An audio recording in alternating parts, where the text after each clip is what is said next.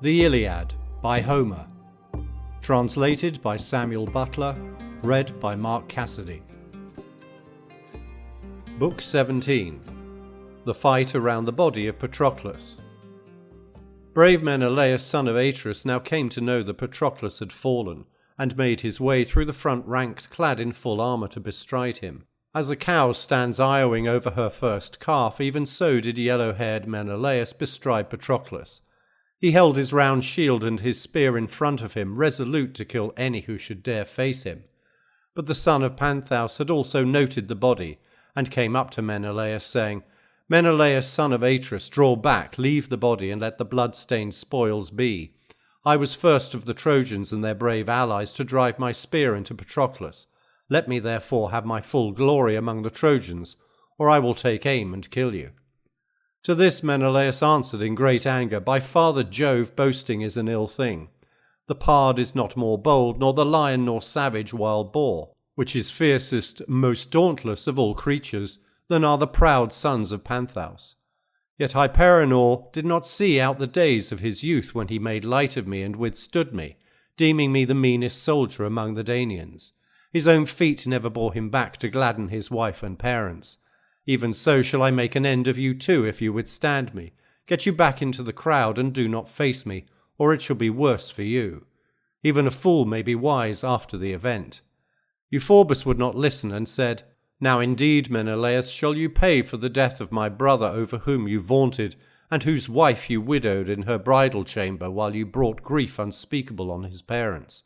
I shall comfort these poor people if I bring your head and armour and place them in the hands of Panthous and noble Phrontis. The time is come when this matter shall be fought out and settled, for me or against me." As he spoke, he struck Menelaus full on the shield, but the spear did not go through, for the shield turned its point. Menelaus then took aim, praying to Father Jove as he did so. Euphorbus was drawing back, and Menelaus struck him about the roots of his throat, leaning his whole weight on the spear so as to drive it home. The point went clean through his neck, and his armour rang rattling round him as he fell heavily to the ground. His hair, which was like that of the Graces, and his locks so deftly bound in bands of silver and gold, were all bedrabbled with blood. As one who has grown a fine young olive tree in a clear space where there is abundance of water, the plant is full of promise, and though the winds beat upon it from every quarter, it puts forth its white blossoms till the blasts of some fierce hurricane sweep down upon it and level it with the ground. Even so did Menelaus strip the fair youth Euphorbus of his armour after he had slain him. Or as some fierce lion upon the mountains in the pride of his strength fastens on the finest heifer in a herd as it is feeding. First he breaks her neck with his strong jaws, and then gorges on her blood and entrails. Dogs and shepherds raise a hue and cry against him, but they stand aloof and will not come close to him, for they are pale with fear. Even so no one had the courage to face valiant Menelaus. The son of Atreus would have then carried off the armour of the son of Panthous with ease, had not Phoebus Apollo been angry, and in the guise of Mentes, chief of the Cicons, incited Hector to attack him. "Hector," said he, "you are now going after the horses of the noble son of Aeacus, but you will not take them. They cannot be kept in hand and driven by mortal man, save only by Achilles, who is son to an immortal mother. Meanwhile Menelaus, son of Atreus, has bestridden the body of Patroclus and killed the noblest of the Trojans, Euphorbus, son of Panthous, so that he can fight no more." The god then went back into the toil and turmoil, but the soul of Hector was darkened with a cloud of grief. He looked along the ranks and saw Euphorbus lying on the ground with the blood still flowing from his wound, and Menelaus stripping him of his armour. On this he made his way to the front like a flame of fire, clad in his gleaming armour, and crying with a loud voice. When the son of Atreus heard him, he said to himself in his dismay, "Alas, what shall I do? I may not let the Trojans take the armour of Patroclus, who has fallen fighting on my behalf, lest some Danaan who sees me should cry shame upon me. Still, if for my honour's sake I fight Hector and the Trojans single-handed, they will prove too many for me, for Hector is bringing them up in force. Why, however, should I thus hesitate? When a man fights in despite of heaven with one whom a god befriends, he will soon rue it. Let no Danaan think ill of me if I give place to Hector, for the hand of heaven is with him. Yet if I could find Ajax, the two of us would fight Hector and heaven too. if we might only save the body of Patroclus for Achilles son of Peleus. This of many evils would be the least." While he was thus in two minds, the Trojans came up to him with Hector at their head. He therefore drew back and left the body turning about like some bearded lion who is being chased by dogs and men from a stockyard with spears and hue and cry, whereon he is daunted and slinks sulkily off. Even so did Menelaus son of Atreus turn and leave the body of Patroclus. When among the body of his men he looked around for mighty Ajax son of Telamon, and presently saw him on the extreme left of the fight, cheering on his men and exhorting them to keep on fighting, for Phoebus Apollo had spread a great panic among them. He ran up to him and said, "Ajax, my good friend, come with me at once to dead Patroclus, if so be that we may take the body to Achilles. As for his armour, Hector already has it." These words stirred the heart of Ajax, and he made his way among the front ranks, Menelaus going with him. Hector had stripped Patroclus of his armour and was dragging him away to cut off his head and take the body to fling before the dogs of Troy. But Ajax came up with his shield like wall before him, on which Hector withdrew under shelter of his men, and sprang on to his chariot, giving the armour over to the Trojans to take to the city as a great trophy for himself. Ajax therefore covered the body of Patroclus with his broad shield and bestrode him, as a lion stands over his whelps if hunters have come upon him in a forest when he is with his little ones. In the pride and fierceness of his strength he draws his knit brows down till they cover his eyes. Even so did Ajax bestride the body of Patroclus, and by his side stood Menelaus son of Atreus, nursing great sorrow in his heart. Then Glaucus, son of Hippolochus, looked fiercely at Hector and rebuked him sternly. "Hector," said he, "you make a brave show, but in fight you are sadly wanting. A runaway like yourself has no claim to so great a reputation. Think how you may now save your town and citadel by the hands of your own people born in Ilius, for you will get no Lycians to fight for you, seeing what thanks they have had for their incessant hardships. Are you likely, sir, to do anything to help a man of less note, after leaving Sarpedon, who was at once your guest and comrade in arms, to be the spoil and prey of the Danaans? So long as he lived, he did good service both to your city and yourself, yet you had no stomach to save his body from the dogs. If the Lycians will listen to me, they will go home and leave Troy to its fate. If the Trojans had any of that daring, fearless spirit which lays hold of men who are fighting for their country and harassing those who would attack it, we should soon bear off Patroclus into Ilius. Could we get this dead man away and bring him into the city of Priam, the Argives would readily give up the armour of Sarpedon, and we should get his body to boot. For he whose squire has been now killed is the foremost man at the ships of the Achaeans, he and his close-fighting followers. Nevertheless you dared not make a stand against Ajax, nor face him eye to eye with battle all round you, for he is a braver man than you are." Hector scowled at him and answered, "Glaucus, you should know better. I have held you so far as a man of more understanding than any in all Lycia, but now I despise you for saying that I am afraid of Ajax. I fear neither battle nor the din of chariots, but Jove's will is stronger than ours. Jove at one time makes even a strong man draw back and snatch his victory from his grasp, while at another he will set him on to fight. Come hither then, my friend, stand by me, and see indeed whether I shall play the coward the whole day through, as you say, or whether I shall not stay some even of the boldest Danaans from fighting round the body of Patroclus." As he spoke he called loudly on the Trojans, saying, "Trojans, Lycians, and Dardanians, fighters in close combat, be men, my friends, and fight might and main, while I put on the goodly armour of Achilles, which I took when I killed Patroclus." With this Hector left the fight and ran full speed after his men who were taking the armour of Achilles to Troy, but had not yet got far. Standing for a while apart from the woeful fight, he changed his armour.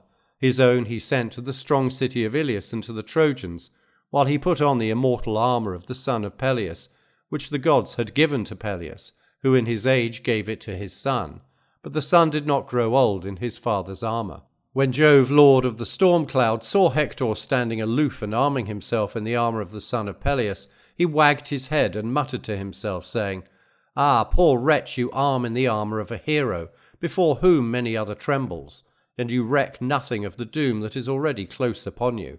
You have killed his comrade, so brave and strong, but it was not well that you should strip the armour from his head and shoulders. I do indeed endow you with great might now, but as against this you shall not return from battle to lay the armour of the son of Peleus before Andromache. The son of Saturn bowed his portentous brows, and Hector fitted the armour to his body, while terrible Mars entered into him, and filled his whole body with might and valour. With a shout he strode in among the allies, and his armour flashed about him, so that he seemed to all of them like the great son of Peleus himself. He went about among them and cheered them on, Mesthales, Glaucus, Medon, Thesilochus, Asteropaeus, Deisenor, and Hippothous, Phorcys, Chromius, and Ennomus the augur. All these did he exhort, saying, Hear me, allies from other cities, who are here in your thousands.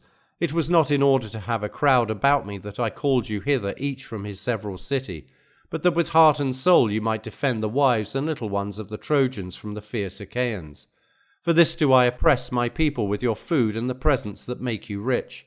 Therefore turn and charge at the foe, to stand or fall, as is the game of war. Whoever shall bring Patroclus, dead though he be, into the hands of the Trojans, and shall make Ajax give way before him, I will give him 1/2 of the spoils while I keep the other. He will thus share like honour with myself. When he had thus spoken, they charged full weight upon the Danaans with their spears held out before them, and the hopes of each ran high that he should force Ajax son of Telamon to yield up the body. Fools that they were, for he was about to take the lives of many. Then Ajax said to Menelaus, My good friend Menelaus, you and I shall hardly come out of this fight alive. I am less concerned for the body of Patroclus, who will shortly become meat for the dogs and vultures of Troy, than for the safety of my own head and yours. Hector has wrapped us round in a storm of battle from every quarter, and our destruction seems now certain. Call then upon the princes of the Danaans, if there is any who can hear us. Menelaus did as he said, and shouted to the Danaans for help at the top of his voice. My friends, he cried, princes and counsellors of the Argives, all you who with Agamemnon and Menelaus drink at the public cost, and give orders each to his own people as Jove vouchsafes him power and glory. The fight is so thick about me that I cannot distinguish you severally. Come on, therefore, every man unbidden, and think it shame that Patroclus should become meat and morsel for Trojan hounds. Fleet Ajax son of Oileus heard him, and was first to force his way through the fight and run to help him. Next came Idomeneus and Meriones his esquire, peer of murderous Mars. As for the others that came into the fight after these, who of his own self could name them? The Trojans with Hector at their head charged in a body, as a great wave that comes thundering in at the mouth of some heaven-born river, and the rocks that jut into the sea ring with the roar of the breakers that beat and buffet them. Even with such a roar did the Trojans come on. But the Achaeans in singleness of heart stood firm about the son of Menoetius, and fenced him with their bronze shields. Jove, moreover, hid the brightness of their helmets in a thick cloud, for he had borne no grudge against the son of Menoetius while he was still alive, and squire to the descendant of Aeacus. Therefore he was loth to let him fall a prey to the dogs of his foes, the Trojans, and urged his comrades on to defend him. At first the Trojans drove the Achaeans back, and they withdrew from the dead man daunted. The Trojans did not succeed in killing anyone. Nevertheless they drew the body away. But the Achaeans did not lose it long, for Ajax, foremost of all the Danaans after the son of Peleus, alike in stature and prowess, quickly rallied them, and made towards the front like a wild boar upon the mountains, when he stands at bay in the forest glades, and routs the hounds and lusty youths that have attacked him. Even so did Ajax son of Telamon, passing easily in among the phalanxes of the Trojans, disperse those who had bestridden Patroclus, and were most bent on winning glory by dragging him off to their city. At this moment Hippothous, brave son of Pelasgian Lethus, in his zeal for Hector and the Trojans, was dragging the body off by the foot through the press of the fight, having bound a strap round the sinews near the ankle. But a mischief soon befell him from which none of those could save him, who would have gladly done so. For the son of Telamon sprang forward, and smote him on his bronze-cheeked helmet. The plumed headpiece broke about the point of the weapon, struck at once by the spear and by the strong hand of Ajax, so that the bloody brain came oozing out through the crest socket. His strength then failed him, and he let Patroclus's foot drop from his hand, as he fell full length dead upon the body. Thus he died far from the fertile land of Larissa, and never repaid his parents the cost of bringing him up, for his life was cut short early by the spear of mighty Ajax. Hector then took aim at Ajax with a spear, but he saw it coming, and just managed to avoid it. The spear passed on, and struck Schedius, son of noble Iphitus, captain of the Phocians, who dwelt in famed Panopeus, and reigned over much people. It struck him under the middle of the collarbone, the bronze point went right through him, coming out at the bottom of his shoulder blade, and his armour rang rattling round him, as he fell heavily to the ground. Ajax, in his turn, struck noble Phorcys, son of Phaenops, in the middle of the belly, as he was bestriding Hippothoos, and broke the plate of his cuirass, whereon the spear tore out his entrails, and he clutched the ground in his palm as he fell to earth. Hector and those who were in the front rank then gave ground, while the Argives raised a loud cry of triumph, and drew off the bodies of Phorcys and Hippothoos, which they stripped presently of their armour. The Trojans would now have been worsted by the brave Achaeans, and driven back to Ilius through their own cowardice, while the Argives, so great was their courage and endurance, would have achieved a triumph even against the will of Jove, if Apollo had not roused Aeneas in the likeness of Periphas, son of Epitus, an attendant who had grown old in the service of Aeneas's aged father, and was at all times devoted to him. In his likeness then Apollo said, "Aeneas, can you not manage, even though heaven be against us, to save high Ilius? I have known men whose numbers, courage, and self-reliance have saved their people in spite of Jove, whereas in this case he would much rather give victory to us than to the Danaans, if you would only fight instead of being so terribly afraid." Aeneas knew Apollo when he looked straight at him, and shouted to Hector, saying, "Hector and all other Trojans and allies, shame on us if we are beaten by the Achaeans and driven back to Ilius through our own cowardice. A god has just come up to me and told me that Jove, the supreme disposer, will be with us. Therefore let us make for the Danaans, that it may go hard with them, ere they bear away dead Patroclus to the ships." As he spoke he sprang out far in front of the others, who then rallied and again faced the Achaeans. Aeneas speared Leocritos, son of Arispas, a valiant follower of Lycomedes, and Lycomedes was moved with pity as he saw him fall. He therefore went close up and speared Apisaon, son of Hippasus, shepherd of his people, in the liver under the midriff, so that he died. He had come from fertile Paeonia, and was the best man of them all, after Asteropaeus. Asteropaeus flew forward to avenge him and attack the Danaans, but this might no longer be, inasmuch as those about Patroclus were well covered by their shields, and held their spears in front of them, for Ajax had given them strict orders that no man was either to give ground or to stand out before the others, but all were to hold well together about the body and fight hand to hand. Thus did huge Ajax bid them, and the earth ran red with blood as the corpses fell thick on one another alike on the side of the Trojans and allies, and on that of the Danaans, for these last too fought no bloodless fight, though many fewer of them perished, through the care they took to defend and stand by one another. Thus did they fight as it were a flaming fire. It seemed as though it had gone hard even with the sun and moon, for they were hidden over all that part where the bravest heroes were fighting about the dead son of Menoetius, whereas the other Danaans and Achaeans fought at their ease in full daylight with brilliant sunshine all round them, and there was not a cloud to be seen neither on plain nor mountain. These last, moreover, would rest for a while and leave off fighting, for they were some distance apart and beyond the range of one another's weapons, whereas those who were in the thick of the fray suffered both from battle and darkness. All the best of them were being worn out by the great weight of their armour, but the two valiant heroes, Thrasymedes and Antilochus, had not yet heard of the death of Patroclus, and believed him to be still alive and leading the van against the Trojans. They were keeping themselves in reserve against the death or rout of their own comrades, for so Nestor had ordered when he sent them from the ships into battle. Thus through the livelong day did they wage fierce war, and the sweat of their toil rained ever on their legs under them, and on their hands and eyes as they fought over the squire of the fleet son of Peleus. It was as when a man gives a great ox-hide all drenched in fat to his men and bids them stretch it, whereon they stand round it in a ring, and tug till the moisture leaves it, and the fat soaks in for the many that pull at it, and it is well stretched. Even so did the two sides tug the dead body hither and thither, within the compass of but a little space. The Trojans steadfastly set on dragging it into Ilius, while the Achaeans were no less so on taking it to their ships, and fierce was the fight between them. Not Mars himself, the lord of hosts, nor yet Minerva, even in their fullest fury, could make light of such a battle. Such fearful turmoil of men and horses did Jove on that day ordain round the body of Patroclus. Meanwhile Achilles did not know that he had fallen, for the fight was under the wall of Troy a long way off the ships. He had no idea, therefore, that Patroclus was dead, and deemed that he would return alive as soon as he had gone close up to the gates. He knew that he was not to sack the city neither with nor without himself, for his mother had often told him this when he had sat alone with her, and she had informed him of the counsels of great Jove. Now, however, she had not told him how great a disaster had befallen him in the death of the one who was far dearest to him of all his comrades. The others still kept on charging one another round the body with their pointed spears and killing each other. Then would one say, "My friends, we can never again show our faces at the ships.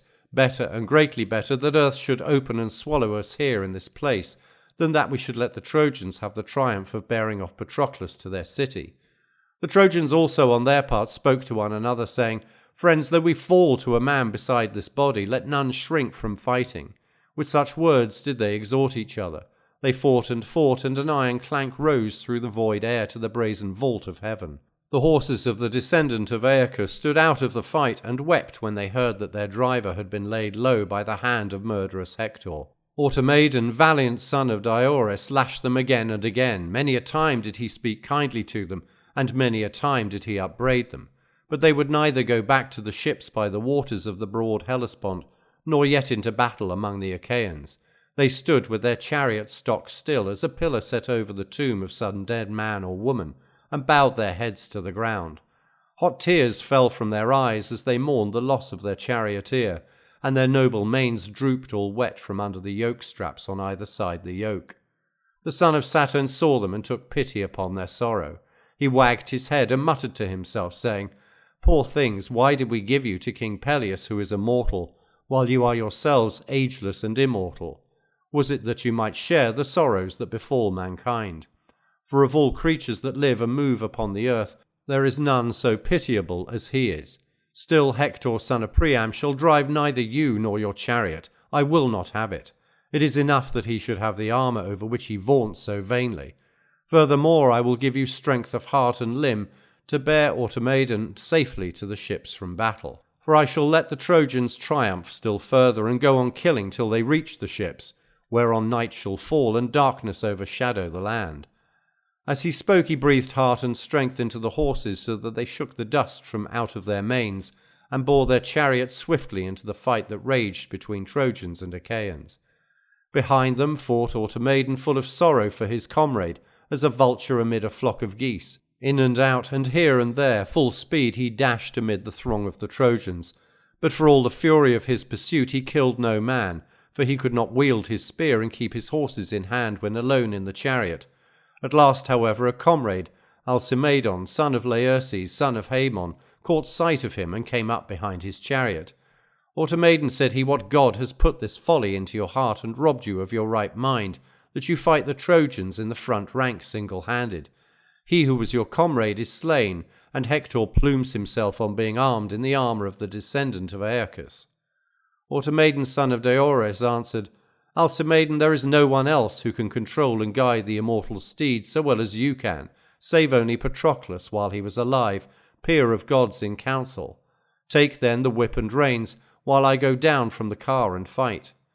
Alcimaedon sprang onto the chariot and caught up the whip and reins, while Automaedon leapt from off the car. When Hector saw him, he said to Aeneas, who was near him, "Aeneas, counsellor of the mail-clad Trojans, I see the steeds of the fleet son of Aeacus come into battle, with weak hands to drive them. I am sure, if you think well, that we might take them. They will not dare face us if we both attack them." The valiant son of Anchises was of the same mind, and the pair went right on, with their shoulders covered under shields of tough dry oxhide, overlaid with much bronze. Chromius and Aratus went also with them, and their hearts beat high with hope that they might kill the men and capture the horses. Fools that they were, for they were not to return scatheless from their meeting with Automaedon, who prayed to Father Jove and was forthwith filled with courage and strength abounding.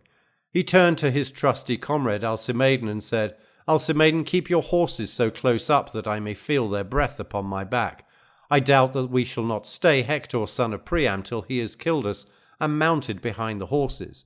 He will then either spread panic among the ranks of the Achaeans, or himself be killed among the foremost.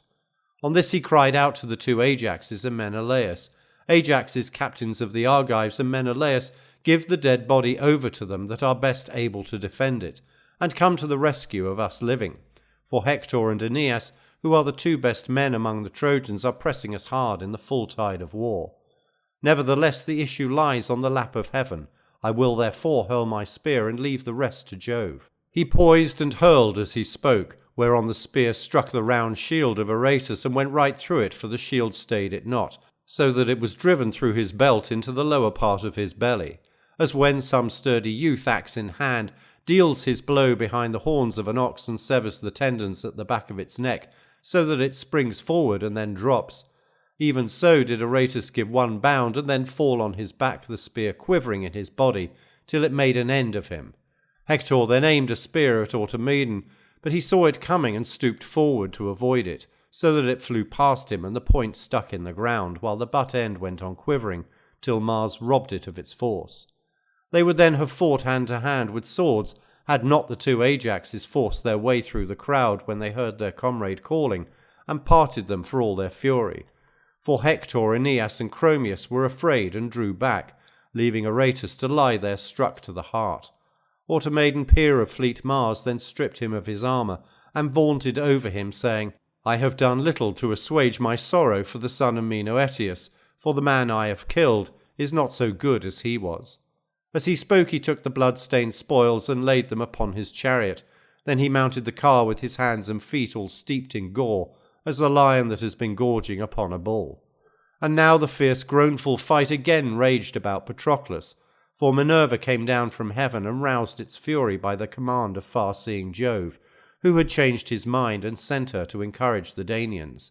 As when Jove bends his bright bow in heaven in token to mankind, either of war or of the chill storms that stay men from their labour and plague the flocks, even so, wrapped in such radiant raiment, did Minerva go in among the host, and speak man by man to each. First she took the form and voice of Phoenix, and spoke to Menelaus, son of Atreus, who was standing near her. "Menelaus," said she, "it will be shame and dishonour to you if dogs tear the noble comrade of Achilles under the walls of Troy. Therefore be staunch, and urge your men to be so also." Menelaus answered, "Phoenix, my good old friend, may Minerva vouchsafe me strength and keep the darts from off me, for so shall I stand by Patroclus and defend him. His death has gone to my heart, but Hector is as a raging fire and deals his blows without ceasing, for Jove is now granting him a time of triumph." Minerva was pleased at his having named herself before any of the other gods, therefore she put strength into his knees and shoulders, and made him as bold as a fly, which, though driven off, will yet come again and bite if it can. So dearly does it love man's blood. Even so bold as this did she make him as he stood over Patroclus and threw his spear. Now there was among the Trojans a man named Podes, son of Eetion, who was both rich and valiant. Hector held him in the highest honour, for he was his comrade and boon companion. The spear of Menelaus struck this man in the girdle just as he had turned in flight, and went right through him, whereon he fell heavily forward, and Menelaus, son of Atreus, drew off his body from the Trojans into the ranks of his own people.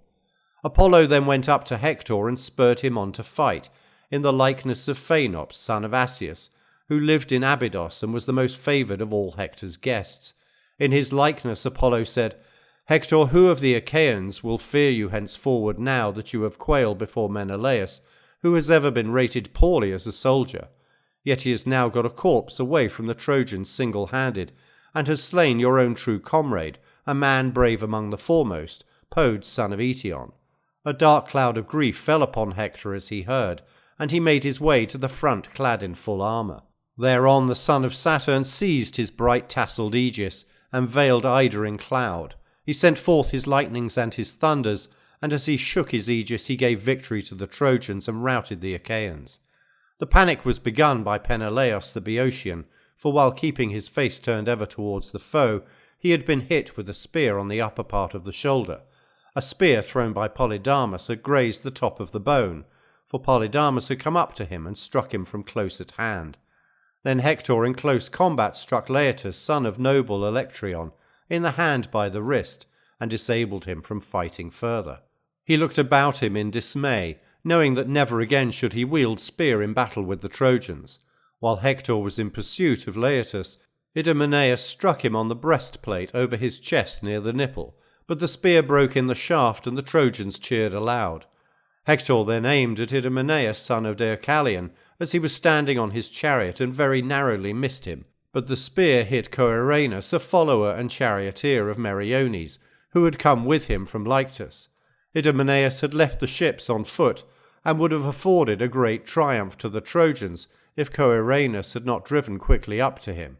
He therefore brought life and rescue to Idomeneus, but himself fell by the hand of murderous Hector. For Hector hit him on the jaw under the ear. The end of the spear drove out his teeth and cut his tongue in 2 pieces, so that he fell from his chariot and let the reins fall to the ground. Meriones gathered them up from the ground and took them into his own hands. Then he said to Idomeneus, "Lay on till you get back to the ships, for you must see that the day is no longer ours." On this Idomeneus lashed the horses to the ships, for fear had taken hold upon him. Ajax and Menelaus noted how Jove had turned the scale in favour of the Trojans, and Ajax was first to speak. "Alas," said he, "even a fool may see that Father Jove is helping the Trojans. All their weapons strike home. No matter whether it be a brave man or a coward that hurls them, Jove speeds all alike, whereas ours fall each one of them without effect. What then will be best both as regards rescuing the body and our return to the joy of our friends, who will be grieving as they look hitherwards? For they will make sure that nothing can now check the terrible hands of Hector, and that he will fling himself upon our ships. I wish that someone would go and tell the son of Peleus at once, for I do not think he can have yet heard the sad news that the dearest of his friends has fallen. But I can see not a man among the Achaeans to send, for they and their chariots are alike hidden in darkness. O Father Jove, lift this cloud from over the sons of the Achaeans. Make heaven serene, and let us see. If you will that we perish, let us fall at any rate by daylight." Father Jove heard him, and had compassion upon his tears. Forthwith he chased away the cloud of darkness, so that the sun shone out and all the fighting was revealed. Ajax then said to Menelaus, "Look, Menelaus, and if Antilochus son of Nestor be still living, send him at once to tell Achilles that by far the dearest to him of all his comrades has fallen." Menelaus heeded his words and went his way as a lion from a stockyard. The lion is tired of attacking the men and hounds, who keep watch the whole night through and will not let him feast on the fat of their herd. In his lust of meat he makes straight at them, but in vain, for darts from strong hands assail him, and burning brands which daunt him for all his hunger. So in the morning he slinks sulkily away. Even so did Menelaus sorely against his will leave Patroclus, in great fear lest the Achaeans should be driven back in rout, and let him fall into the hands of the foe. He charged Meriones and the 2 Ajaxes straitly, saying, "Ajaxes and Meriones, leaders of the Argives, now indeed remember how good Patroclus was. He was ever courteous while alive. Bear it in mind now that he is dead." With this Menelaus left them, looking round him as keenly as an eagle, whose sight, they say, is keener than that of any other bird. However high he may be in the heavens, not a hare that runs can escape him by crouching under bush or thicket, for he will swoop down upon it and make an end of it. Even so, O Menelaus, did your keen eyes range round the mighty host of your followers, to see if you could find the son of Nestor still alive. Presently Menelaus saw him on the extreme left of the battle, cheering on his men and exhorting them to fight boldly. Menelaus went up to him and said, "Antilochus, come here and listen to sad news, which I would indeed were untrue. You must see with your own eyes that heaven is heaping calamity upon the Danaans and giving victory to the Trojans. Patroclus has fallen, who was the bravest of the Achaeans, and sorely will the Danaans miss him. Run instantly to the ships and tell Achilles that he may come to rescue the body and bear it to the ships. As for the armour, Hector already has it." Antilochus was struck with horror. For a long time he was speechless. His eyes filled with tears, and he could find no utterance. But he did as Menelaus had said, and set off running as soon as he had given his armour to a comrade, Laodocus, who was wheeling his horses round close beside him. Thus then did he run weeping from the field to carry the bad news to Achilles, son of Peleus. Nor were you, O Menelaus, minded to succour his harassed comrades, when Antilochus had left the Pylians, and greatly did they miss him. But he sent them noble Thrasymedes, and himself went back to Patroclus. He came running up to the 2 Ajaxes, and said, I have sent Antilochus to the ships to tell Achilles, but rage against Hector as he may, he cannot come, for he cannot fight without armour. What then will be our best plan, both as regards rescuing the dead and our own escape from death amid the battle cries of the Trojans?" Ajax answered, "Menelaus, you have said well. Do you then and Meriones stoop down, raise the body, and bear it out of the fray, while we two behind you keep off Hector and the Trojans, one in heart as in name, and long used to fighting side by side with one another." On this Menelaus and Meriones took the dead man in their arms, and lifted him high aloft with a great effort. The Trojan host raised a hue and cry behind them when they saw the Achaeans bearing the body away, and flew after them like hounds attacking a wounded boar at the loo of a band of young huntsmen. For a while the hounds fly at him as though they would tear him in pieces, but now and again he turns on them in a fury, scaring and scattering them in all directions. Even so did the Trojans for a while charge in a body, striking with sword and with spears pointed at both the ends. But when the two Ajaxes faced them and stood at bay, they would turn pale, and no man dared press on to fight further about the dead. In this wise did the two heroes strain every nerve to bear the body to the ships out of the fight. The battle raged round them like fierce flames that, when once kindled, spread like wildfire over a city, and the houses fall in the glare of its burning. Even such was the roar and tramp of men and horses that pursued them as they bore Patroclus from the field, or as mules that put forth all their strength to draw some beam or great piece of ship's timber down a rough mountain track, and they pant and sweat as they go. Even so did Menelaus and Meriones pant and sweat as they bore the body of Patroclus. Behind them the two Ajaxes held stoutly out, as some wooded mountain spur that stretches across a plain will turn water and check the flow even of a great river, nor is there any stream strong enough to break through it.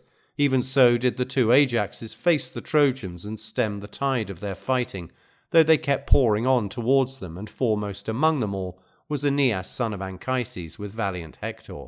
As a flock of daws or starlings fall to screaming and chattering when they see a falcon, foe to all small birds, come soaring near them, even so did the Achaean youth raise a babel of cries as they fled before Aeneas and Hector, unmindful of their former prowess. In the rout of the Danaans much goodly armour fell round about the trench, and of fighting there was no end. Book 18. The grief of Achilles over Patroclus. The visit of Thetis to Vulcan, and the armour that he made for Achilles. Thus then did they fight as it were a flaming fire. Meanwhile the fleet runner Antilochus, who had been sent as messenger, reached Achilles, and found him sitting by his tall ships and boding that which was indeed too surely true. "Alas," said he to himself in the heaviness of his heart, "why are the Achaeans again scouring the plain and flocking towards the ships?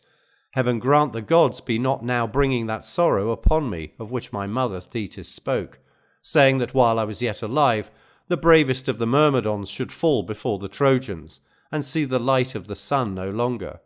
I fear the brave son of Menoetius has fallen through his own daring, and yet I bade him return to the ships as soon as he had driven back those that were bringing fire against them, and not join battle with Hector."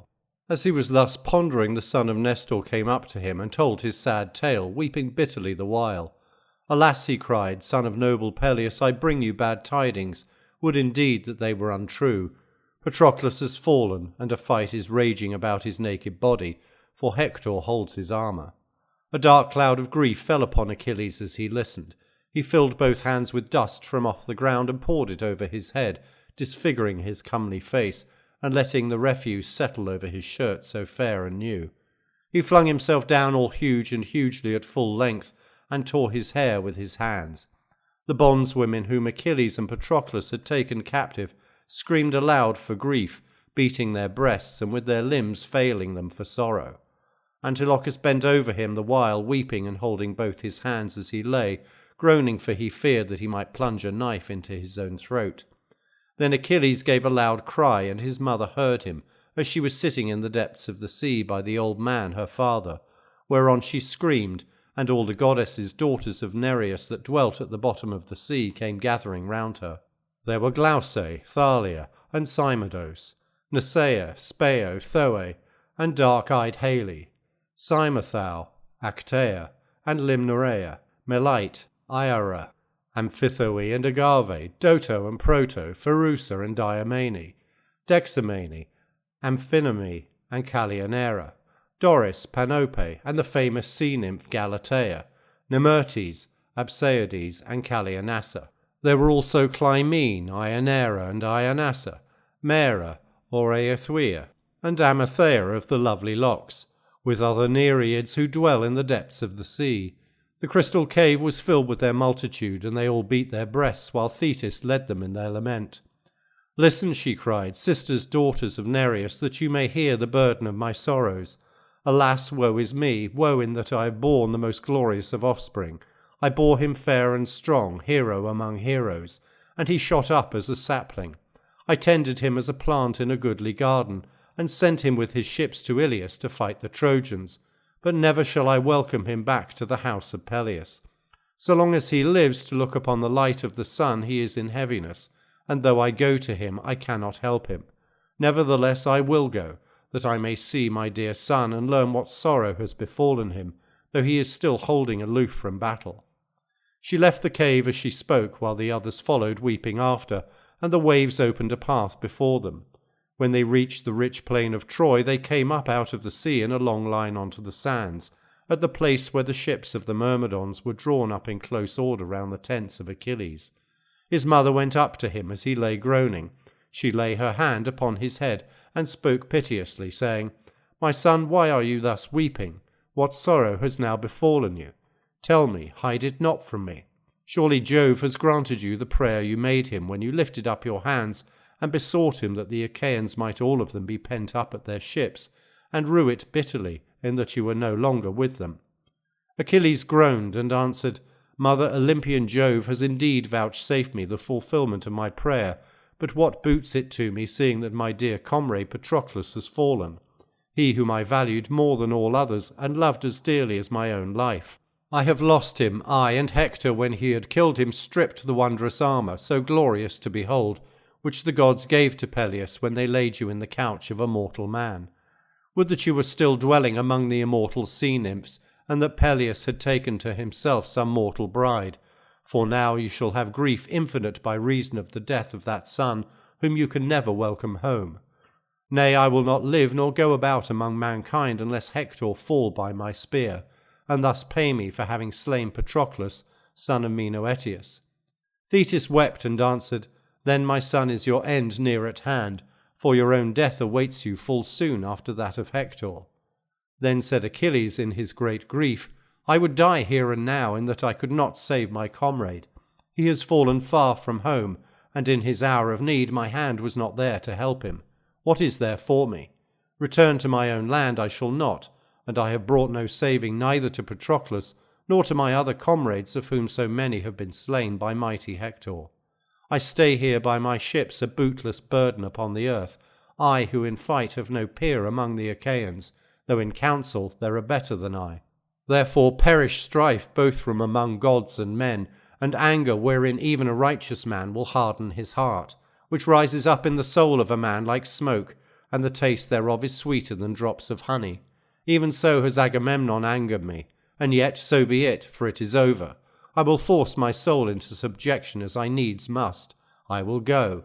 I will pursue Hector, who has slain him who I loved so dearly, and will then abide my doom when it may please Jove and the other gods to send it. Even Hercules, the best beloved of Jove, even he could not escape the hand of death, but fate and Juno's fierce anger laid him low, as I too shall lie when I am dead, if a like doom awaits me. Till then I will win fame, and will bid Trojan and Dardanian women wring tears from their tender cheeks with both their hands in the grievousness of their great sorrow. Thus shall they know that he who has held aloof so long will hold aloof no longer.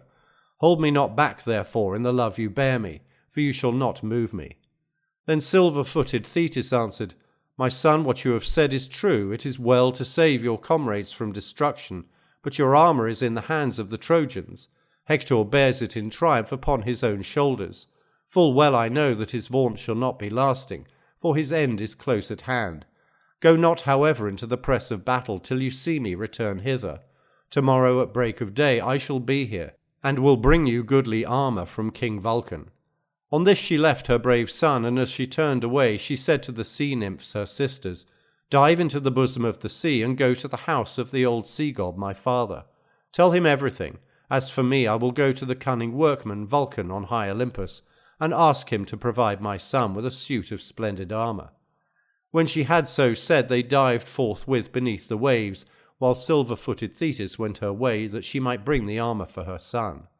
Thus then did her feet bear the goddess to Olympus, and meanwhile the Achaeans were flying with loud cries before murderous Hector, till they reached the ships and the Hellespont, and they could not draw the body of Mars's servant Patroclus out of reach of the weapons that were showered upon him, for Hector, son of Priam, with his host and horsemen, had again caught up to him like the flame of a fiery furnace. Thrice did brave Hector seize him by the feet, striving with might and main to draw him away and calling loudly on the Trojans, and thrice did the two Ajaxes, clothed in valour as with a garment, beat him from off the body.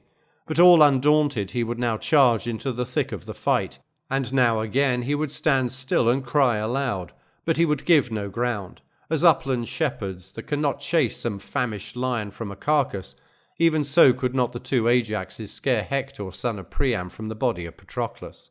And now he would even have dragged it off, and have won imperishable glory, had not Iris, fleet as the wind, winged her way as messenger from Olympus to the son of Peleus, and bidden him arm. She came secretly without the knowledge of Jove and of the other gods, for Juno sent her, and when she had got close to him, she said, "Up, son of Peleus, mightiest of all mankind, rescue Patroclus, about whom this fearful fight is now raging by the ships. Men are killing one another, the Danaans in defence of the dead body, while the Trojans are trying to hale it away and take it to windy Ilius. Hector is the most furious of them all. He is for cutting the head from the body and fixing it on the stakes of the wall. Up then, and bide here no longer. Shrink from the thought that Patroclus may become meat for the dogs of Troy. Shame on you should his body suffer any kind of outrage." And Achilles said, "Iris, which of the gods was it that sent you to me?" Iris answered, "It was Juno, the royal spouse of Jove, but the son of Saturn does not know of my coming, nor yet does any other of the immortals who dwell on the snowy summits of Olympus." Then fleet Achilles answered her, saying, "How can I go up into the battle? They have my armour. My mother forbade me to arm till I should see her come, for she promised to bring me goodly armour from Vulcan. I know no man whose arms I can put on, save only the shield of Ajax, son of Telamon, and he surely must be fighting in the front rank, and wielding his spear about the body of dead Patroclus." Iris said, "We know that your armour has been taken, but go as you are. Go to the deep trench and show yourself before the Trojans, that they may fear you and cease fighting. Thus will the fainting sons of the Achaeans gain some brief breathing time, which in battle may hardly be." Iris left him when she had so spoken. But Achilles, dear to Jove, arose, and Minerva flung her tasselled aegis round his strong shoulders. She crowned his head with a halo of golden cloud, from which she kindled a glow of gleaming fire.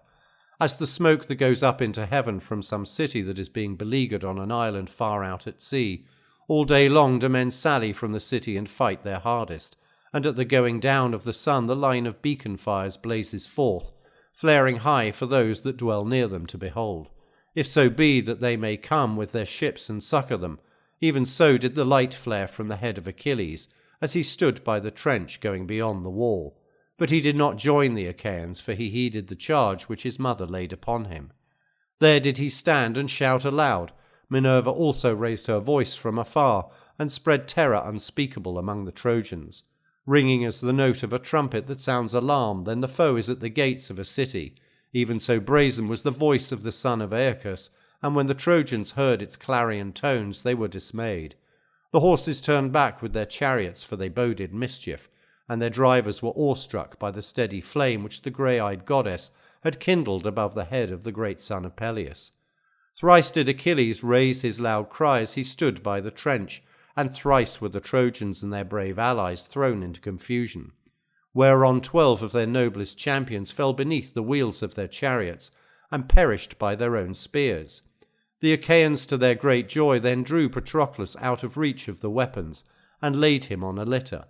His comrades stood mourning round him, and among them fleet Achilles, who wept bitterly as he saw his true comrade lying dead upon his bier. He had sent him out with horses and chariots into battle, but his return he was not to welcome. Then Juno sent the busy sun, loth though he was, into the waters of Oceanus, so he set and the Achaeans had rest from the tug and turmoil of war. Now the Trojans, when they had come out of the fight, unyoked their horses and gathered in assembly before preparing their supper. They kept their feet, nor would any dare to sit down, for fear had fallen upon them, all because Achilles had shown himself after having held aloof so long from battle. Polydamas, son of Panthous, was first to speak, a man of judgment, who alone among them could look both before and after. He was comrade to Hector, and they had been born upon the same night. With all sincerity and goodwill, therefore, he addressed them thus: "Look to it well, my friends. I would urge you to go back now to your city and not wait here by the ships till morning, for we are far from our walls. So long as this man was at enmity with Agamemnon, the Achaeans were easier to deal with, and I would have gladly camped by the ships in the hope of taking them. But now I go in great fear of the fleet son of Peleus. He is so daring that he will never bide here on the plain whereon the Trojans and Achaeans fight with equal valour, but he will try to storm our city and carry off our women. Do then as I say, and let us retreat, for this is what will happen. The darkness of night will for a time stay the son of Peleus, but if he find us here in the morning when he sallies forth in full armour, we shall have knowledge of him in good earnest. Glad indeed will he be who can escape and get back to Ilius, and many a Trojan will become meat for dogs and vultures, may I never live to hear it. If we do as I say, little though we may like it, we shall have strength in council during the night, and the great gates with the doors that close them will protect the city. At dawn we can arm and take our stand on the walls. He will then rue it if he sallies from the ships to fight us. He will go back when he has given his horses their fill of being driven all withers under our walls, and will be in no mind to try and force his way into the city. Neither will he ever sack it. Dogs shall devour him ere he do so." Hector looked fiercely at him and answered, "Polydamas, your words are not to my liking, in that you bid us go back and be pent within the city. Have you not had enough of being cooped up behind walls? In the old days the city of Priam was famous the whole world over for its wealth of gold and bronze, but our treasures are wasted out of our houses, and much goods have been sold away to Phrygia and fair Maeonia, for the hand of Jove has been laid heavily upon us. Now, therefore, that the son of scheming Saturn has vouchsafed me to win glory here, and to hem the Achaeans in at their ships, prate no more in this fool's wise among the people. You will have no man with you. It shall not be. Do all of you as I now say. Take your suppers in your companies throughout the host, and keep your watches and be wakeful every man of you. If any Trojan is uneasy about his possessions, let him gather them and give them out among the people. Better let these, rather than the Achaeans, have them. At daybreak we will arm and fight about the ships. Granted that Achilles has again come forward to defend them, let it be as he will, but it shall go hard with him. I shall not shun him, but will fight him, to fall or conquer. The god of war deals out like measure to all, and the slayer may yet be slain." Thus spoke Hector, and the Trojans, fools that they were, shouted in applause, for Pallas Minerva had robbed them of their understanding. They gave ear to Hector with his evil counsel, but the wise words of Polydamas no man would heed. They took their supper throughout the host, and meanwhile through the whole night the Achaeans mourned Patroclus, and the son of Peleus led them in their lament. He laid his murderous hands upon the breast of his comrade, groaning again and again, as a bearded lion, when a man who was chasing deer has robbed him of his young in some dense forest. When the lion comes back he is furious, and searches dingle and dell to track the hunter if he can find him, for he is mad with rage. Even so with many a sigh did Achilles speak among the Myrmidons, saying, "Alas, vain were the words with which I cheered the hero Menoetius in his own house. I said that I would bring his brave son back again to Apoes after he had sacked Ilius and taken his share of the spoils. But Jove does not give all men their heart's desire. The same soil shall be reddened here at Troy by the blood of us both, for I too shall never be welcomed home by the old knight Peleus, nor by my mother Thetis, but even in this place shall the earth cover me. Nevertheless, O Patroclus, now that I am left behind you, I will not bury you, till I have brought hither the head and armour of mighty Hector, who has slain you. 12 noble sons of Trojans will I behead before your bier to avenge you. Till I have done so, you shall lie as you are by the ships, and fair women of Troy and Dardanus. whom we have taken with spear and strength of arm when we sacked men's goodly cities, shall weep over you both night and day. Then Achilles told his men to set a large tripod upon the fire that they might wash the clotted gore from off Patroclus. Thereon they set a tripod full of bath water onto a clear fire. They threw sticks onto it to make it blaze, and the water became hot as the flame played about the belly of the tripod.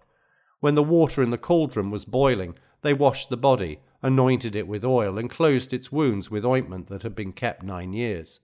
Then they laid it on a bier, and covered it with a linen cloth from head to foot, and over this they laid a fair white robe. Thus all night long did the Myrmidons gather round Achilles to mourn Patroclus. Then Jove said to Juno, his sister wife, "So, Queen Juno, you have gained your end, and have roused fleet Achilles. One would think that the Achaeans were of your own flesh and blood." And Juno answered, "Dread son of Saturn, why should you say this thing? May not a man, though he be only mortal and knows less than we do what he can for another person? And shall not I, foremost of all goddesses both by descent and as wife to you who reign in heaven, devise evil for the Trojans if I am angry with them?" Thus did they converse. Meanwhile Thetis came to the house of Vulcan, imperishable, star-bespangled, fairest of the abodes in heaven, a house of bronze wrought by the lame god's own hands.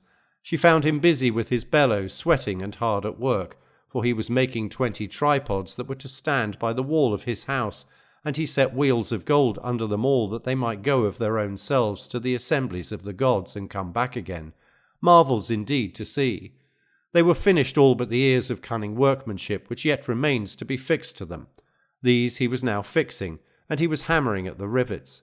While he was thus at work, silver-footed Thetis came to the house. Charis of graceful headdress, wife to the far-famed lame god, came towards her as soon as she saw her, and took her hand in her own, saying, "Why have you come to our house, Thetis, honoured and ever welcome? For you do not visit us often. Come inside and let me set refreshment before you." The goddess led the way as she spoke, and bade Thetis sit on a richly decorated seat, inlaid with silver. There was a footstool also under her feet. Then she called Vulcan and said, "Vulcan, come here, Thetis wants you." And the far-famed lame god answered, "Then it is indeed an august and honoured goddess who has come here. She it was that took care of me when I was suffering from the heavy fall which I had through my cruel mother's anger, for she would have got rid of me because I was lame. It would have gone hardly with me had not Eurynome, daughter of the ever-encircling waters of Oceanus, and Thetis taken me to their bosom. 9 years did I stay with them, and many beautiful works in bronze, brooches, spiral armlets, cups and chains did I make for them in their cave, with the roaring waters of Oceanus foaming as they rushed ever past it. And no one knew, neither of gods nor men, save only Thetis and Eurynome, who took care of me. If then Thetis has come to my house, I must make her due requital for having saved me, entertain her, therefore, with all hospitality, while I put by my bellows and all my tools." On this the mighty monster hobbled off from his anvil, his thin legs plying lustily under him.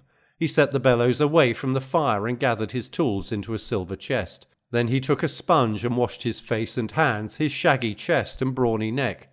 He donned his shirt, grasped his strong staff, and limped towards the door. There were golden handmaids also who worked for him, and were like real young women, with sense and reason, voice also and strength, and all the learning of the immortals. These busied themselves as the king bade them, while he drew near to Thetis, seated her upon a goodly seat, and took her hand in his own, saying, "Why have you come to our house, Thetis honoured and ever welcome? For you do not visit us often. Say what you want, and I will do it for you at once if I can, and if it can be done at all." Thetis wept and answered, "Vulcan, is there another goddess in Olympus whom the son of Saturn has been pleased to try with so much affliction as he has me? Me alone of the marine goddesses did he make subject to a mortal husband, Peleus, son of Aeacus, and sorely against my will did I submit to the embraces of one who was but mortal, and who now stays at home worn out with age. Neither is this all. Heaven vouchsafed me a son, hero among heroes, and he shot up as a sapling. I tended him as a plant in a goodly garden, and sent him with his ships to Ilius to fight the Trojans, but never shall I welcome him back to the house of Peleus. So long as he lives to look upon the light of the sun, he is in heaviness, and though I go to him, I cannot help him. King Agamemnon has made him give up the maiden whom the sons of the Achaeans had awarded him, and he wastes with sorrow for her sake. Then the Trojans hemmed the Achaeans in at their ships' sterns, and would not let them come forth. The elders therefore of the Argives besought Achilles and offered him great treasure, whereon he refused to bring deliverance to them himself, but put his own armour on Patroclus, and sent him into the fight with much people after him. All day long they fought by the Scaean gates, and would have taken the city there and then had not Apollo vouchsafed glory to Hector and slain the valiant son of Menoetius, after he had done the Trojans much evil. Therefore I am suppliant at your knees, if haply you may be pleased to provide my son, whose end is near at hand, with helmet and shield, with goodly greaves fitted with ankle clasps, and with a breastplate, for he lost his own when his true comrade fell at the hands of the Trojans, and he now lies stretched on earth in the bitterness of his soul. And Vulcan answered, Take heart and be no more disquieted about this matter. Would that I could hide him from death's sight when his hour is come, so surely as I can find him armour that shall amaze the eyes of all who behold it.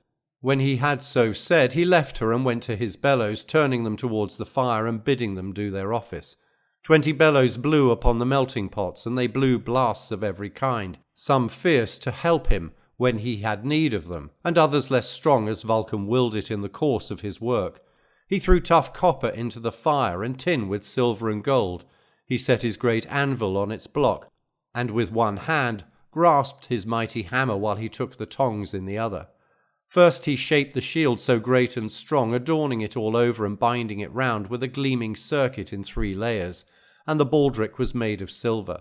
He made the shield in 5 thicknesses, and with many a wonder did his cunning hand enrich it. He wrought the earth, the heavens, and the sea, the moon also at her full, and the untiring sun, with all the signs that glorify the face of heaven, the Pleiades, the Hyads, huge Orion, and the Bear, which men also call the Wain, and which turns round ever in one place, facing Orion, and alone never dips into the stream of Oceanus. He wrought also 2 cities fair to see and busy with the hum of men. In the one were weddings and wedding feasts, and they were going about the city with brides whom they were escorting by torchlight from their chambers. Loud rose the cry of Hymen, and the youths danced to the music of flute and lyre, while the women stood each at her house door to see them. Meanwhile the people were gathered in assembly, for there was a quarrel, and 2 men were wrangling about the blood money for a man who had been killed, the one saying before the people that he had paid damages in full, and the other that he had not been paid. Each was trying to make his own case good, and the people took sides, each man backing the side that he had taken. But the heralds kept them back, and the elders sate on their seats of stone in a solemn circle, holding the staves which the heralds had put into their hands. Then they rose, and each in his turn gave judgment, and there were 2 talents laid down, to be given to him whose judgment should be deemed the fairest. About the other city there lay encamped 2 hosts in gleaming armour, and they were divided whether to sack it or to spare it and accept the half of what it contained. But the men of the city would not yet consent, and armed themselves for a surprise. Their wives and little children kept guard upon the walls, and with them were the men who were past fighting through age. But the others sallied forth with Mars and Pallas Minerva at their head, both of them wrought in gold and clad in golden raiment, great and fair with their armour as befitting gods, while they that followed were smaller. When they reached the place where they would lay their ambush, it was on a river-bed to which livestock of all kinds would come from far and near to water. Here then they lay concealed, clad in full armour. Some way off them there were 2 scouts who were on the lookout for the coming of sheep or cattle, which presently came, followed by 2 shepherds who were playing on their pipes, and had not so much as a thought of danger. When those who were in ambush saw this, they cut off the flocks and herds and killed the shepherds. Meanwhile the besiegers, when they heard much noise among the cattle as they sat in council, sprang to their horses, and made with all speed towards them.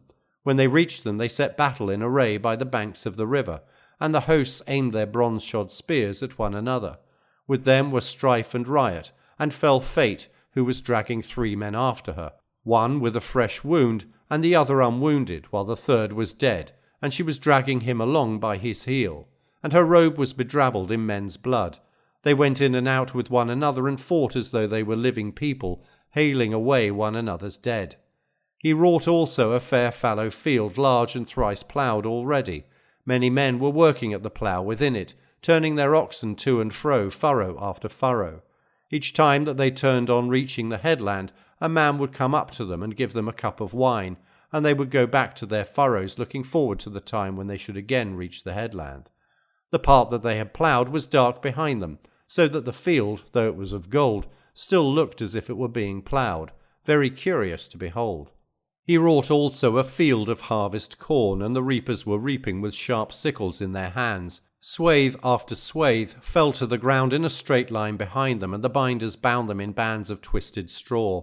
There were 3 binders, and behind them there were boys who gathered the cut corn in armfuls, and kept on bringing them to be bound. Among them all the owner of the land stood by in silence, and was glad. The servants were getting a meal ready under an oak, for they had sacrificed a great ox, and were busy cutting him up, while the women were making a porridge of much white barley for the labourers' dinner. He wrought also a vineyard, golden and fair to see, and the vines were loaded with grapes. The bunches overhead were black, but the vines were trained on poles of silver. He ran a ditch of dark metal all round it, and fenced it with a fence of tin. There was only one path to it, and by this the vintagers went when they would gather the vintage.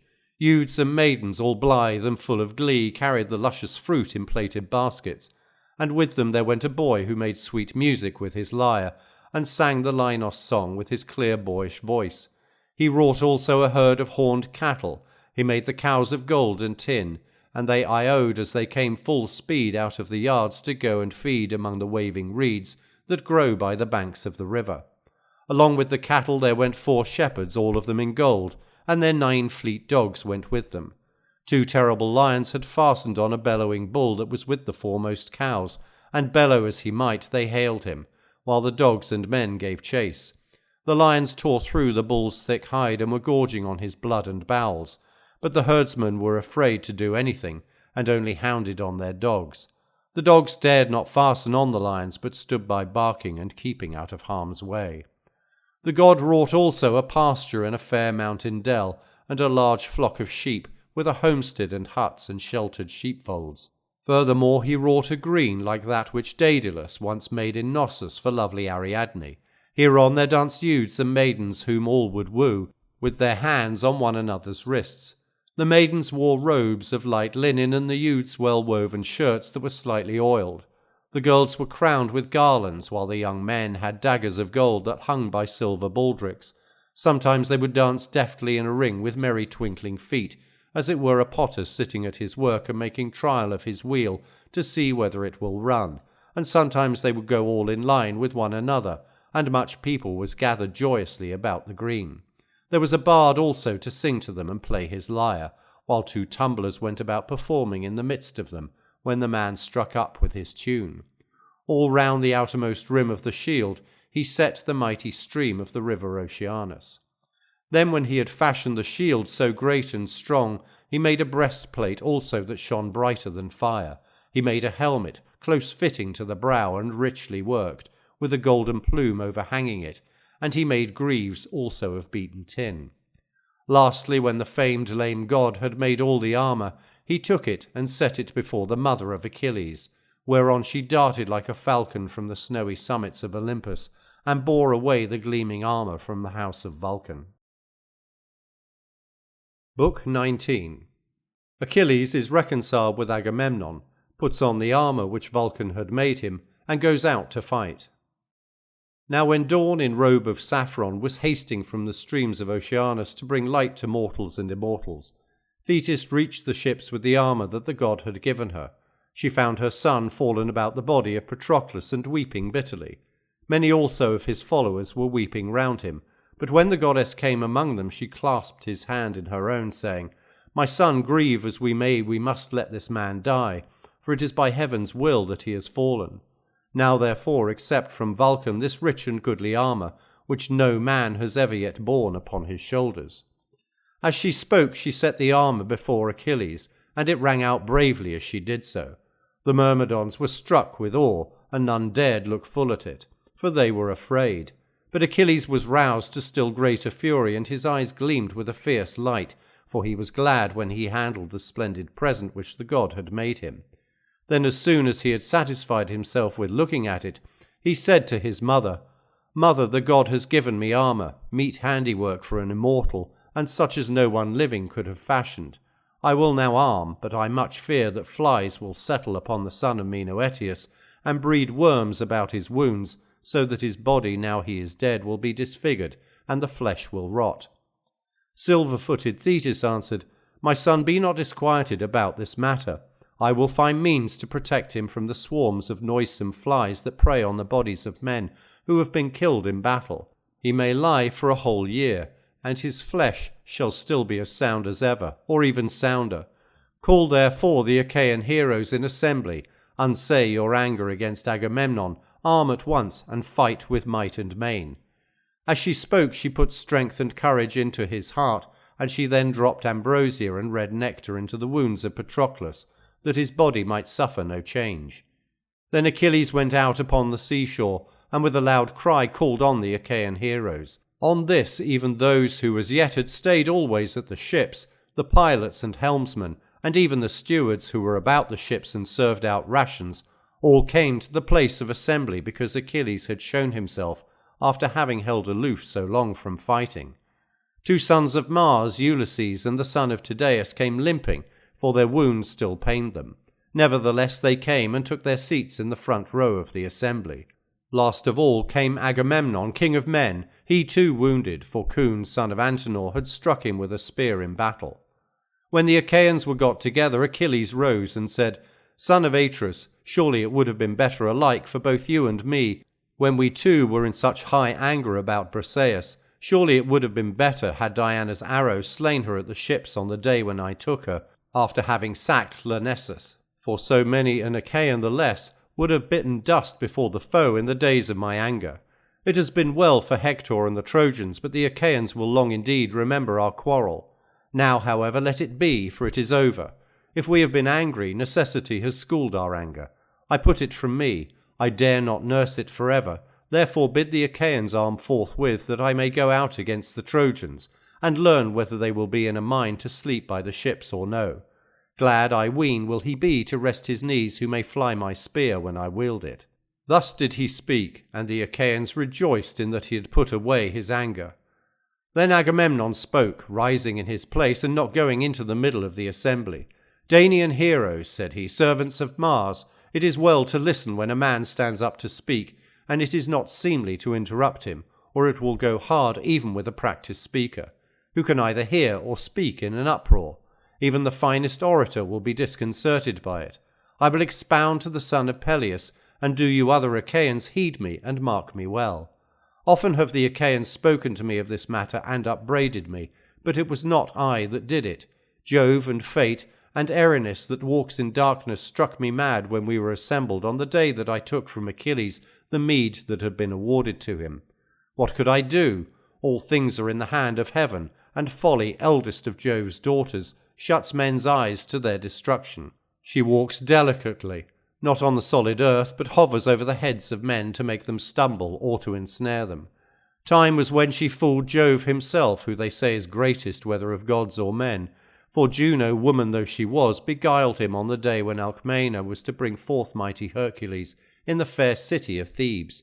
He told it out among the gods, saying, Hear me, all gods and goddesses, that I may speak even as I am minded. This day shall an Ilithuia, helper of women who are in labour, bring a man-child into the world, who shall be lord over all that dwell about him, who are of my blood and lineage.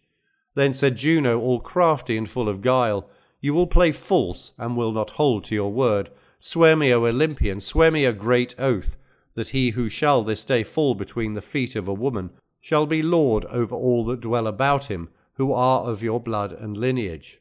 Thus she spoke, and Jove suspected her not, but swore the great oath, to his much ruing thereafter.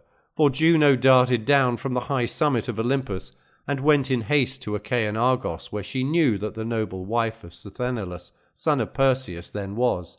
She being with child, and in her 7th month, Juno brought the child to birth, though there was a month still wanting, but she stayed the offspring of Alcmena, and kept back the Ilithuiae.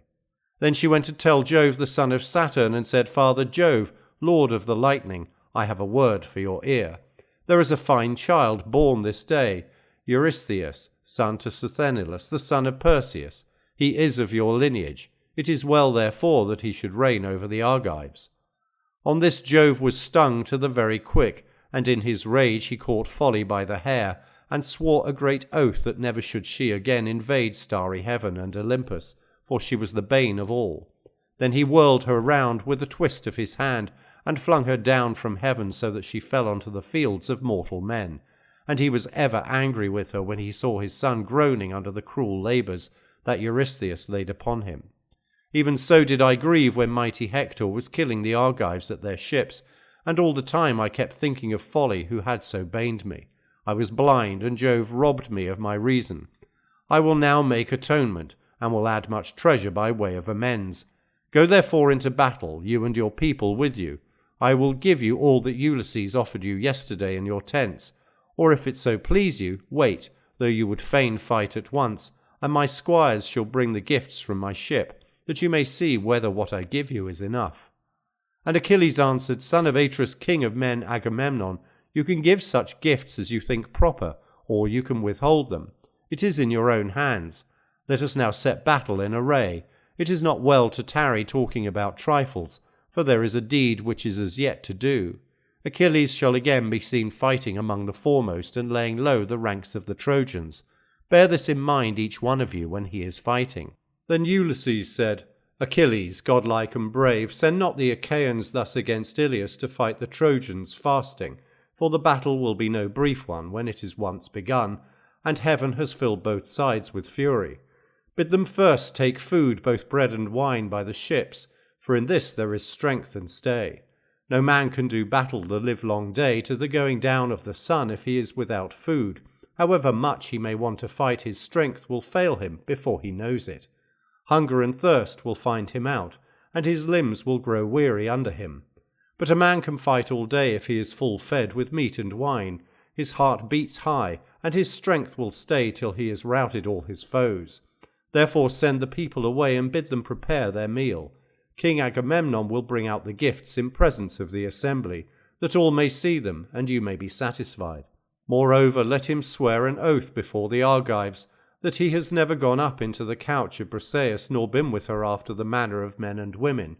And do you too show yourself of a gracious mind. Let Agamemnon entertain you in his tents with a feast of reconciliation, that so you may have had your dues in full. As for you, son of Atreus, treat people more righteously in future. It is no disgrace even to a king that he should make amends if he was wrong in the first instance." And King Agamemnon answered, "Son of Laertes, your words please me well, for throughout you have spoken wisely. I will swear as you would have me do. I do so of my own free will, neither shall I take the name of heaven in vain.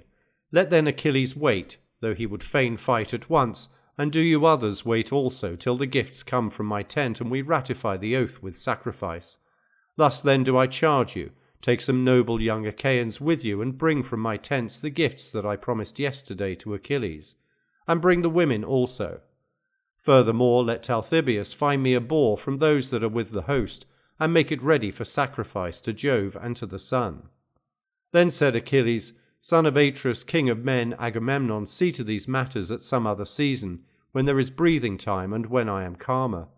Would you have men eat while the bodies of those whom Hector son of Priam slew are still lying mangled upon the plain?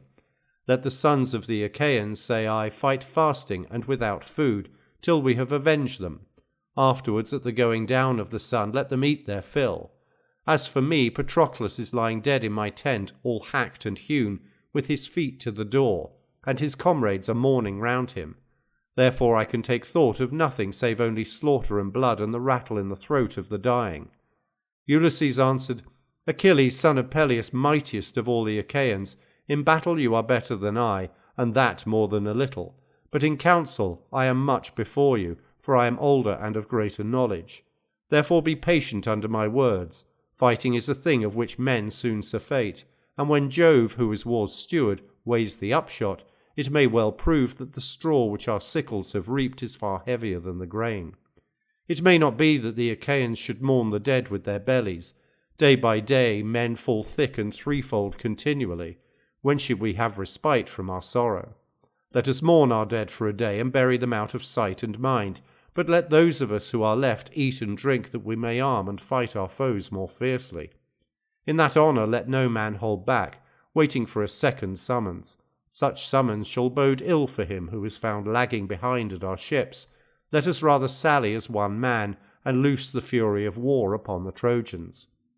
When he had thus spoken, he took with him the sons of Nestor, with Meges son of Phyleus, Thoas, Meriones, Lycomedes son of Creontes, and Melanippus, and went to the tent of Agamemnon son of Atreus. The word was not sooner said than the deed was done.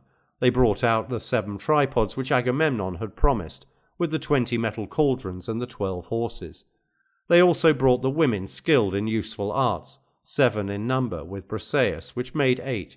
Ulysses weighed out the 10 talents of gold and then led the way back, while the young Achaeans brought the rest of the gifts and laid them in the middle of the assembly. Agamemnon then rose, and Talthybius, whose voice was like that of a god, came to him with the boar. The son of Atreus drew the knife which he wore by the scabbard of his mighty sword, and began by cutting off some bristles from the boar, lifting up his hands in prayer as he did so.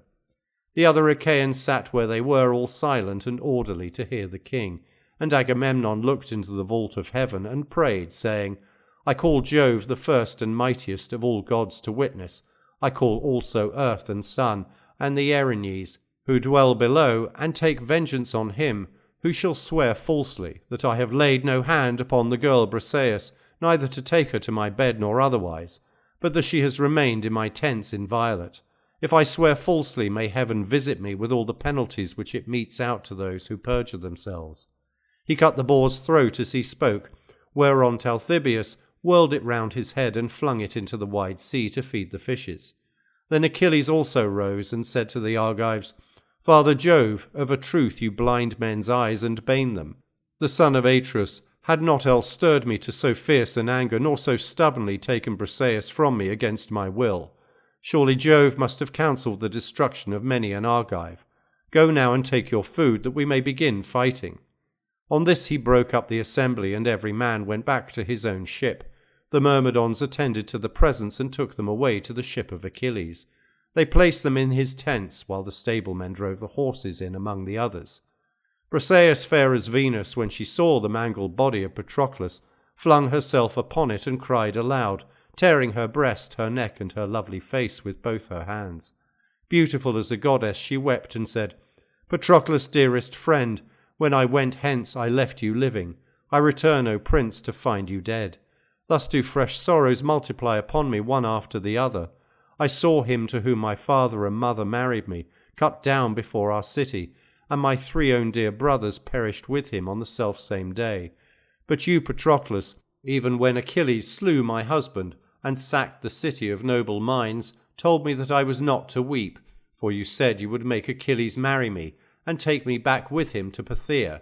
We should have a wedding feast among the Myrmidons. You were always kind to me, and I shall never cease to grieve for you." She wept as she spoke, and the women joined in her lament-making as though their tears were for Patroclus, but in truth each was weeping for her own sorrows.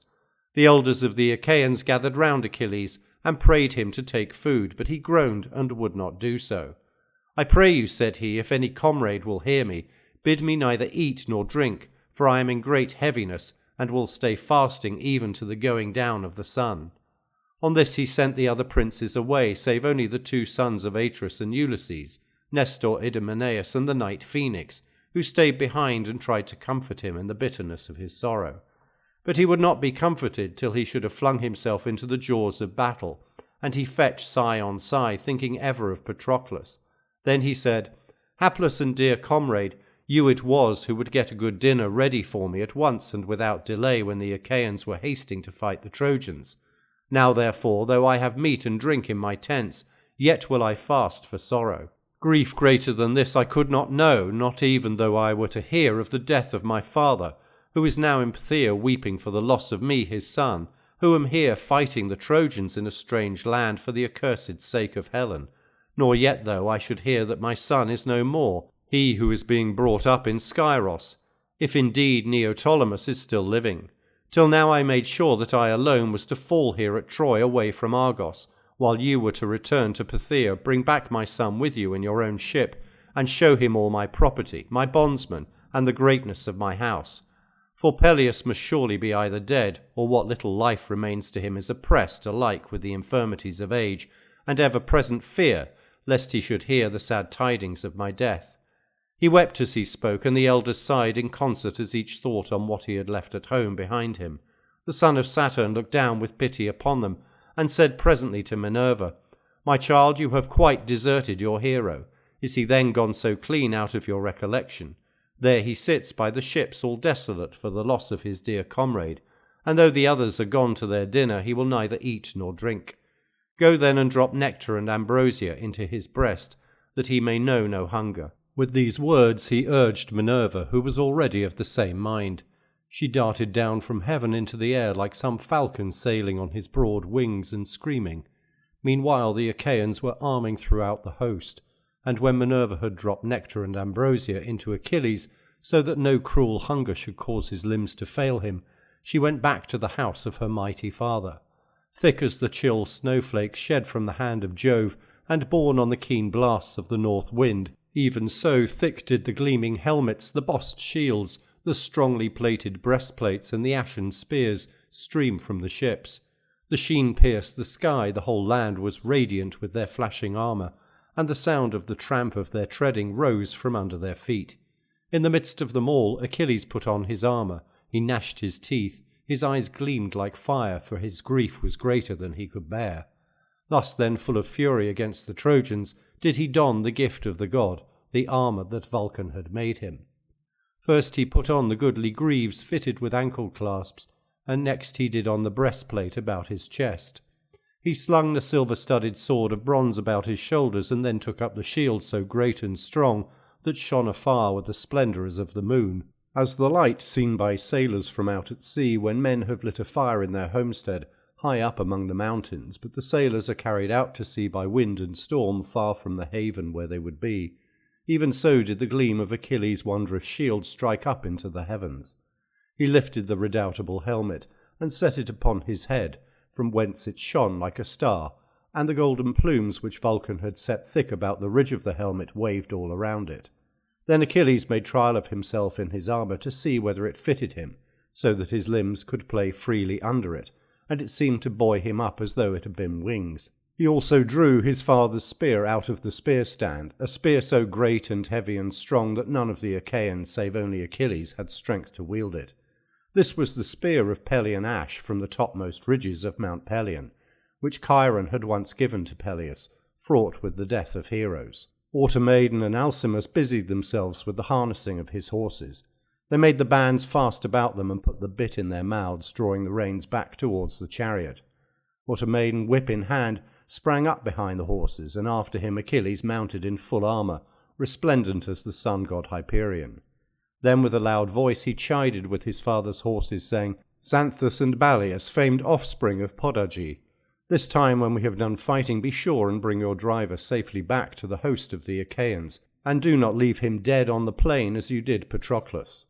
Then fleet Xanthus answered under the yoke, for white-armed Juno had endowed him with human speech, and he bowed his head till his mane touched the ground as it hung down from under the yoke-band. "Dread Achilles," said he, "we will indeed save you now, but the day of your death is near, and the blame will not be ours, for it will be heaven and stern fate that will destroy you. Neither was it through any sloth or slackness on our part that the Trojans stripped Patroclus of his armour. It was the mighty god whom lovely Leto bore that slew him as he fought among the foremost, and vouchsafed a triumph to Hector. We too can fly as swiftly as Zephyrus, who they say is fleetest of all winds. Nevertheless it is your doom to fall by the hand of a man and of a god." When he had thus said, the Erinyes stayed his speech, and Achilles answered him in great sadness, saying, "Why, O Xanthus, do you thus foretell my death? You need not do so, for I well know that I am to fall here, far from my dear father and mother. None the more, however, shall I stay my hand till I have given the Trojans their fill of fighting." So saying, with a loud cry, he drove his horses to the front. Book 20. The gods hold a council and determine to watch the fight from the hill Calicalone and the barrow of Hercules. A fight between Achilles and Aeneas is interrupted by Neptune, who saves Aeneas. Achilles kills many Trojans. Thus then did the Achaeans arm by their ships round you, O son of Peleus, who were hungering for battle, while the Trojans over against them armed upon the rise of the plain. Meanwhile Jove from the top of many-delled Olympus bade Themis gather the gods in council, whereon she went about and called them to the house of Jove. There was not a river absent except Oceanus, nor a single one of the nymphs that haunt fair groves, or springs of rivers, and meadows of green grass. When they reached the house of cloud-compelling Jove, they took their seats in the arcades of polished marble, which Vulcan with his consummate skill had made for Father Jove. In such wise, therefore, did they gather in the house of Jove. Neptune also, lord of the earthquake, obeyed the call of the goddess, and came up out of the sea to join them. There, sitting in the midst of them, he asked what Jove's purpose might be. "Why," said he, wielder of the lightning, "have you called the gods in council? Are you considering some matter that concerns the Trojans and Achaeans? For the blaze of battle is on the point of being kindled between them." And Jove answered, "You know my purpose, shaker of earth, and wherefore I have called you hither. I take thought for them even in their destruction. For my own part I shall stay here seated on Mount Olympus and look on in peace, but do you others go about among Trojans and Achaeans, and help either side as you may be severally disposed. If Achilles fights the Trojans without hindrance, they will make no stand against him. They have ever trembled at the sight of him, and now that he is roused to such fury about his comrade, he will override fate itself and storm their city." Thus spoke Jove, and gave the word for war, whereon the gods took their several sides and went into battle. Juno, Pallas, Minerva, earth-encircling Neptune, Mercury, bringer of good luck and excellent in all cunning, all these joined the host that came from the ships. With them also came Vulcan in all his glory, limping, but yet with his thin legs plying lustily under him. Mars of gleaming helmet joined the Trojans, and with him Apollo of locks unshorn, and the archer goddess Diana, Leto, Xanthus, and laughter-loving Venus. So long as the gods held themselves aloof from mortal warriors, the Achaeans were triumphant, for Achilles, who had long refused to fight, was now with them. There was not a Trojan but his limbs failed him for fear as he beheld the fleet son of Peleus, all glorious in his armour, and looking like Mars himself. When, however, the Olympians came to take their part among men, forthwith uprose strong strife, rouser of hosts, and Minerva raised her loud voice, now standing by the deep trench that ran outside the wall, and now shouting with all her might upon the shore of the sounding sea. Mars also bellowed out upon the other side, dark as some black thundercloud, and called on the Trojans at the top of his voice, now from the Acropolis, and now speeding up the side of the river Simois, till he came to the hill Calicalone. Thus did the gods spur on both hosts to fight, and rouse fierce contention also among themselves. The sire of gods and men thundered from heaven above, while from beneath Neptune shook the vast earth, and bade the high hills tremble.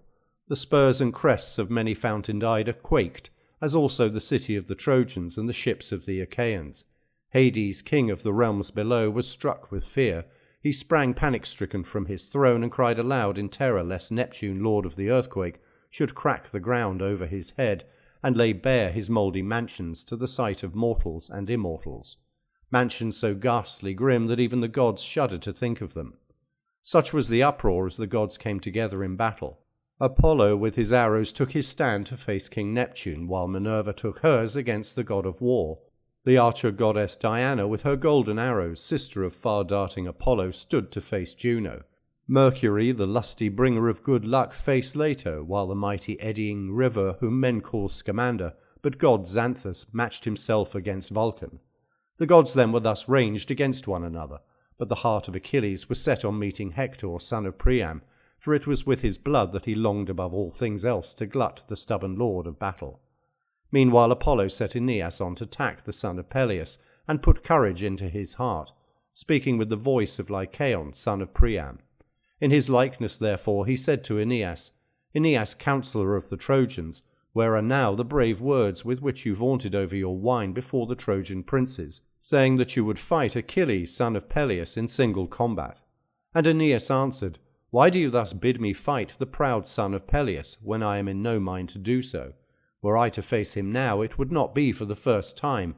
His spear has already put me to flight from Ida, when he attacked our cattle, and sacked Lyrnessus and Pedasus. Jove indeed saved me in that he vouchsafed me strength to fly, else I had fallen by the hands of Achilles and Minerva, who went before him to protect him, and urged him to fall upon the Lelegae and Trojans. No man may fight Achilles, for one of the gods is always with him as his guardian angel, and even were it not so, his weapon flies ever straight and fails not to pierce the flesh of him who is against him. If heaven would let me fight him on even terms, he should not soon overcome me, though he boasts that he is made of bronze. Then said King Apollo, son to Jove, Nay, hero, pray to the ever-living gods, for men say that you were born of Jove's daughter Venus, whereas Achilles is son to a goddess of inferior rank. Venus is child to Jove, while Thetis is but daughter to the old man of the sea. Bring therefore your spear to bear upon him, and let him not scare you with his taunts and menaces. As he spoke, he put courage into the heart of the shepherd of his people, and he strode in full armour among the ranks of the foremost fighters. Nor did the son of Anchises escape the notice of white-armed Juno as he went forth into the throng to meet Achilles.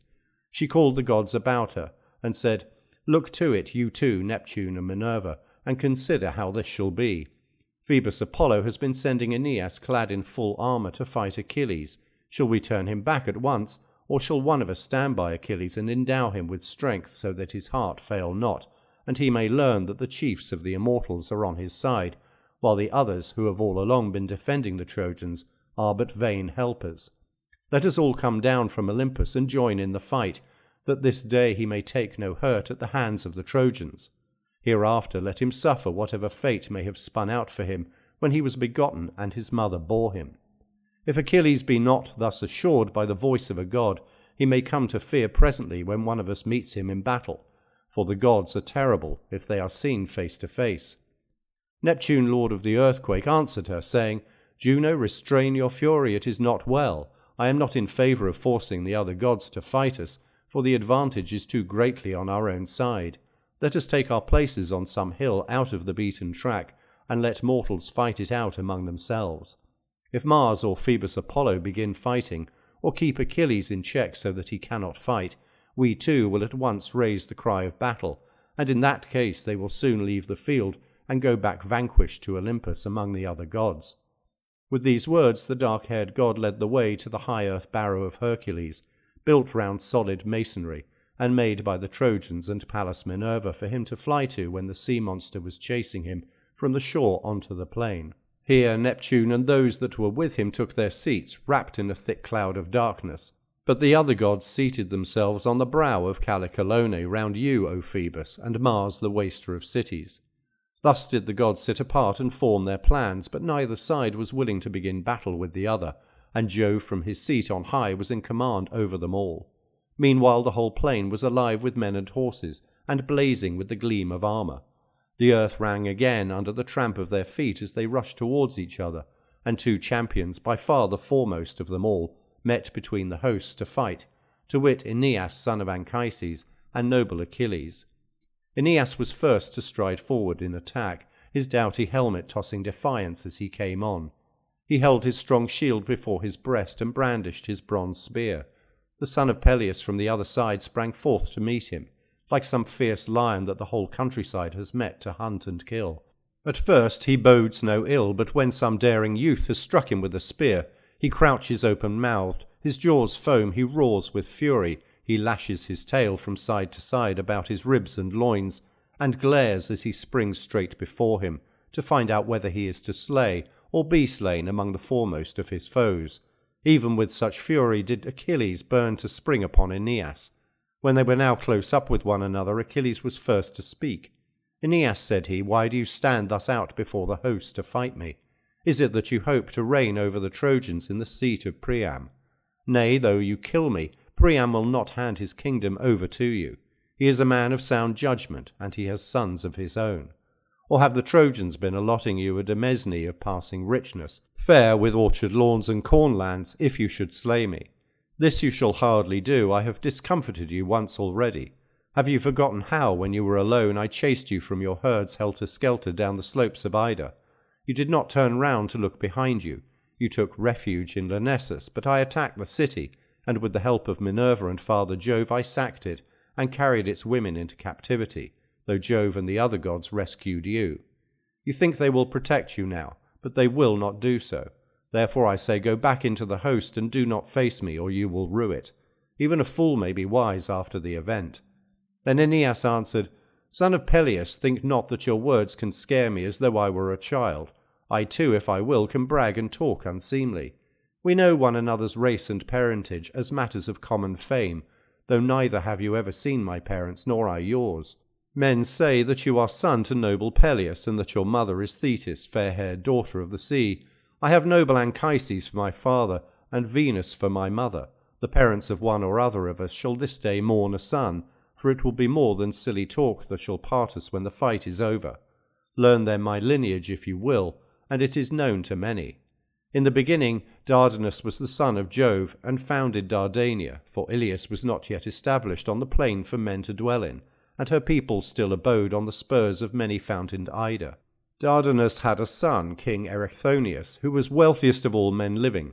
He had 3,000 mares that fed by the water meadows, they and their foals with them. Boreas was enamoured of them as they were feeding, and covered them in the semblance of a dark-maned stallion. 12 filly foals did they conceive and bear him, and these, as they sped over the rich plain, would go bounding on over the ripe ears of corn and not break them. Or again, when they would disport themselves on the broad back of ocean, they could gallop on the crest of a breaker.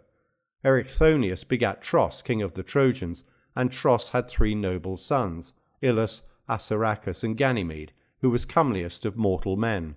Wherefore the gods carried him off to be Jove's cupbearer, for his beauty's sake, that he might dwell among the immortals. Ilus begat Laomedon, and Laomedon begat Tithonus, Priam, Lampus, Clytius, and Hicetaon of the stock of Mars. But Assaracus was father to Capys, and Capys to Anchises, who was my father, while Hector is son to Priam. Such do I declare my blood and lineage, but as for valour, Jove gives it or takes it as he will, for he is lord of all. And now let there be no more of this prating in mid-battle as though we were children. We could fling taunts without end at one another. 100-oared galley would not hold them. The tongue can run all withers and talk all wise. It can go here and there, and as a man says, so shall he be gainsaid. What is the use of our bandying hard like women who, when they fall foul of one another, go out and wrangle in the streets, one half true and the other lies, as rage inspires them? No words of yours shall turn me now that I am fain to fight, therefore let us make trial of one another with our spears. As he spoke he drove his spear at the great and terrible shield of Achilles, which rang out as the point struck it. The son of Peleus held the shield before him with his strong hand, and he was afraid, for he deemed that Aeneas's spear would go through it quite easily, not reflecting that the gods' glorious gifts were little likely to yield before the blows of mortal men. And indeed Aeneas's spear did not pierce the shield, for the layer of gold, gift of the gods, stayed the point. It went through 2 layers, but the god had made the shield in 5, 2 of bronze, the 2 innermost ones of tin, and 1 of gold. It was in this that the spear was stayed. Achilles in his turn threw, and struck the round shield of Aeneas at the very edge, where the bronze was thinnest. The spear of Pelian ash went clean through, and the shield rang under the blow. Aeneas was afraid and crouched backwards, holding the shield away from him. The spear, however, flew over his back and stuck quivering in the ground, after having gone through both circles of the sheltering shield. Aeneas, though he had avoided the spear, stood still, blinded with fear and grief because the weapon had gone so near him. Then Achilles sprang furiously upon him with a cry as of death, and with his keen blade drawn, and Aeneas seized a great stone so huge that 2 men, as men now are, would be unable to lift it, but Aeneas wielded it quite easily. Aeneas would then have struck Achilles as he was springing towards him, either on the helmet or on the shield that covered him, and Achilles would have closed with him and dispatched him with his sword, had not Neptune, lord of the earthquake, been quick to mark, and said forthwith to the immortals, Alas, I am sorry for great Aeneas, who will now go down to the house of Hades, vanquished by the son of Peleus. Fool that he was to give ear to the counsel of Apollo. Apollo will never save him from destruction. Why should this man suffer when he is guiltless, to no purpose, and in another's quarrel? Has he not at all times offered acceptable sacrifice to the gods that dwell in heaven? Let us then snatch him from death's jaws, lest the son of Saturn be angry should Achilles slay him. It is fated, moreover, that he should escape, and that the race of Dardanus, whom Jove loved above all the sons born to him of mortal women, shall not perish utterly without seed or sign. For now indeed has Jove hated the blood of Priam, while Aeneas shall reign over the Trojans, he and his children's children that shall be born hereafter. Then answered Juno, Earthshaker, look to this matter yourself, and consider concerning Aeneas whether you will save him or suffer him, brave though he be, to fall by the hand of Achilles son of Peleus.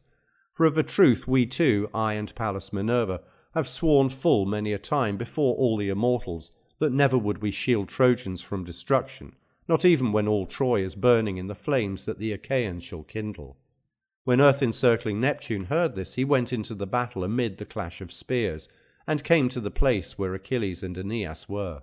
Forthwith he shed a darkness before the eyes of the son of Peleus, drew the bronze-headed ashen spear from the shield of Aeneas, and laid it at the feet of Achilles. Then he lifted Aeneas on high from off the earth and hurried him away. Over the heads of many a band of warriors, both horse and foot, did he soar as the god's hand sped him, till he came to the very fringe of the battle, where the Cauconians were arming themselves for fight. Neptune, shaker of the earth, then came near to him and said, Aeneas, what god has egged you on to this folly in fighting the son of Peleus, who is both a mightier man of valour and more beloved of heaven than you are? Give way before him whensoever you meet him, lest you go down to the house of Hades, even though fate would have it otherwise. When Achilles is dead, you may then fight among the foremost undaunted, for none other of the Achaeans shall slay you. The god left him when he had given him these instructions, and at once removed the darkness from before the eyes of Achilles, who opened them wide indeed, and said in great anger, Alas, what marvel am I now beholding? Here is my spear upon the ground, but I see not him whom I meant to kill when I hurled it. Of a truth, Aeneas also must be under heaven's protection, although I had thought his boasting was idle. Let him go hang. He will be in no mood to fight me further, seeing how narrowly he has missed being killed. I will now give my orders to the Danaans and attack some other of the Trojans. He sprang forward along the line and cheered his men on as he did so. Let not the Trojans, he cried, keep you at arm's length, Achaeans, but go for them and fight them man for man. However valiant I may be, I cannot give chase to so many and fight all of them. Even Mars, who is an immortal, or Minerva, would shrink from flinging himself into the jaws of such a fight and laying about him. Nevertheless, so far as in me lies, I will show no slackness of hand or foot, nor want of endurance, not even for a moment. I will utterly break their ranks, and woe to the Trojan who shall venture within reach of my spear. Thus did he exhort them. Meanwhile Hector called upon the Trojans and declared that he would fight Achilles. Be not afraid, proud Trojans, said he, to face the son of Peleus. I could fight gods myself if the battle were one of words only, but they would be more than a match for me, if we had to use our spears. Even so, the deed of Achilles will fall somewhat short of his word. He will do in part, and the other part he will clip short. I will go up against him, though his hands be as fire, and his strength iron. Thus urged, the Trojans lifted up their spears against the Achaeans and raised the cry of battle as they flung themselves into the midst of their ranks. But Phoebus Apollo came up to Hector and said, Hector, on no account must you challenge Achilles to single combat. Keep a lookout for him while you are under cover of the others and away from the thick of the fight. Otherwise he will either hit you with a spear or cut you down at close quarters.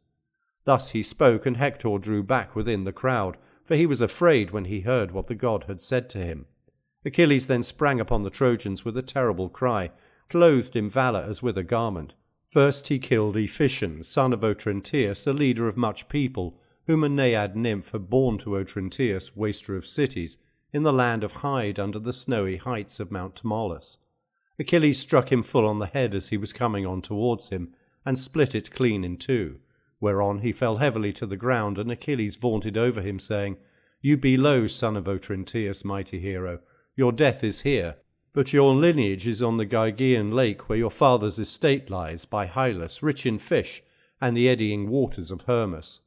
Thus did he vaunt, but darkness closed the eyes of the other. The chariots of the Achaeans cut him up as their wheels passed over him in the front of the battle, and after him Achilles killed Demoleon, a valiant man of war and son to Antenor. He struck him on the temple through his bronze-cheeked helmet.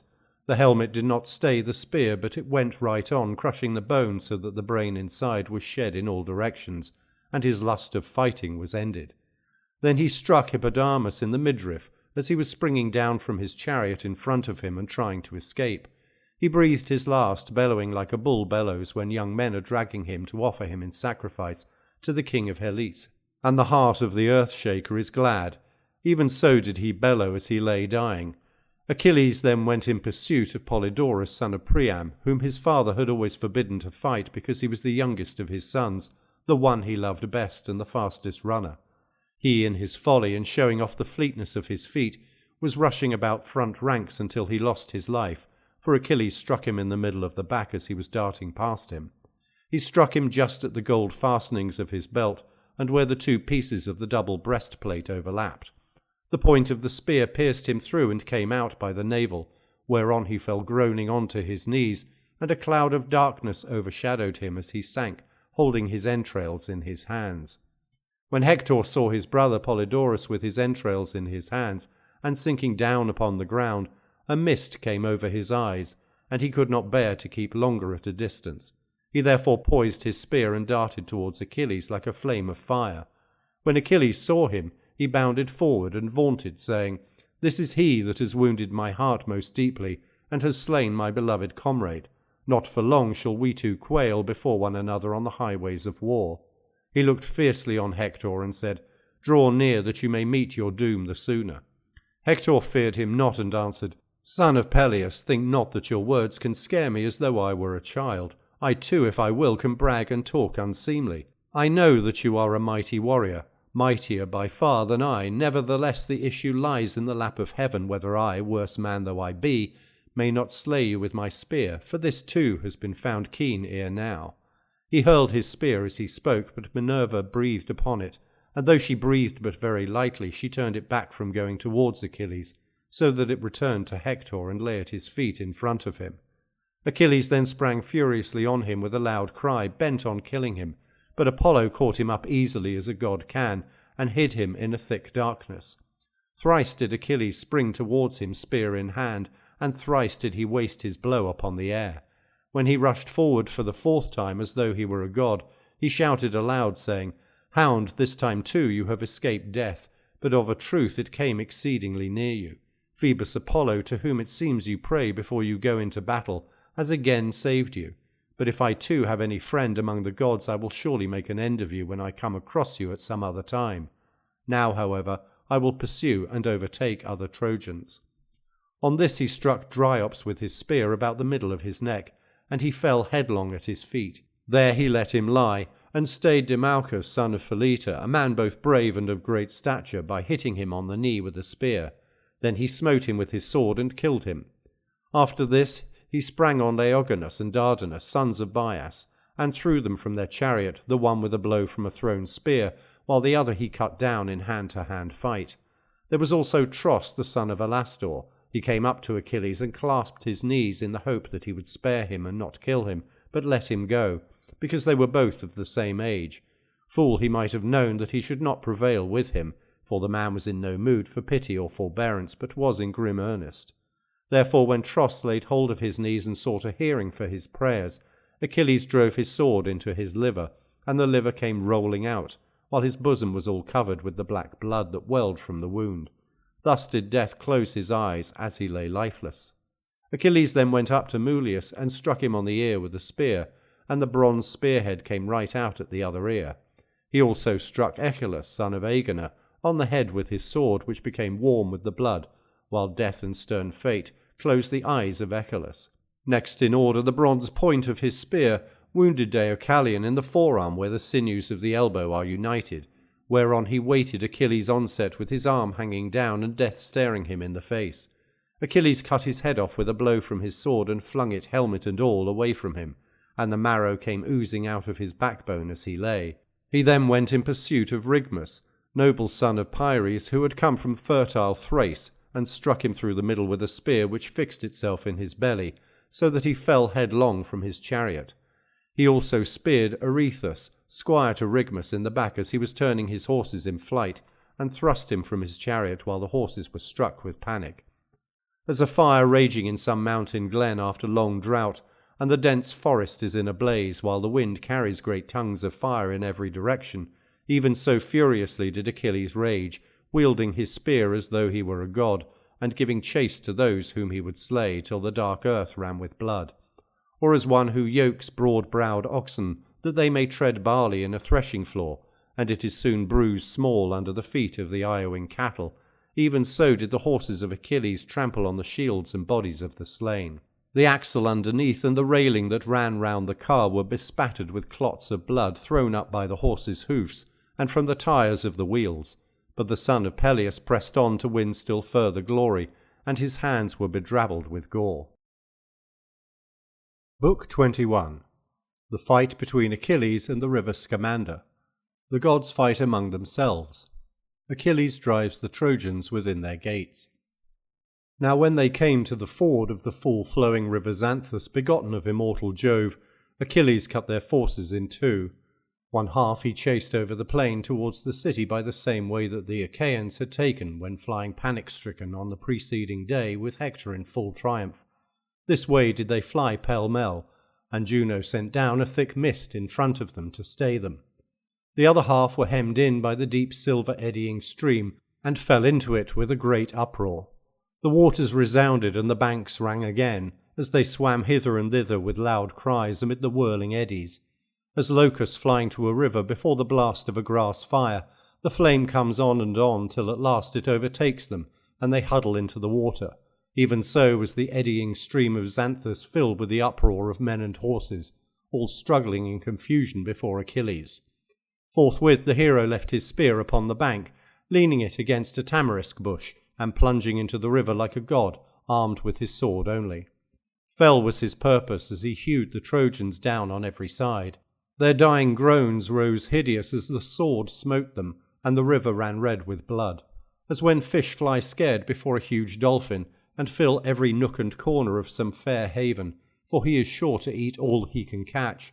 Even so did the Trojans cower under the banks of the mighty river, and when Achilles' arms grew weary with killing them, he drew 12 youths alive out of the water to sacrifice in revenge for Patroclus, son of Menoetius. He drew them out like dazed fawns, bound their hands behind them with the girdles of their own shirts, and gave them over to his men to take back to the ships. Then he sprang into the river, thirsting for still further blood. There he found Lycaon, son of Priam, seed of Dardanus, as he was escaping out of the water. He it was whom he had once taken prisoner when he was in his father's vineyard, having set upon him by night, as he was cutting young shoots from a wild fig tree to make the wicker sides of a chariot. Achilles then caught him to his sorrow unawares, and sent him by sea to Lemnos, where the son of Jason bought him. But a guest friend, Eetion of Imbros, freed him with a great sum, and sent him to Arisbe, whence he had escaped, and returned to his father's house. He had spent 11 days happily with his friends after he had come from Lemnos, but on the 12th heaven again delivered him into the hands of Achilles, who was to send him to the house of Hades sorely against his will. He was unarmed when Achilles caught sight of him, and had neither helmet nor shield, nor yet had he any spear, for he had thrown all his armour from him onto the bank, and was sweating with his struggles to get out of the river, so that his strength was now failing him. Then Achilles said to himself in his surprise, "What marvel do I see here? If this man can come back alive after having been sold over into Lemnos, I shall have the Trojans also whom I have slain rising from the world below. Could not even the waters of the grey sea imprison him, as they do many another, whether he will or no? This time let him taste my spear, that I may know for certain whether Mother Earth, who can keep even a strong man down, will be able to hold him, or whether thence too he will return."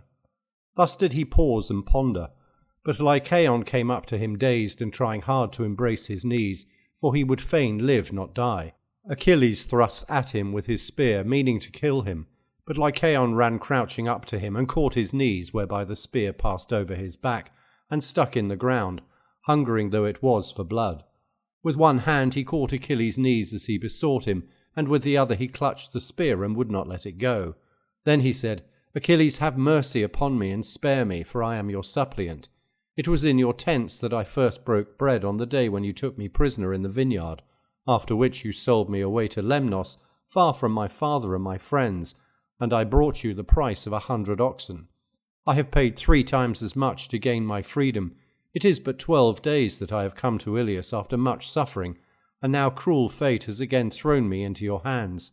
Surely Father Jove must hate me, that he has given me over to you a second time. Short of life indeed did my mother Lethoe bear me, daughter of aged Altes, who reigns over the warlike Lelajae, and holds steep Pedasus on the river Satnuis.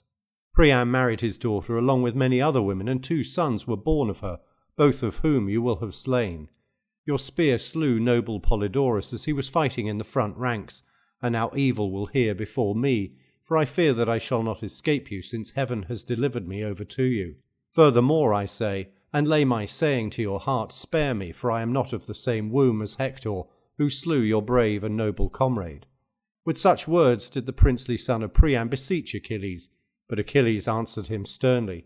Idiot, said he, talk not to me of ransom. Until Patroclus fell I preferred to give the Trojans quarter, and sold beyond the sea many of those whom I had taken alive. But now not a man shall live of those whom heaven delivers into my hands before the city of Ilius, and of all Trojans it shall fare hardest with the sons of Priam. Therefore, my friend, you too shall die. Why should you whine in this way? Patroclus fell, and he was a better man than you are. I too, see you not how I am great and goodly? I am son to a noble father, and have a goddess for my mother, but the hands of doom and death overshadow me all as surely. The day will come either at dawn or dark, or at the noontide, when one shall take my life also in battle, either with his spear or with an arrow sped from his bow. Thus did he speak, and Lycaon's heart sank with him. He loosed his hold of the spear, and held out both hands before him. But Achilles drew his keen blade, and struck him by the collarbone on his neck. He plunged his 2-edged sword into him to the very hilt, whereon he lay at full length on the ground, with the dark blood welling from him, till the earth was soaked. Then Achilles caught him by the foot, and flung him into the river to go downstream, vaunting over him the while, and saying, Lie there among the fishes, who will lick the blood from your wound and gloat over it. Your mother shall not lay you on any bier to mourn you, but the eddies of Scamander shall bear you into the broad bosom of the sea. There shall the fishes feed on the fat of Lycaon, as they dart under the dark ripple of the waters. So perish all of you till we reach the citadel of strong Ilius, you in flight, and I following after to destroy you. The river with its broad silver stream shall serve you in no stead, for all the bulls you offered him, and all the horses that you flung living into his waters. None the less miserably shall you perish till there is not a man of you, but has paid in full for the death of Patroclus, and the havoc you wrought among the Achaeans, whom you have slain while I held aloof from battle. So spoke Achilles, but the river grew more and more angry, and pondered within himself how he should stay the hand of Achilles and save the Trojans from disaster. Meanwhile the son of Peleus, spear in hand, sprang upon Asteropaeus, son of Pelagon, to kill him. He was son to the broad river Axius and Periobaea, eldest daughter of Acesamenus, for the river had lain with her. Asteropaeus stood up out of the water to face him with a spear in either hand, and Xanthus filled him with courage, being angry for the death of the youths whom Achilles was slaying ruthlessly within his waters. When they were close up with one another, Achilles was first to speak. Who and whence are you, said he, who dare to face me? Woe to the parents whose son stands up against me. And the son of Pelagon answered, Great son of Peleus, why should you ask my lineage? I am from the fertile land of far Paeonia, captain of the Paeonians, and it is now 11 days that I am at Ilius. I am of the blood of the river Axius, of Axius that is the fairest of all rivers that run. He begot the famed warrior Pelagon, whose son men call me. Let us now fight, Achilles. Thus did he defy him, and Achilles raised his spear of Pelian ash. Asteropaeus failed with both his spears, for he could use both hands alike. With the one spear he struck Achilles' shield, but did not pierce it, for the layer of gold, gift of the god, stayed the point. With the other spear he grazed the elbow of Achilles' right arm, drawing dark blood, but the spear itself went by him and fixed itself in the ground, foiled of its bloody banquet. Then Achilles feigned to kill him, hurled his spear at Asteropaeus, but failed to hit him, and struck the steep bank of the river, driving the spear half its length into the earth. The son of Peleus then drew his sword, and sprang furiously upon him. Asteropaeus vainly tried to draw Achilles' spear out of the bank by main force. Thrice did he tug at it, trying with all his might to draw it out, and thrice he had to leave off trying. The 4th time he tried to bend and break it, but ere he could do so, Achilles smote him with his sword and killed him. He struck him in the belly near the navel, so that all his bowels came gushing out onto the ground, and the darkness of death came over him as he lay gasping. Then Achilles set his foot on his chest, and spoiled him of his armour, vaunting over him and saying, Lie there, begotten of a river though you be, it is hard for you to strive with the offspring of Saturn's son. You declare yourself sprung from the blood of a broad river, but I am of the seed of mighty Jove. My father is Peleus, son of Aeacus, ruler over the many Myrmidons, and Aeacus was the son of Jove. Therefore as Jove is mightier than any river that flows into the sea, so are his children stronger than those of any river whatsoever. Moreover, you have a great river hard by if he can be of any use to you, but there is no fighting against Jove the son of Saturn, with whom even King Achilles can compare, nor the mighty stream of deep-flowing Oceanus, from whom all rivers and seas with all springs and deep wells proceed. Even Oceanus fears the lightnings of great Jove and his thunder that comes crashing out of heaven. With this he drew his bronze spear out of the bank, and now that he had killed Asteropaeus, he let him lie where he was on the sand, with the dark water flowing over him, and the eels and fishes busy nibbling and gnawing the fat that was about his kidneys. Then he went in chase of the Paeonians, who were flying along the bank of the river in panic when they saw their leader slain by the hands of the son of Peleus.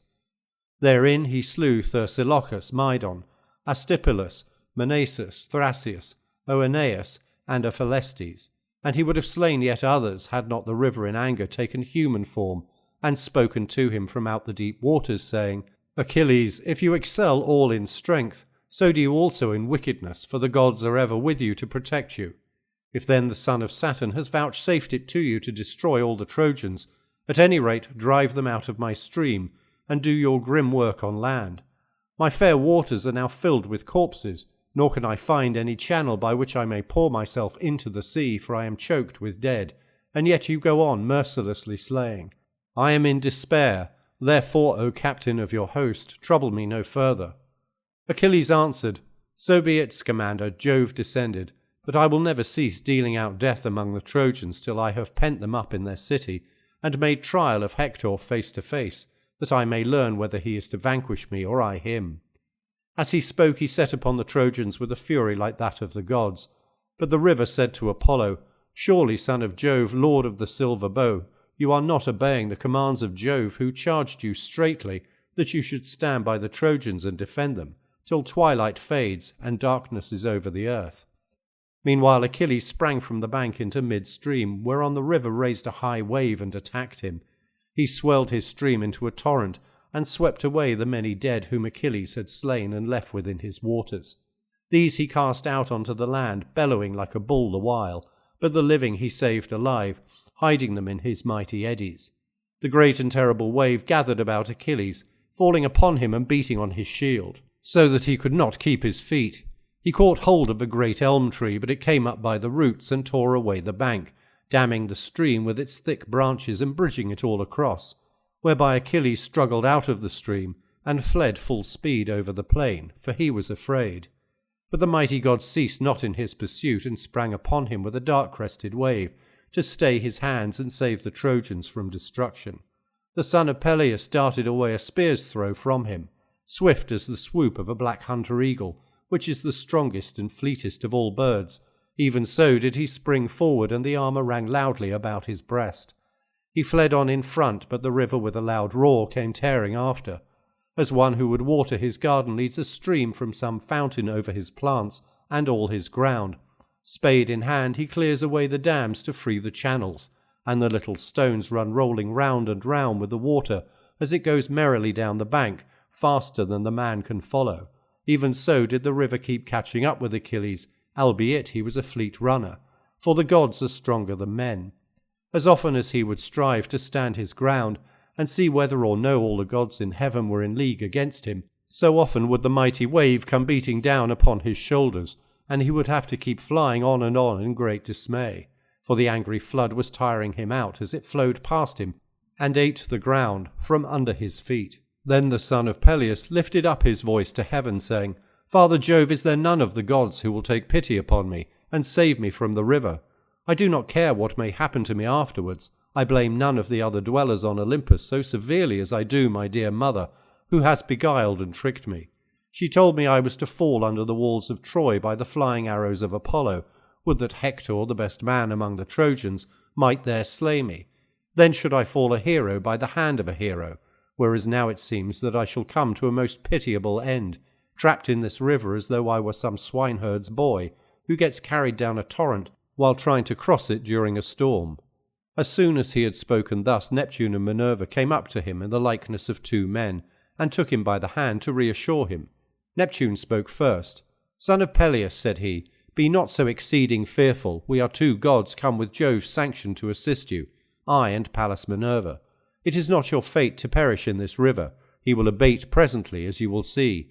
Moreover, we strongly advise you, if you will be guided by us, not to stay your hand from fighting till you have pent the Trojan host within the famed walls of Ilius, as many of them as may escape. Then kill Hector and go back to the ships, for we will vouchsafe you a triumph over him." When they had so said, they went back to the other immortals, but Achilles strove onward over the plain, encouraged by the charge the gods had laid upon him.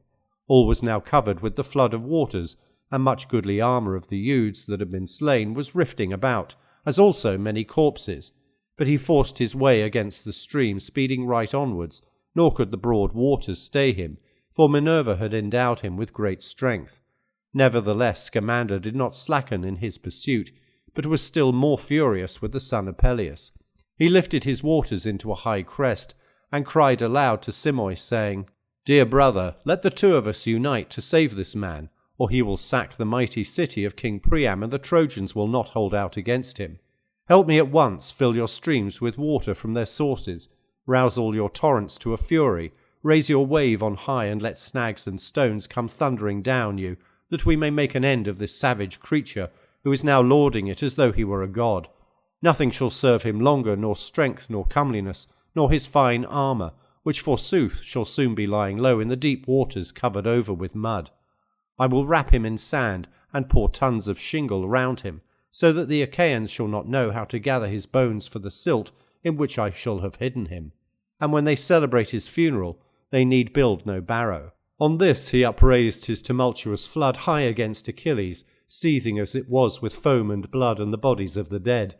The dark waters of the river stood upright and would have overwhelmed the son of Peleus, but Juno, trembling lest Achilles should be swept away in the mighty torrent, lifted her voice on high, and called out to Vulcan her son. "Crookfoot," she cried, "my child, be up and doing, for I deem it is with you that Xanthus is fain to fight. Help us at once, kindle a fierce fire. I will then bring up the west and the white south wind in a mighty hurricane from the sea, that shall bear the flames against the heads and armour of the Trojans and consume them, while you go along the banks of Xanthus, burning his trees and wrapping him round with fire. Let him not turn you back neither by fair words nor foul, and slacken not till I shout and tell you. Then you may stay your flames." On this Vulcan kindled a fierce fire, which broke out first upon the plain and burned the many dead, whom Achilles had killed, and whose bodies were lying about in great numbers. By this means the plain was dried and the flood stayed. As the north wind blowing on an orchard that has been sodden with autumn rain soon dries it, and the heart of the owner is glad, even so the whole plain was dried and the dead bodies were consumed. Then he turned tongues of fire onto the river. He burned the elms, the willows, and the tamarisks, the lotus also, with the rushes and marshy herbage that grew abundantly by the banks of the river. The eels and fishes that go darting about everywhere in the water, these too were sorely harassed by the flames that cunning Vulcan had kindled, and the river himself was scalded, so that he spoke, saying, "Vulcan, there is no god can hold his own against you. I cannot fight you when you flare out your flames in this way. Strive with me no longer. Let Achilles drive the Trojans out of their city immediately. What have I to do with quarrelling and helping people?" He was boiling as he spoke, and all his waters were seething, as a cauldron upon a large fire boils when it is melting the lard of some fatted hog, and the lard keeps bubbling up all over when the dry faggots blaze under it. Even so were the goodly waters of Xanthus heated with the fire till they were boiling. He could flow no longer, but stayed his stream, so afflicted was he by the blasts of fire which cunning Vulcan had raised. Then he prayed to Juno and besought her, saying, "Juno, why should your son vex my stream with such especial fury? I am not so much to blame as all the others are, who have been helping the Trojans. I will leave off, since you so desire it, and let your son leave off also. Furthermore, I swear never again will I do anything to save the Trojans from destruction, not even when all Troy is burning in the flames which the Achaeans will kindle." As soon as Juno heard this, she said to her son Vulcan, "Son Vulcan, hold now your flames. We ought not to use such violence against a god for the sake of mortals." When she had thus spoken, Vulcan quenched his flames, and the river went back once more into his own fair bed.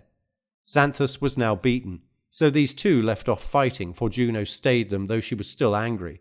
But a furious quarrel broke out among the other gods, for they were of divided counsels.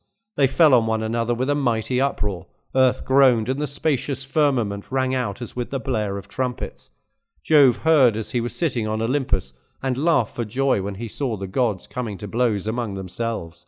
They were not long about beginning, and Mars, piercer of shields, opened the battle. Sword in hand, he sprang at once upon Minerva and reviled her. "Why, vixen," said he, "have you again set the gods by the ears in the pride and haughtiness of your heart? Have you forgotten how you set Diomed, son of Tydeus, on to wound me, and yourself took visible spear and drove it into me to the hurt of my fair body? You shall now suffer for what you then did to me." As he spoke, he struck her on the terrible tasselled aegis, so terrible that not even can Jove's lightning pierce it. Here did murderous Mars strike her with his great spear. She drew back, and with her strong hand seized a stone that was lying on the plain, great and rugged and black, which men of old had set for the boundary of a field.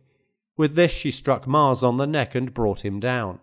9 roods did he cover in his fall, and his hair was all soiled in the dust, while his armour rang rattling round him. But Minerva laughed and vaunted over him, saying, "Idiot, have you not learned how far stronger I am than you? But you must still match yourself against me. Thus do your mother's curses now roost upon you, for she is angry, and would do you mischief, because you have deserted the Achaeans and are helping the Trojans." She then turned her 2 piercing eyes elsewhere, whereon Jove's daughter Venus took Mars by the hand, and led him away, groaning all the time, for it was only with great difficulty that he had come to himself again. When Queen Juno saw her, she said to Minerva, "Look, daughter of aegis-bearing Jove, unweariable, that vixen Venus is again taking Mars through the crowd out of the battle. Go after her at once." Thus she spoke. Minerva sped after Venus with a will, and made at her, striking her on the bosom with her strong hand, so that she fell fainting to the ground, and there they both lay stretched at full length. Then Minerva vaunted over her, saying, "May all who help the Trojans against the Argives prove just as redoubtable and stalwart as Venus did when she came across me while she was helping Mars. Had this been so, we should long since have ended the war by sacking the strong city of Ilias." Juno smiled as she listened. Meanwhile King Neptune turned to Apollo, saying, "Phoebus, why should we keep each other at arm's length? It is not well now that the others have begun fighting. It will be disgraceful to us if we return to Jove's bronze-floored mansion on Olympus without having fought each other. Therefore come on. You are the younger of the two, and I ought not to attack you, for I am older and have had more experience. Idiot, you have no sense, and forget how we two alone of all the gods fared hardly round about Ilias, when we came from Jove's house, and worked for Laomedon a whole year at a stated wage, and he gave us his orders. I built the Trojans the wall about their city, so wide and fair that it might be impregnable, while you, Phoebus, herded cattle for him in the dales of many-valleyed Ida. When, however, the glad hours brought round the time of payment, mighty Laomedon robbed us of all our hire and sent us off with nothing but abuse. He threatened to bind us hand and foot and sell us over into some distant island. He tried, moreover, to cut off the ears of both of us, so we went away in a rage, furious about the payment he had promised us, and yet withheld.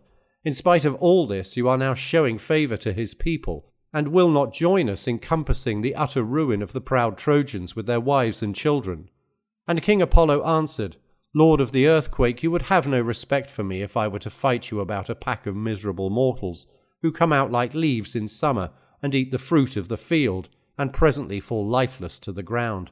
Let us stay this fighting at once, and let them settle it among themselves." He turned away as he spoke, for he would lay no hand on the brother of his own father. But his sister, the huntress Diana, patroness of wild beasts, was very angry with him, and said, "So you would fly, far darter, and hand victory over to Neptune with a cheap vaunt to boot? Baby, why keep your bow thus idle? Never let me again hear you bragging in my father's house, as you have often done in the presence of the immortals, that you would stand up and fight with Neptune." Apollo made her no answer, but Jove's august queen was angry and upbraided her bitterly. "Bold vixen," she cried, "how dare you cross me thus? For all your bow, you will find it hard to hold your own against me. Jove made you as a lion among women, and lets you kill them whenever you choose. You will find it better to chase wild beasts and deer upon the mountains than to fight those who are stronger than you are. If you would try war, do so, and find out by pitting yourself against me how far stronger I am than you are." She caught both Diana's wrists with her left hand as she spoke, and with her right she took the bow from her shoulders and laughed as she beat her with it about the ears, while Diana wriggled and writhed under her blows. Her swift arrows were shed upon the ground, and she fled weeping from under Juno's hand as a dove that flies before a falcon to the cleft of some hollow rock, when it is her good fortune to escape. Even so did she fly weeping away, leaving her bow and arrows behind her. Then the slayer of Argus, guide and guardian, said to Leto, "Leto, I shall not fight you. It is ill to come to blows with any of Jove's wives. Therefore boast as you will among the immortals that you worsted me in fair fight." Leto then gathered up Diana's bow and arrows that had fallen about amid the whirling dust, and when she had got them she made all haste after her daughter. Diana had now reached Jove's bronze-floored mansion on Olympus, and sat herself down with many tears on the knees of her father, while her ambrosial raiment was quivering all about her. The son of Saturn drew her towards him, and laughing pleasantly the while, began to question her, saying, "Which of the heavenly beings, my dear child, has been treating you in this cruel manner, as though you had been misconducting yourself in the face of everybody?" And the fair-crowned goddess of the chase answered, "It was your wife Juno, father, who has been beating me. It is always her doing when there is any quarrelling among the immortals." Thus did they converse, and meanwhile Phoebus Apollo entered the strong city of Ilius, for he was uneasy lest the wall should not hold out and the Danaans should take the city then and there, before its hour had come. But the rest of the ever-living gods went back, some angry and some triumphant, to Olympus, where they took their seats beside Jove, lord of the storm cloud, while Achilles still kept on dealing out death alike on the Trojans and on their horses. As when the smoke from some burning city ascends to heaven, when the anger of the gods has kindled it, there is then toil for all, and sorrow for not a few. Even so did Achilles bring toil and sorrow on the Trojans. Old King Priam stood on a high tower of the wall looking down on huge Achilles, as the Trojans fled panic-stricken before him, and there was none to help them. Presently he came down from off the tower, and with many a groan went along the wall to give orders to the brave warders of the gate. "Keep the gates," said he, "wide open till the people come flying into the city, for Achilles is hard by and is driving them in rout before him. I see we are in great peril. As soon as our people are inside and in safety, close the strong gates, for I fear lest that terrible man should come bounding inside, along with the others."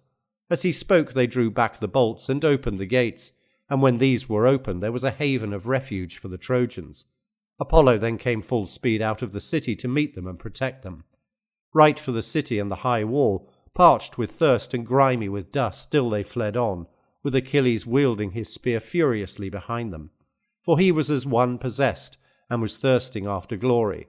Then had the sons of the Achaeans taken the lofty gates of Troy, if Apollo had not spurred on Agenor, valiant and noble son to Antenor. He put courage into his heart, and stood by his side to guard him, leaning against a beech tree and shrouded in thick darkness. When Agenor saw Achilles, he stood still, and his heart was clouded with care. "Alas," said he to himself in his dismay, "if I fly before mighty Achilles and go where all the others are being driven in rout, he will none the less catch me and kill me for a coward. How would it be were I to let Achilles drive the others before him, and then fly from the wall to the plain that is behind Ilius, till I reach the spurs of Ida, and can hide in the underwood that is thereon? I could then wash the sweat from off me in the river, and in the evening return to Ilius. But why commune with myself in this way? Like enough he would see me as I am hurrying from the city over the plain, and would speed after me till he had caught me. I should stand no chance against him, for he is mightiest of all mankind. What then if I go out and meet him in front of the city? His flesh too, I take it, can be pierced by pointed bronze. Life is the same in one and all, and men say that he is but mortal, despite the triumph that Jove, son of Saturn, vouchsafes him." So saying, he stood on his guard and awaited Achilles, for he was now fain to fight him. As a leopardess that bounds from out a thick covert to attack a hunter, she knows no fear and is not dismayed by the baying of the hounds, even though the man be too quick for her, and wound her either with thrust or spear. Still, though the spear has pierced her, she will not give in till she has either caught him in her grip, or been killed outright. Even so did noble Aegon, son of Antenor, refuse to fly till he had made trial of Achilles, and took aim at him with his spear, holding his round shield before him, and crying with a loud voice. Of a truth, said he, noble Achilles, you deem that you shall this day sack the city of the proud Trojans. Fool, there will be trouble enough yet before it, for there is many a brave man of us still inside who will stand in front of our dear parents with our wives and children to defend Ilias. Here, therefore, huge and mighty warrior though you be, here shall you die. As he spoke, his strong hand hurled his javelin from him, and the spear struck Achilles on the leg beneath the knee. The greave of newly wrought tin rang loudly, but the spear recoiled from the body of him whom it had struck, and did not pierce it, for the god's gift stayed it. Achilles in his turn attacked noble Aegon, but Apollo would not vouchsafe him glory, for he snatched Aegon away and hid him in a thick mist, sending him out of the battle unmolested. Then he craftily drew the son of Peleus away from going after the host, for he put on the semblance of Aegon, and stood in front of Achilles, who ran towards him to give him chase, and pursued him over the cornlands of the plain, turning him towards the deep waters of the river Scamander. Apollo ran but a little way before him, and beguiled Achilles by making him think all the time that he was on the point of overtaking him. Meanwhile the rabble of routed Trojans was thankful to crowd within the city, till their numbers thronged it. No longer did they dare wait for one another outside the city walls, to learn who had escaped and who were fallen in fight, but all whose feet and knees could still carry them poured pell-mell into the town. Book 22. The Death of Hector. Thus the Trojans in the city, scared like fawns, wiped the sweat from off them and drank to quench their thirst, leaning against the goodly battlements, while the Achaeans with their shields laid upon their shoulders drew close up to the walls. But stern fate bade Hector stay where he was, before Ilias and the Scaean gates. Then Phoebus Apollo spoke to the son of Peleus, saying, Why, son of Peleus, do you who are but man give chase to me who am immortal? Have you not yet found out that it is a god whom you pursue so furiously? You did not harass the Trojans whom you had routed, and now they are within their walls, while you have been decoyed hither away from them. Me you cannot kill, for death can take no hold upon me. Achilles was greatly angered and said, You have balked me, Far Darter, most malicious of all gods, and have drawn me away from the wall, where many another man would have bitten the dust ere he got within Ilias. You have robbed me of great glory, and have saved the Trojans at no risk to yourself, for you have nothing to fear, but I would indeed have my revenge if it were in my power to do so. On this, with fell intent, he made towards the city, and as the winning horse in a chariot race strains every nerve when he is flying over the plain, even so fast and furiously did the limbs of Achilles bear him onwards. King Priam was first to note him as he scoured the plain, all radiant as the star which men call Orion's hound, and whose beams blaze forth in time of harvest more brilliantly than those of any other that shines by night. Brightest of them all though he be, he yet bodes ill for mortals, for he brings fire and fever in his train. Even so did Achilles' armour gleam on his breast as he sped onwards. Priam raised a cry and beat his head with his hands, as he lifted them up and shouted out to his dear son, imploring him to return. But Hector still stayed before the gates, for his heart was set upon doing battle with Achilles.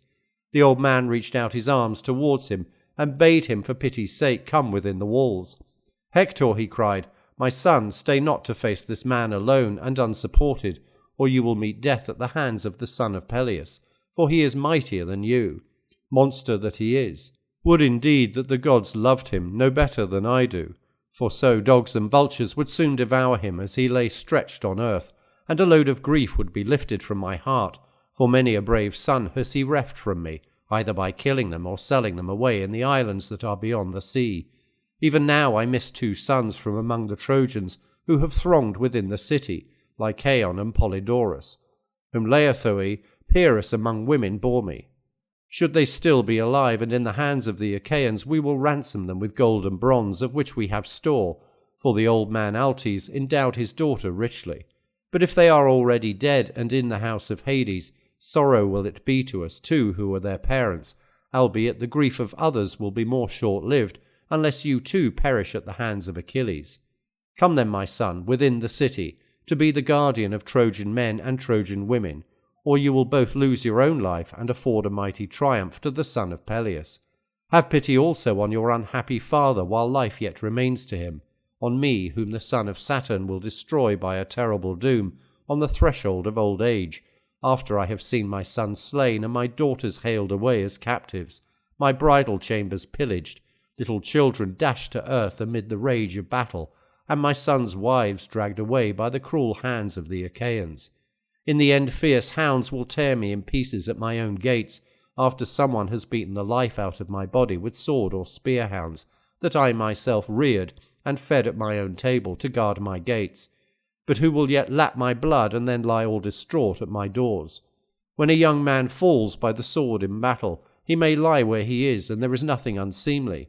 Let what will be seen, all is honourable in death. But when an old man is slain, there is nothing in this world more pitiable than that dogs should defile his grey hair and beard, and all that men hide for shame. The old man tore his grey hair as he spoke, but he moved not the heart of Hector. His mother hard by wept and moaned aloud as she bared her bosom and pointed to the breast which had suckled him. Hector, she cried, weeping bitterly the while, Hector, my son, spurn not this breast, but have pity upon me too. If I have ever given you comfort from my own bosom, think on it now, dear son, and come within the wall to protect us from this man. Stand not without to meet him. Should the wretch kill you, neither I nor your richly dowered wife shall ever weep, dear offshoot of myself, over the bed on which you lie, for dogs will devour you at the ships of the Achaeans. Thus did the two with many tears implore their son, but they moved not the heart of Hector, and he stood his ground awaiting huge Achilles as he drew nearer towards him. As a serpent in its den upon the mountains, fully fed with deadly poisons, waits for the approach of man, he is filled with fury, and his eyes glare terribly as he goes writhing round his den. Even so Hector leaned his shield against a tower that jutted out from the wall, and stood where he was, undaunted. Alas, said he to himself in the heaviness of his heart, if I go within the gates, Polydamas will be the first to heap reproach upon me, for it was he that urged me to lead the Trojans back to the city on that awful night when Achilles again came forth against us. I would not listen, but it would have been indeed better if I had done so. Now that my folly has destroyed the host, I dare not look Trojan men and Trojan women in the face, lest a worse man should say, Hector has ruined us by his self-confidence. Surely it would be better for me to return after having fought Achilles and slain him, or to die gloriously here before the city. What again if I were to lay down my shield and helmet, lean my spear against the wall, and go straight up to noble Achilles? What if I were to promise to give up Helen, who was the fountainhead of all this war, and all the treasure that Alexandrus brought with him in his ships to Troy, ay, and to let the Achaeans divide the half of everything that the city contains among themselves? I might make the Trojans, by the mouths of their princes, take a solemn oath that they would hide nothing, but would divide into 2 shares all that is within the city. But why argue with myself in this way? Were I to go up to him, he would show me no kind of mercy. He would kill me then and there as easily as though I were a woman, when I had off my armour. There is no parleying with him from some rock or oak tree, as young men and maidens prattle with one another. Better fight him at once, and learn to which of us Jove will vouchsafe victory.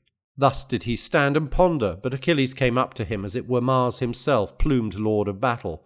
From his right shoulder he brandished his terrible spear of Pelian ash, and the bronze gleamed around him like flashing fire or the rays of the rising sun. Fear fell upon Hector as he beheld him, and he dared not stay longer where he was, but fled in dismay from before the gates, while Achilles darted after him at his utmost speed. As a mountain falcon, swiftest of all birds, swoops down upon some cowering dove, the dove flies before him, but the falcon with a shrill scream follows close after, resolved to have her. Even so did Achilles make straight for Hector with all his might, while Hector fled under the Trojan wall as fast as his limbs could take him. On they flew along the wagon road that ran hard by under the wall, past the lookout station and past the weather-beaten wild fig tree, till they came to 2 fair springs which feed the river Scamander. One of these 2 springs is warm, and steam rises from it as smoke from a burning fire, but the other, even in summer, is as cold as hail or snow, or the ice that forms on water. Here, hard by the springs, are the goodly washing troughs of stone, where in the time of peace before the coming of the Achaeans, the wives and fair daughters of the Trojans used to wash their clothes. Past these did they fly, the one in front and the other giving chase behind him. Good was the man that fled, but better far was he that followed after, and swiftly indeed did they run, for the prize was no mere beast for sacrifice or bullock's hide, as it might be for a common foot race, but they ran for the life of Hector. As horses in a chariot race speed round the turning posts when they are running for some great prize, a tripod or woman, at the games in honour of some dead hero, so did these two run full speed 3 times round the city of Priam. All the gods watched them, and the sire of gods and men was the first to speak. Alas, said he, my eyes behold a man who is dear to me being pursued round the walls of Troy. My heart is full of pity for Hector, who has burned the thigh bones of many a heifer in my honour, one while on the crests of many valleyed Ida, and again on the citadel of Troy. And now I see noble Achilles in full pursuit of him round the city of Priam. What say you? Consider among yourselves and decide whether we shall now save him or let him fall, valiant though he be, before Achilles, son of Peleus. Then Minerva said, Father, wielder of the lightning, lord of cloud and storm, what mean you? Would you pluck this mortal whose doom has long been decreed out of the jaws of death? Do as you will, but we others shall not be of a mind with you. And Jove answered, My child, Trito-born, take heart, I did not speak in full earnest, and I will let you have your way. Do without let or hindrance, as you are minded. Thus did he urge Minerva, who was already eager, and down she darted from the topmost summits of Olympus. Achilles was still in full pursuit of Hector, as a hound chasing a fawn which he has started from its covert on the mountains, and hunts through glade and thicket. The fawn may try to elude him by crouching under cover of a bush, but he will scent her out and follow her up until he gets her. Even so, there was no escape for Hector from the fleet son of Peleus. Whenever he made a set to get near the Dardanian gates and under the walls, that his people might help him by showering down weapons from above, Achilles would gain on him and head him back towards the plain, keeping himself always on the city side. As a man in a dream who fails to lay hands upon another whom he is pursuing, the one cannot escape nor the other overtake, even so neither could Achilles come up with Hector, nor Hector break away from Achilles. Nevertheless he might even yet have escaped death, had not the time come when Apollo, who thus far had sustained his strength and nerved his running, was now no longer to stay by him. Achilles made signs to the Achaean host, and shook his head to show that no man was to aim a dart at Hector, lest another might win the glory of having hit him, and he might himself come in second. Then at last, as they were nearing the fountains for the 4th time, the father of all balanced his golden scales and placed a doom in each of them, one for Achilles and the other for Hector. As he held the scales by the middle, the doom of Hector fell down deep into the house of Hades, and then Phoebus Apollo left him. Thereon Minerva went close up to the son of Peleus and said, Noble Achilles, favoured of heaven, we too shall surely take back to the ships a triumph for the Achaeans by slaying Hector, for all his lust of battle. Do what Apollo may as he lies grovelling before his father Aegis-bearing Jove, Hector cannot escape us longer. Stay here and take breath, while I go up to him, and persuade him to make a stand and fight you. Thus spoke Minerva. Achilles obeyed her gladly and stood still, leaning on his bronze-pointed ashen spear, while Minerva left him, and went after Hector in the form and with the voice of Deiphobus. She came close up to him and said, Dear brother, I see you are hard pressed by Achilles, who is chasing you at full speed round the city of Priam. Let us await his onset and stand on our defence. And Hector answered, Deiphobus, you have always been dearest to me of all my brothers, children of Hecuba and Priam, but henceforth I shall rate you yet more highly, inasmuch as you have ventured outside the wall for my sake, when all the others remain inside. Then Minerva said, Dear brother, my father and mother went down on their knees and implored me, as did all my comrades, to remain inside. So great a fear has fallen upon them all. But I was in an agony of grief when I beheld you. Now therefore let us too make a stand and fight, and let there be no keeping our spears in reserve, that we may learn whether Achilles shall kill us, and bear off our spoils to the ships, or whether he shall fall before you. Thus did Minerva inveigle him by her cunning, and when the two were now close to one another, great Hector was first to speak. I will no longer fly you, son of Peleus, said he, as I have been doing hitherto. 3 times have I fled round the mighty city of Priam without daring to withstand you, But now let me either slay or be slain, for I am in the mind to face you. Let us then give pledges to one another by our gods, who are the fittest witnesses and guardians of all covenants. Let it be agreed between us that if Jove vouchsafes me the longest stay and I take your life, I am not to treat your dead body in any unseemly fashion, but when I have stripped you of your armour, I am to give up your body to the Achaeans, and do you likewise. Achilles glared at him and answered, Fool, prate not to me about covenants. There can be no covenants between men and lions. Wolves and lambs can never be of one mind, but hate each other out and out all through. Therefore there can be no understanding between you and me, nor may there be any covenants between us, till one or other shall fall and glut grim Mars with his life's blood. Put forth all your strength. You have need now to prove yourself indeed a bold soldier, a man of war.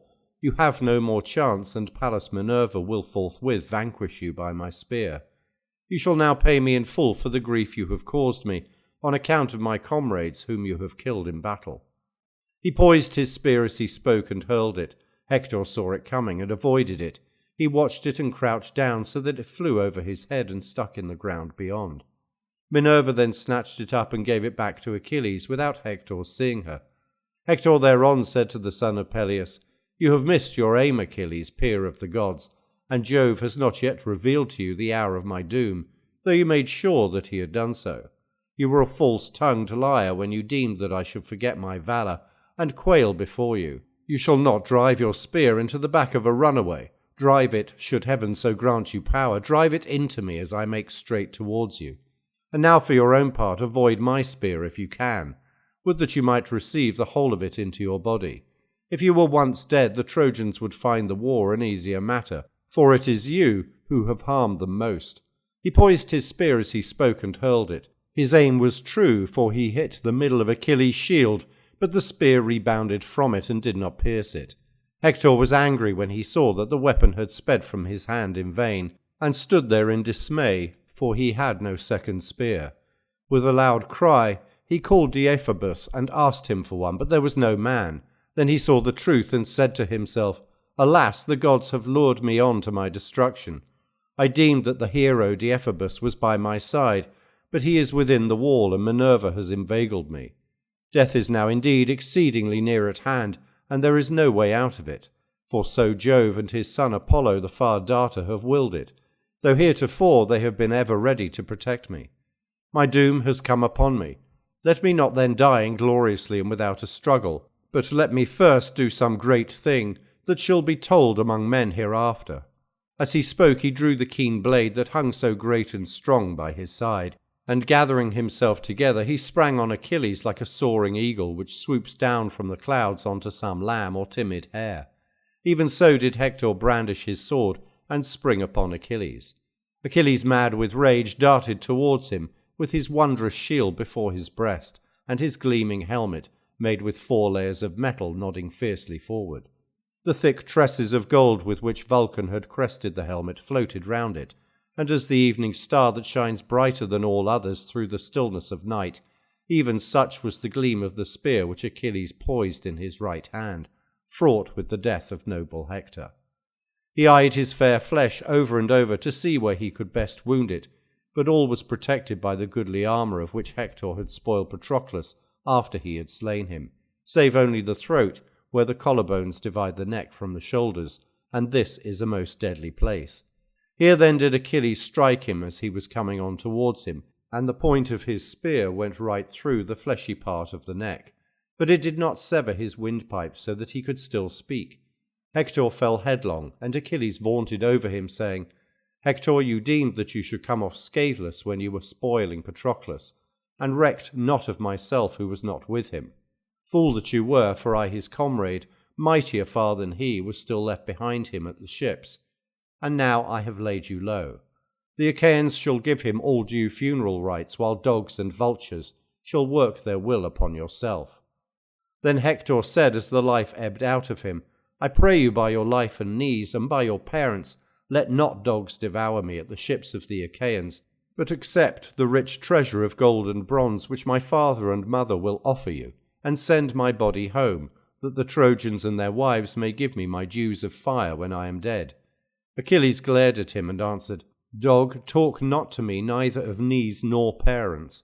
Would that I could be as sure of being able to cut your flesh into pieces and eat it raw, for the ill you have done me, as I am that nothing shall save you from the dogs. It shall not be, though they bring 10 or 20-fold ransom, and weigh it out for me on the spot, with promise of yet more hereafter. Though Priam son of Dardanus should bid them offer me your weight in gold, even so your mother shall never lay you out and make lament over the son she bore, but dogs and vultures shall eat you utterly up."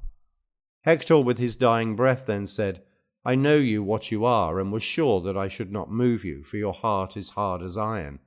Look to it that I bring not heaven's anger upon you on the day when Paris and Phoebus Apollo, valiant though you be, shall slay you at the Scaean gates." When he had thus said, the shrouds of death enfolded him, whereon his soul went out of him and flew down to the house of Hades, lamenting its sad fate that it should enjoy youth and strength no longer.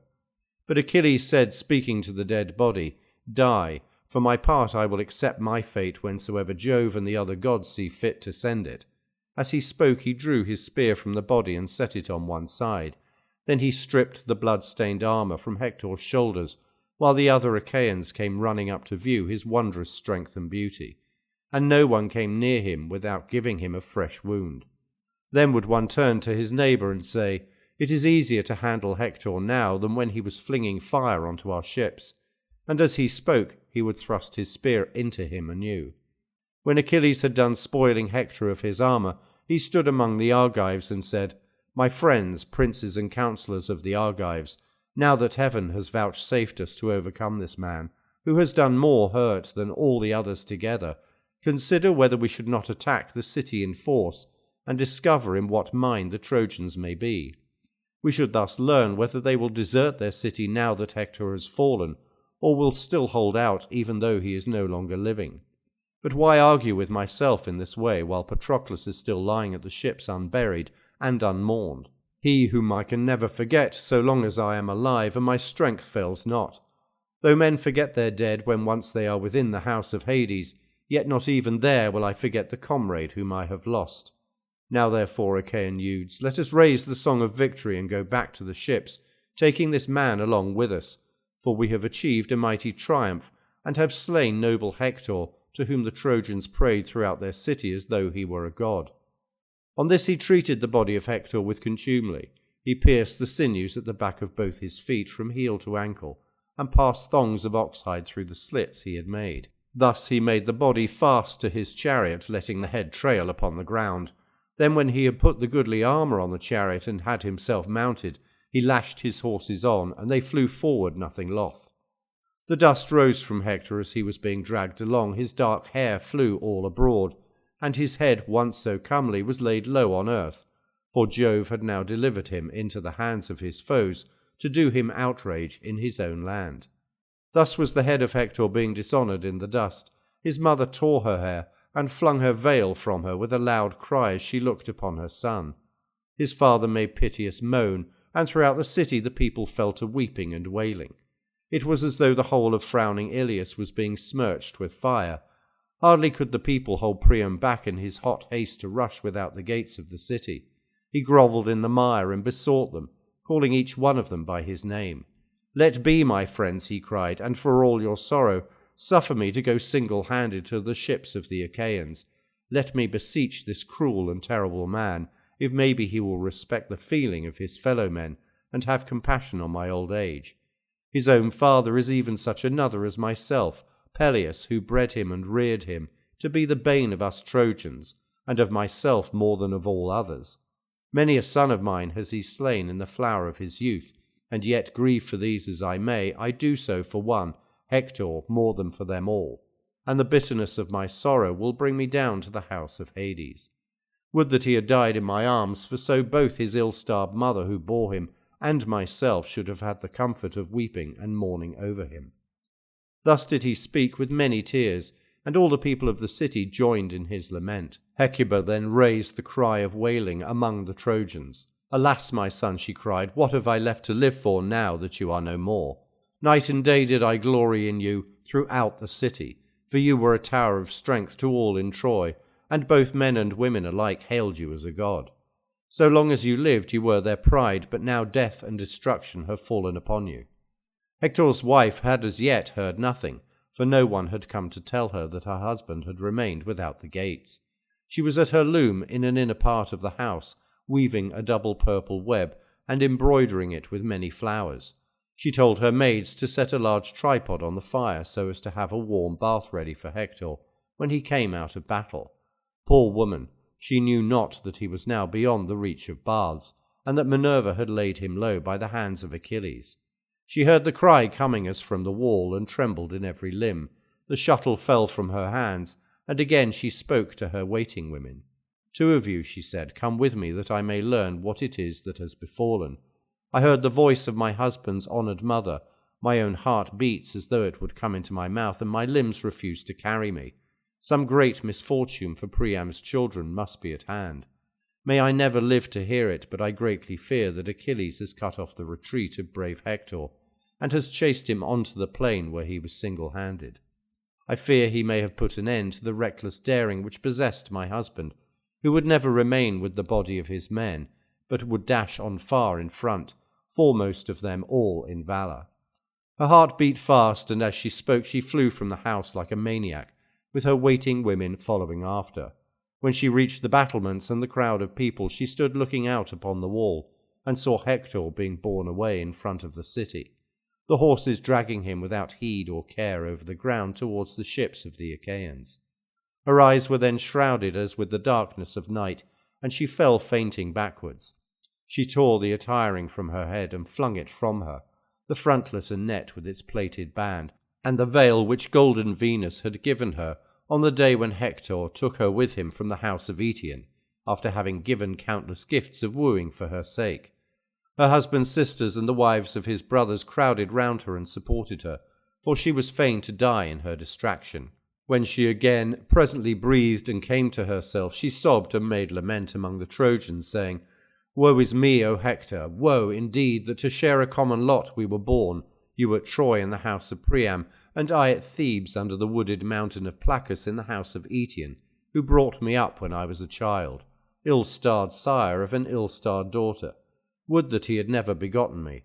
You are now going into the house of Hades under the secret places of the earth, and you leave me a sorrowing widow in your house.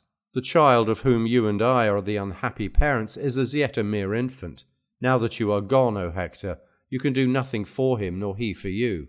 Even though he escape the horrors of this woeful war with the Achaeans, yet shall his life henceforth be one of labour and sorrow, for others will seize his lands. The day that robs a child of his parents severs him from his own kind. His head is bowed, his cheeks are wet with tears, and he will go about destitute among the friends of his father, plucking one by the cloak and another by the shirt. Some one or other of these may so far pity him as to hold the cup for a moment towards him, and let him moisten his lips, but he must not drink enough to wet the roof of his mouth. Then one whose parents are alive will drive him from the table with blows and angry words. Out with you, he will say, you have no father here. And the child will go crying back to his widowed mother. He, Astyanax, who erewhile would sit upon his father's knees, and have none but the daintiest and choicest morsels set before him. When he had played till he was tired and went to sleep, he would lie in a bed in the arms of his nurse on a soft couch, knowing neither want nor care, whereas now that he has lost his father, his lot will be full of hardship. He whom the Trojans name Astyanax, because you, O Hector, were the only defence of their gates and battlements. The wriggling, writhing worms will now eat you at the ships, far from your parents, when the dogs have glutted themselves upon you. You will lie naked, although in your house you have fine and goodly raiment made by the hands of women. This will I now burn. It is of no use to you, for you can never again wear it, and thus you will have respect shown you by the Trojans, both men and women." In such wise did she cry aloud amid her tears, and the women joined in her lament. Book 23. The Funeral of Patroclus and the Funeral Games. Thus did they make their moan throughout the city, while the Achaeans, when they reached the Hellespont, went back every man to his own ship. But Achilles would not let the Myrmidons go, and spoke to his brave comrades, saying, Myrmidons, famed horsemen, and my own trusted friends, not yet, forsooth, let us unyoke, but with horse and chariot draw near to the body and mourn Patroclus, in due honour to the dead. When we have had full comfort of lamentation, we will unyoke our horses, and take supper all of us here. On this they all joined in a cry of wailing, and Achilles led them in their lament. Thrice did they drive their chariots, all sorrowing round the body, and Thetis stirred within them a still deeper yearning. The sands of the seashore and the men's armour were wet with their weeping, so great a minister of fear was he whom they had lost. Chief in all their mourning was the son of Peleus. He laid his blood-stained hand on the breast of his friend. Farewell, he cried, Patroclus, even in the house of Hades. I will now do all that I erewhile promised you. I will drag Hector hither and let the dogs devour him raw. 12 noble sons of Trojans will I also slay before your pyre to avenge you. As he spoke, he treated the body of noble Hector with contumely, laying it at full length in the dust beside the bier of Patroclus. The others then put off every man his armour, took the horses from their chariots, and seated themselves in great multitude by the ship of the fleet descendant of Aeacus, who thereon feasted them with an abundant funeral banquet. Many a goodly ox, with many a sheep and bleating goat, did they butcher and cut up.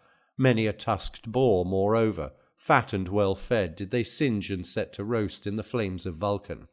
And rivulets of blood flowed all round the place where the body was lying.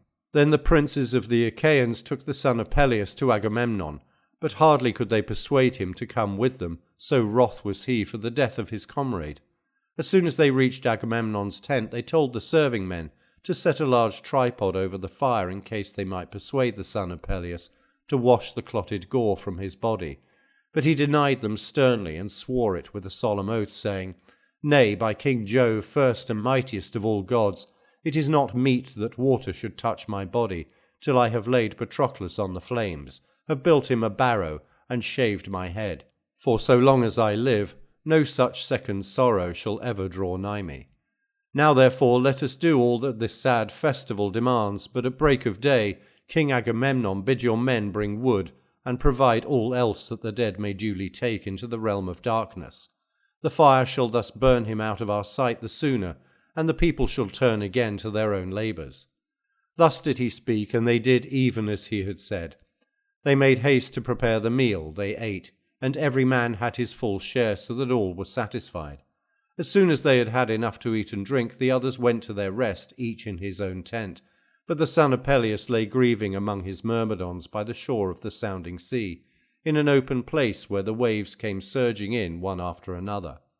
Here a very deep slumber took hold upon him, and eased the burden of his sorrows, for his limbs were weary with chasing Hector round windy Ilias.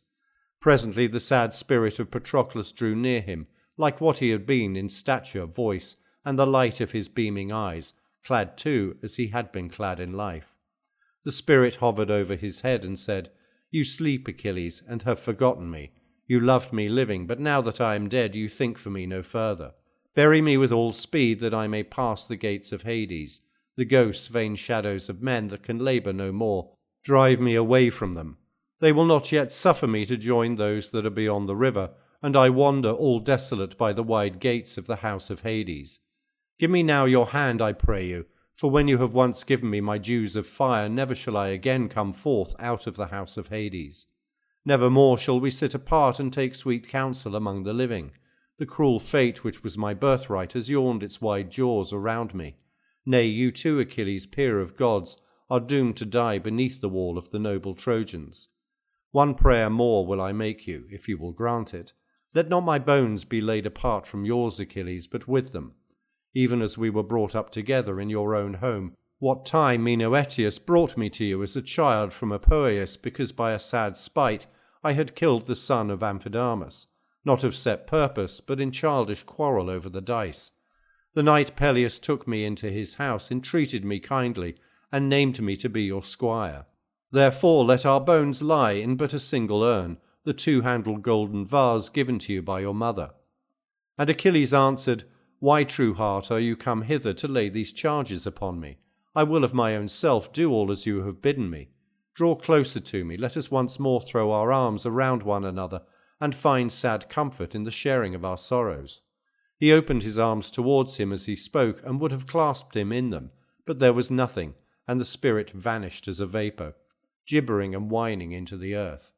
Achilles sprang to his feet, smote his 2 hands, and made lamentation, saying, "Of a truth, even in the house of Hades there are ghosts and phantoms that have no life in them. All night long the sad spirit of Patroclus has hovered overhead, making piteous moan, telling me what I am to do for him, and looking wondrously like himself." Thus did he speak, and his words set them all weeping and mourning about the poor dumb dead, till rosy-fingered morn appeared. Then King Agamemnon sent men and mules from all parts of the camp to bring wood, and Meriones, squire to Idomeneus, was in charge over them. They went out with woodmen's axes and strong ropes in their hands, and before them went the mules. Up hill and down dale did they go, by straight ways and crooked, and when they reached the heights of many-fountained Ida, they laid their axes to the roots of many a tall branching oak that came thundering down as they felled it. They split the trees and bound them behind the mules, which then wended their way as they best could through the thick brushwood onto the plain. All who had been cutting wood bore logs, for so Meriones, squire to Idomeneus, had bidden them, and they threw them down in a line upon the sea shore at the place where Achilles would make a mighty monument for Patroclus and for himself. When they had thrown down their great logs of wood over the whole ground, they stayed all of them where they were, but Achilles ordered his brave Myrmidons to gird on their armour, and to yoke each man his horses. They therefore rose, girded on their armour, and mounted each his chariot, they and their charioteers with them. The chariots went before, and they that were on foot followed as a cloud in their tens of thousands after. In the midst of them his comrades bore Patroclus and covered him with the locks of their hair, which they cut off and threw upon his body. Last came Achilles, with his head bowed for sorrow, so noble a comrade was he taking to the house of Hades. When they came to the place of which Achilles had told them, they laid the body down and built up the wood.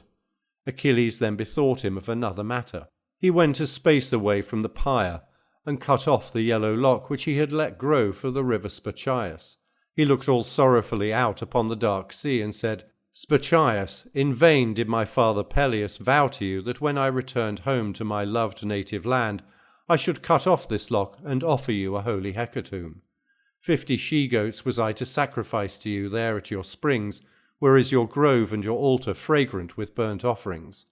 Thus did my father vow, but you have not fulfilled his prayer. Now therefore, that I shall see my home no more, I give this lock as a keepsake to the hero Patroclus." As he spoke, he placed the lock in the hands of his dear comrade, and all who stood by were filled with yearning and lamentation. The sun would have gone down upon their mourning, had not Achilles presently said to Agamemnon, "Son of Atreus, for it is to you that the people will give ear, there is a time to mourn and a time to cease from mourning. Bid the people now leave the pyre and set about getting their dinners. We, to whom the dead is dearest, will see to what is wanted here, and let the other princes also stay by me."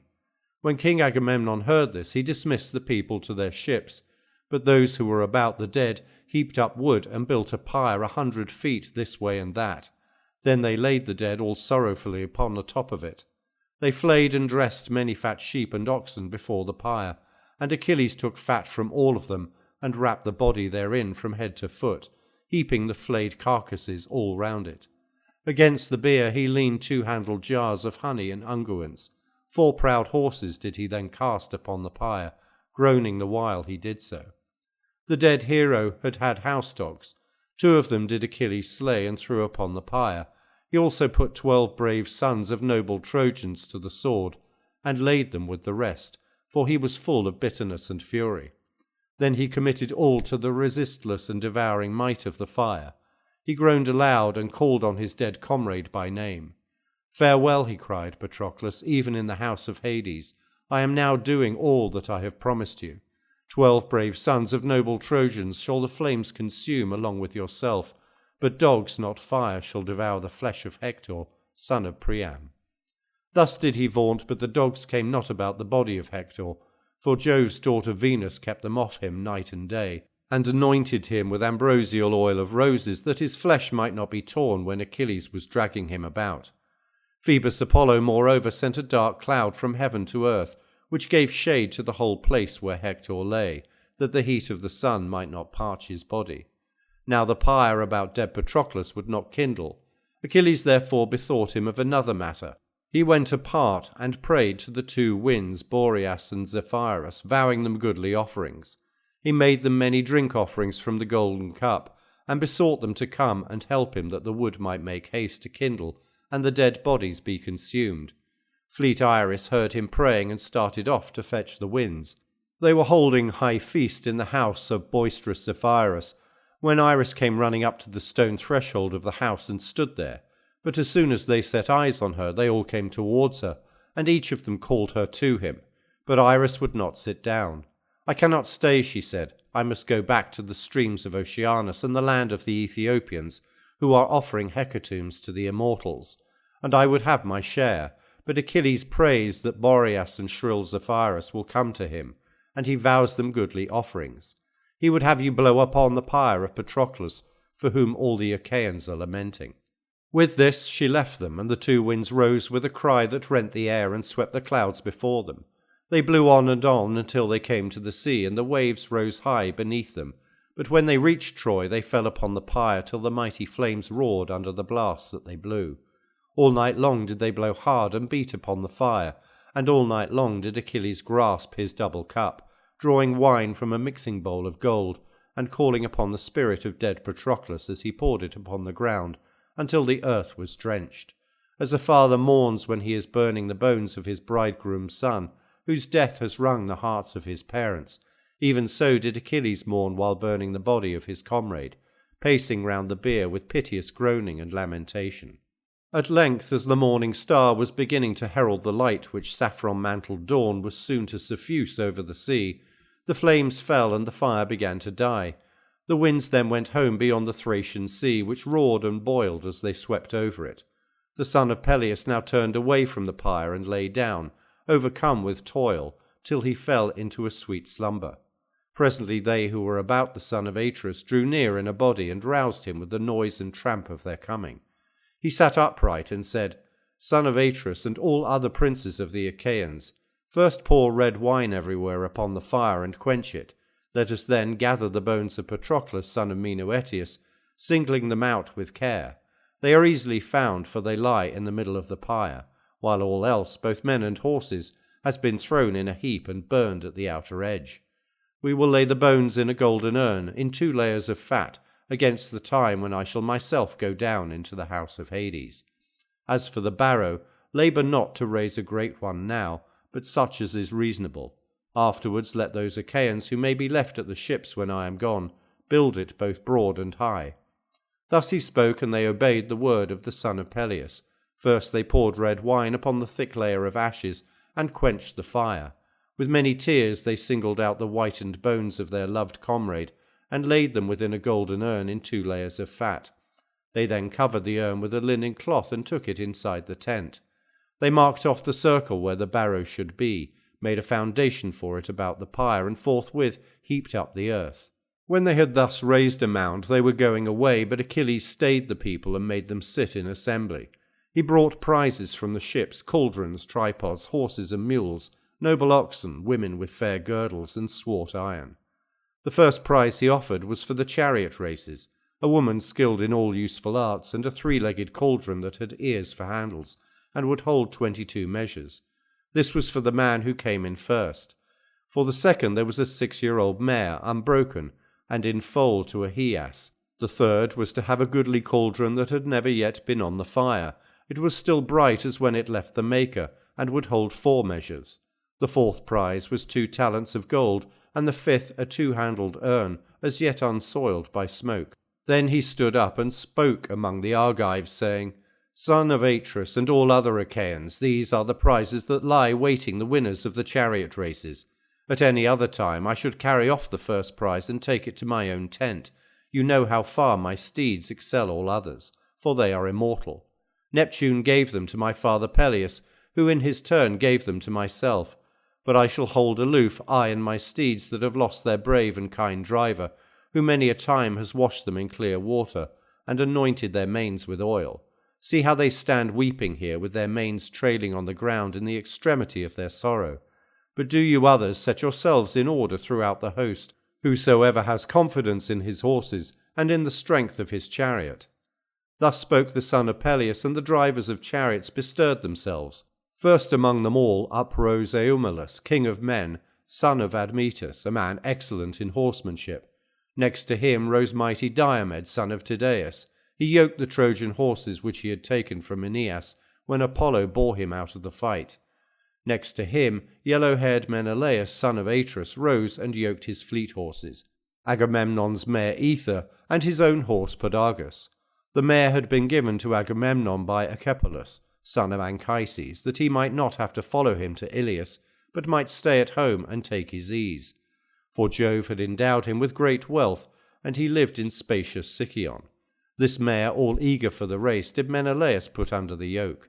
Fourth in order, Antilochus, son to noble Nestor, son of Neleus, made ready his horses. These were bred in Pylos, and his father came up to him to give him good advice, of which, however, he stood in but little need. Antilochus said, Nestor, you are young, but Jove and Neptune have loved you well, and have made you an excellent horseman.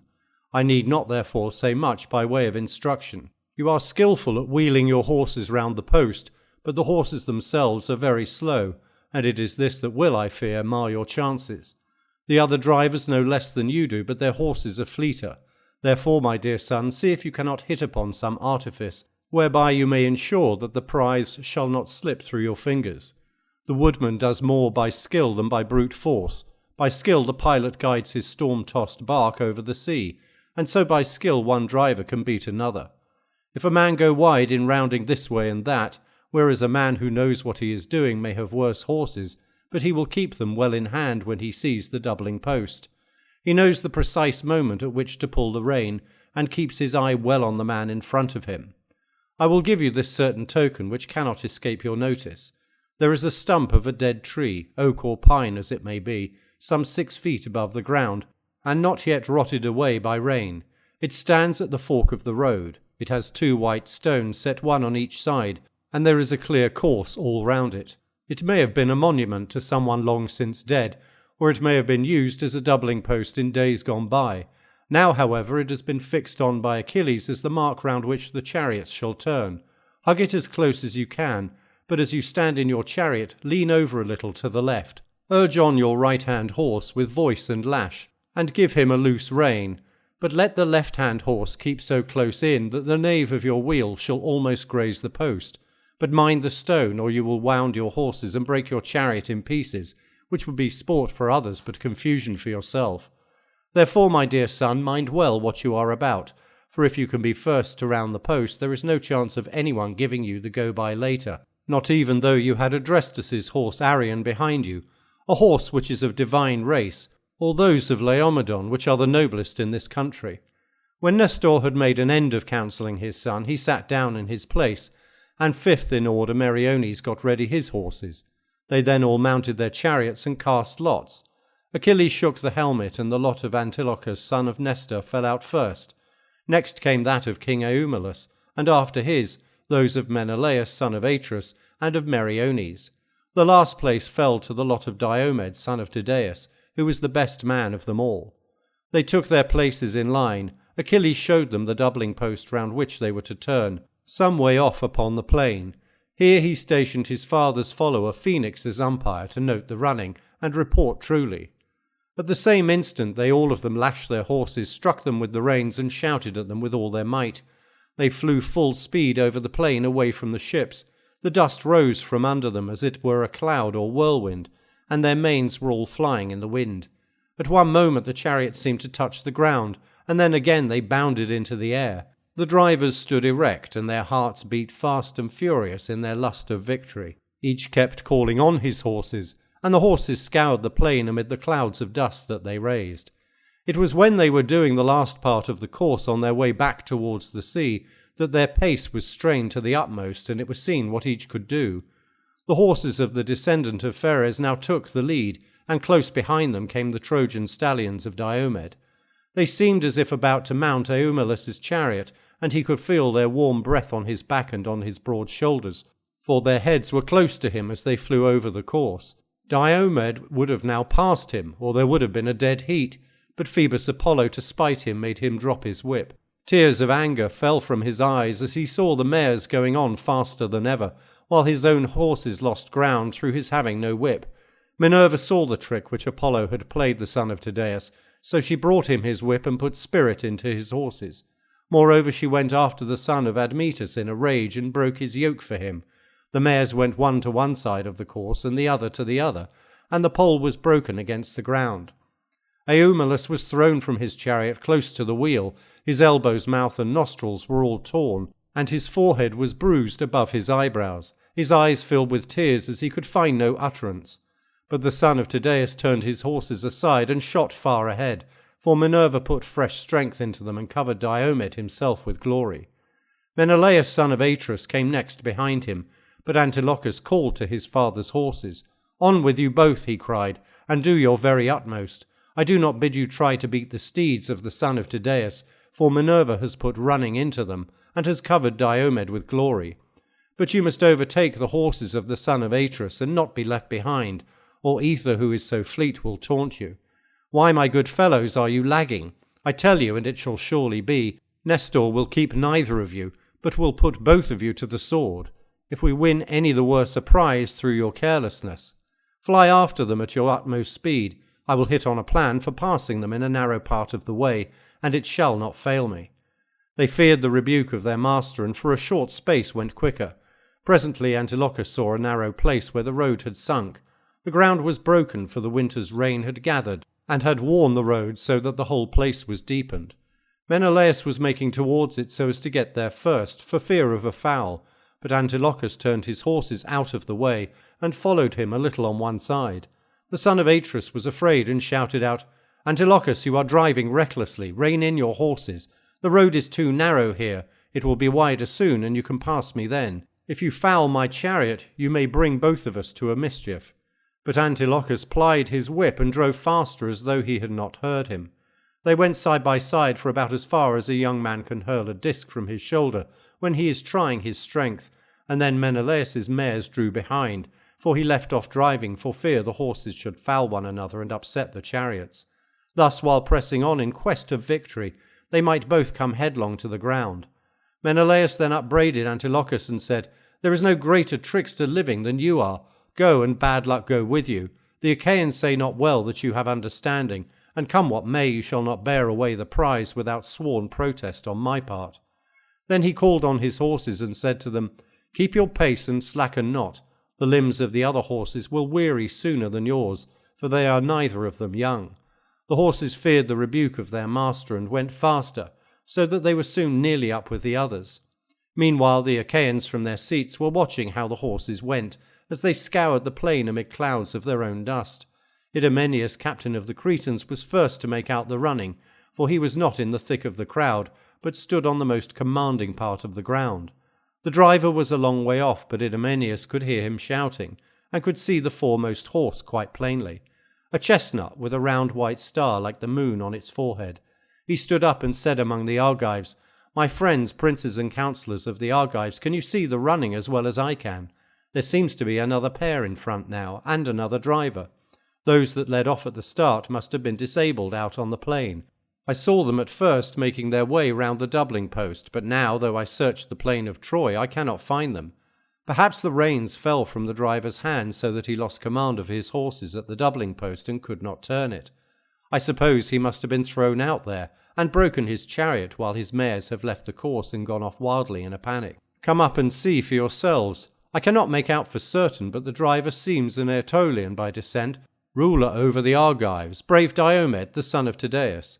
Ajax, the son of Oileus, took him up rudely and said, "Idomeneus, why should you be in such a hurry to tell us all about it when the mares are still so far out upon the plain? You are none of the youngest, nor your eyes none of the sharpest, but you are always laying down the law. You have no right to do so, for there are better men here than you are. Eumelus's horses are in front now, as they always have been, and he is on the chariot holding the reins." The captain of the Cretans was angry and answered, "Ajax, you are an excellent railer, but you have no judgment, and are wanting in much else as well, for you have a vile temper. I will wager you a tripod or cauldron, and Agamemnon son of Atreus shall decide whose horses are first. You will then know to your cost." Ajax son of Oileus was for making him an angry answer, and there would have been yet further brawling between them, had not Achilles risen in his place and said, "Cease your railing, Ajax and Idomeneus. It is not seemly. You would be scandalized if you saw anyone else do the like. Sit down and keep your eyes on the horses. They are speeding towards the winning post and will be here directly. You will then both of you know whose horses are first and whose come after." As he was speaking, the son of Tydeus came driving in, plying his whip lustily from his shoulder, and his horses stepping high as they flew over the course. The sand and grit rained thick on the driver, and the chariot inlaid with gold and tin ran close behind his fleet horses. There was little trace of wheel marks in the fine dust, and the horses came flying in at their utmost speed. Diomed stayed them in the middle of the crowd, and the sweat from their manes and chests fell in streams onto the ground. Forthwith he sprang from his goodly chariot, and leaned his whip against his horse's yoke. Brave Sthenelus now lost no time, but at once brought on the prize, and gave the woman and the ear-handled cauldron to his comrades to take away. Then he unyoked the horses. Next after him came in Antilochus of the race of Neleus, who had passed Menelaus by a trick and not by the fleetness of his horses. But even so Menelaus came in as close behind him as the wheel is to the horse that draws both the chariot and its master. The end hairs of a horse's tail touch the tire of the wheel, and there is never much space between wheel and horse when the chariot is going. Menelaus was no further than this behind Antilochus, though at first he had been a full disc's throw behind him.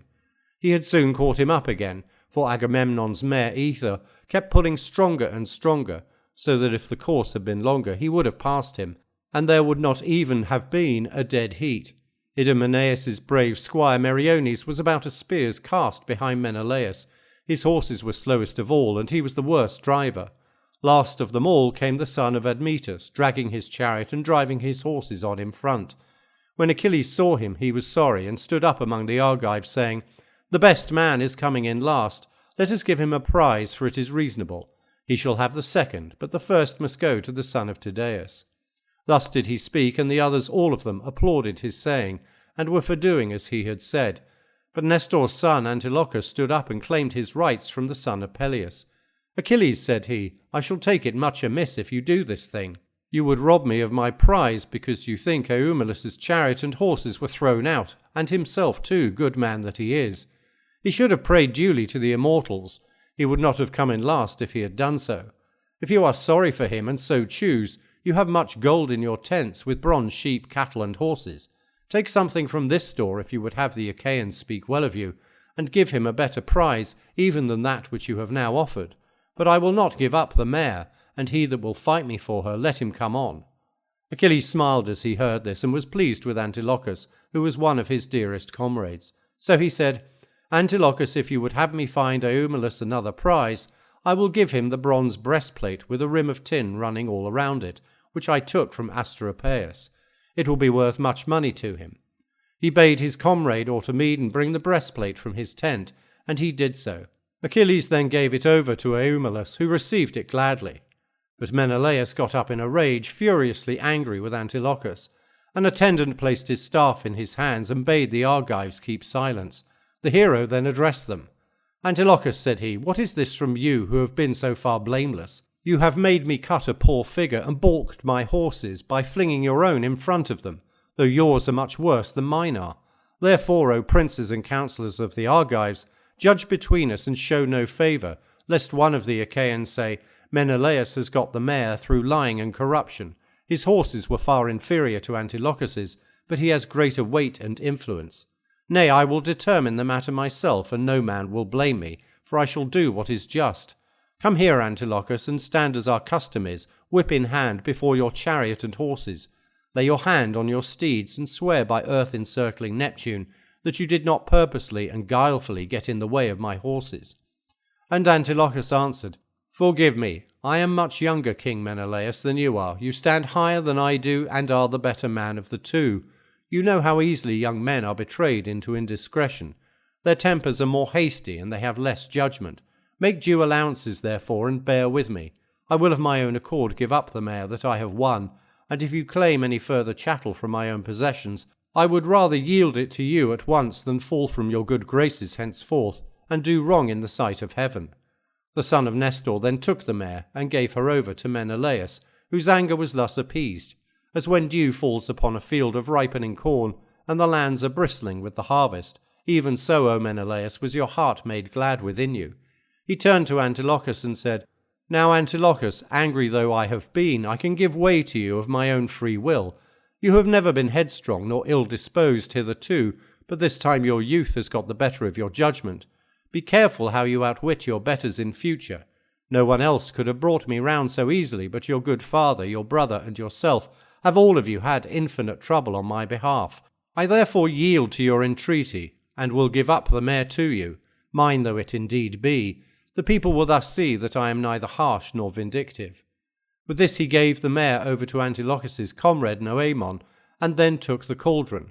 Meriones, who had come in fourth, carried off the 2 talents of gold, and the 5th prize, the 2-handled urn, being unawarded, Achilles gave it to Nestor, going up to him among the assembled Argives and saying, Take this, my good old friend, as an heirloom and memorial of the funeral of Patroclus, for you shall see him no more among the Argives. I give you this prize, though you cannot win one. You can now neither wrestle nor fight, and cannot enter for the javelin match nor foot races, for the hand of age has been laid heavily upon you. So saying, he gave the urn over to Nestor, who received it gladly, and answered, My son, all that you have said is true. There is no strength now in my legs and feet, nor can I hit out with my hands from either shoulder. Would that I were still young and strong, as when the Epeans were burying King Amarynceus in Buprasium, and his sons offered prizes in his honour. There was then none that could vie with me, neither of the Epeans, nor the Pylians themselves, nor the Aetolians. In boxing I overcame Clytomedes, son of Enops, and in wrestling Ancaeus of Pleuron, who had come forward against me. Iphiclus was a good runner, but I beat him, and threw farther with my spear than either Phyleus or Polydorus. In chariot racing alone did the 2 sons of Actor surpass me by crowding their horses in front of me, for they were angry at the way victory had gone, and at the greater part of the prizes remaining in the place in which they had been offered. They were twins, and the one kept on holding the reins, and holding the reins while the other plied the whip. Such was I then, but now I must leave these matters to younger men. I must bow before the weight of years, but in those days I was eminent among heroes. And now, sir, go on with the funeral contests in honour of your comrade. Gladly do I accept this urn, and my heart rejoices that you do not forget me, but are ever mindful of my good will towards you, and of the respect due to me from the Achaeans. For all which may the grace of heaven be vouchsafed you in great abundance. Thereon the son of Peleus, when he had listened to all the thanks of Nestor, went about the concourse of the Achaeans, and presently offered prizes for skill in the painful art of boxing. He brought out a strong mule, and made it fast in the middle of the crowd, a she-mule never yet broken, but 6 years old, when it is hardest of all to break them. This was for the victor, and for the vanquished he offered a double cup. Then he stood up and said among the Argives, Son of Atreus and all other Achaeans, I invite our 2 champion boxers to lay about them lustily and compete for these prizes. He to whom Apollo vouchsafes the greater endurance, and whom the Achaeans acknowledge as victor, shall take the mule back with him to his own tent, while he that is vanquished shall have the double cup.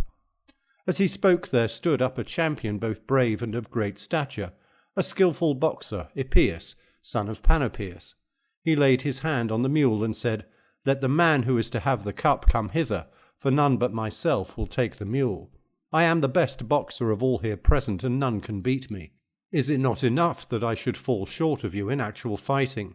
Still no man can be good at everything. I tell you plainly, and it shall come true. If any man will box with me, I will bruise his body and break his bones. Therefore let his friends stay here in a body, and be at hand to take him away when I have done with him. They all held their peace, and no man rose, save Euryalus, son of Mecisteus, who was son of Talius. Mecisteus went once to Thebes after the fall of Oedipus, to attend his funeral, and he beat all the people of Cadmus. The son of Tydeus was Euryalus' second, cheering him on and hoping heartily that he would win. First he put a waistband round him, and then he gave him some well-cut thongs of oxhide. The 2 men being now girt, went into the middle of the ring, and immediately fell to. Heavily indeed did they punish one another, and lay about them with their brawny fists. One could hear the horrid crashing of their jaws, and they sweated from every pore of their skin. Presently Epeus came on, and gave Euryalus a blow on the jaw as he was looking round. Euryalus could not keep his legs. They gave way under him in a moment, and he sprang up with a bound, as a fish leaps into the air near some shore that is all bestrewn with sea-wrack, when Boreas furs the top of the waves, and then falls back into deep water. But noble Epeus caught hold of him and raised him up.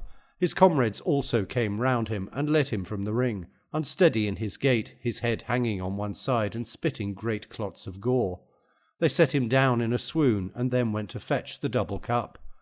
The son of Peleus now brought out the prizes for the third contest and showed them to the Argives.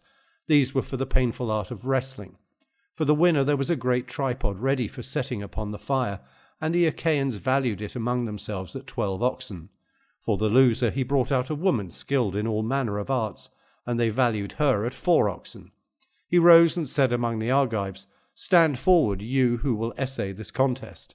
Forthwith uprose great Ajax the son of Telamon, and crafty Ulysses, full of wiles, rose also. The two girded themselves and went into the middle of the ring. They gripped each other in their strong hands like the rafters which some master builder frames for the roof of a high house to keep the wind out. Their backbones cracked as they tugged at one another with their mighty arms, and sweat rained from them in torrents. Many a bloody weal sprang up on their sides and shoulders, but they kept on striving with might and main for victory and to win the tripod. Ulysses could not throw Ajax, nor Ajax him. Ulysses was too strong for him. But when the Achaeans began to tire of watching them, Ajax said to Ulysses, "Ulysses, noble son of Laertes, you shall either lift me, or I you, and let Jove settle it between us." He lifted him from the ground as he spoke, but Ulysses did not forget his cunning. He hit Ajax in the hollow at back of his knee, so that he could not keep his feet, but fell on his back with Ulysses lying upon his chest, and all who saw it marvelled. Then Ulysses in turn lifted Ajax and stirred him a little from the ground, but could not lift him right off it. His knee sank under him, and the two fell side by side on the ground, and were all begrimed with dust. They now sprang towards one another, and were for wrestling yet a third time, but Achilles rose and stayed them. "Put not each other further," said he, "to such cruel suffering. The victory is with both alike. Take each of you an equal prize, and let the other Achaeans now compete." Thus did he speak, and they did even as he had said, and put on their shirts again after wiping the dust from off their bodies. The son of Peleus then offered prizes for speed in running, a mixing bowl beautifully wrought of pure silver. It would hold 6 measures, and far exceeded all others in the whole world for beauty. It was the work of cunning artificers in Sidon, and had been brought into port by Phoenicians from beyond the sea, who had made a present of it to Thoas. Aeneas, son of Jason, had given it to Patroclus in ransom of Priam's son Lycaon, and Achilles now offered it as a prize, in honour of his comrade, to him who should be the swiftest runner. For the second prize he offered a large ox well fattened, while for the last there was to be 1/2 a talent of gold. He then rose and said among the Argives, "Stand forward, you who will essay this contest." Forthwith uprose fleet Ajax son of Oileus, with cunning Ulysses, and Nestor's son Antilochus, the fastest runner among all the youth of his time. They stood side by side, and Achilles showed them the goal. The course was set out for them from the starting post, and the son of Oileus took the lead at once, with Ulysses as close behind him as the shuttle is to a woman's bosom when she throws the woof across the warp, and holds it close up to her. Even so close behind him was Ulysses, treading in his footprints before the dust could settle there, and Ajax could feel his breath on the back of his head as he ran swiftly on. The Achaeans all shouted applause as they saw him straining his utmost, and cheered him as he shot past them. But when they were now nearing the end of the course, Ulysses prayed inwardly to Minerva. "Hear me," he cried, "and help my feet, O goddess." Thus did he pray, and Pallas Minerva heard his prayer. She made his hands and his feet feel light, and when the runners were at the point of pouncing upon the prize, Ajax, through Minerva's spite, slipped upon some offal that was lying there from the cattle which Achilles had slaughtered in honour of Patroclus, and his mouth and nostrils were all filled with cow dung. Ulysses therefore carried off the mixing bowl, for he got before Ajax and came in first. But Ajax took the ox and stood with his hand on one of its horns, spitting the dung out of his mouth. Then he said to the Argives, "Alas, the goddess has spoiled my running. She watches over Ulysses and stands by him as though she were his own mother." Thus did he speak, and they all of them laughed heartily. Antilochus carried off the last prize, and smiled as he said to the bystanders, You all see, my friends, that now too the gods have shown their respect for seniority. Ajax is somewhat older than I am, and as for Ulysses, he belongs to an earlier generation, but he is hale in spite of his years, and no man of the Achaeans can run against him save only Achilles." He said this to pay a compliment to the son of Peleus, and Achilles answered, "Antilochus, you shall not have praised me to no purpose. I shall give you an additional half-talent of gold." He then gave the half-talent to Antilochus, who received it gladly. Then the son of Peleus brought out the spear, helmet, and shield that had been borne by Sarpedon, and were taken from him by Patroclus. He stood up and said among the Argives, "We bid 2 champions put on their armour, take their keen blades, and make trial of one another in the presence of the multitude. Whichever of them can first wound the flesh of the other, cut through his armour and draw blood, to him will I give this goodly Thracian sword inlaid with silver, which I took from Asteropaeus. But the armour let both hold in partnership, and I will give each of them a hearty meal in my own tent." Forthwith uprose great Ajax the son of Telamon, and also mighty Diomed son of Tydeus. When they had put on their armour each on his own side of the ring, they both went into the middle eager to engage, and with fire flashing from their eyes. The Achaeans marvelled as they beheld them, and when the two were now close up with one another, thrice did they spring forward, and thrice try to strike each other in close combat. Ajax pierced Diomed's round shield, but did not draw blood, for the cuirass beneath the shield protected him. Thereon the son of Tydeus from over his huge shield kept aiming continually at Ajax's neck with the point of his spear, and the Achaeans, alarmed for his safety, bade them leave off fighting and divide the prize between them. Achilles then gave the great sword to the son of Tydeus with its scabbard, and the leathern belt with which to hang it. Achilles next offered the massive iron quoit which mighty Eetion had erewhile been used to hurl, until Achilles had slain him and carried it off in his ships along with other spoils. He stood up and said among the Argives, "Stand forward, you who would essay this contest. He who wins it will have a store of iron that will last him 5 years as they go rolling round, and if his fair fields lie far from a town, his shepherd or ploughman will not have to make a journey to buy iron, for he will have a stock of it on his own premises." Then uprose the 2 mighty men, Polypoetes and Leonteus, with Ajax son of Telamon, and noble Epeius. They stood up one after the other, and Epeius took the quoit, whirled it, and flung it from him, which set all the Achaeans laughing. After him threw Leonteus of the race of Mars. Ajax son of Telamon threw third, and sent the quoit beyond any mark that had been made yet. But when mighty Polypoetes took the quoit, he hurled it as though it had been a stockman's stick, which he sends flying about among his cattle when he is driving them. So far did his throw outdistance those of the others. All who saw it roared applause, and his comrades carried the prize for him and set it on board his ship. Achilles next offered a prize of iron for archery, 10 double-edged axes and 10 with single edges. He set up a ship's mast some way off upon the sands, and with a fine string tied a pigeon to it by the foot. This was what they were to aim at. Whoever, he said, can hit the pigeon shall have all the axes and take them away with him. He who hits the string without hitting the bird will have taken a worse aim and shall have the single-edged axes. Then uprose King Teucer, and Meriones, the stalwart squire of Idomeneus, rose also. They cast lots in a bronze helmet, and the lot of Teucer fell first. He let fly with his arrow forthwith, but he did not promise hecatombs of firstling lambs to King Apollo, and missed his bird, for Apollo foiled his aim. But he hit the string with which the bird was tied near its foot.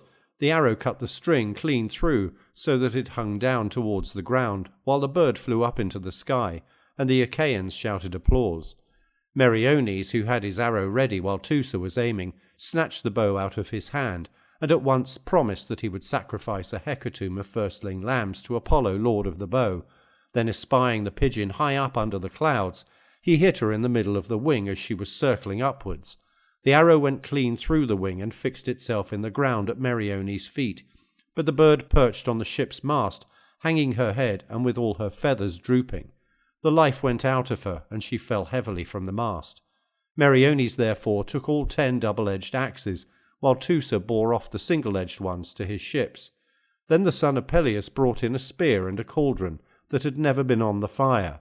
It was worth an ox, and was chased with a pattern of flowers.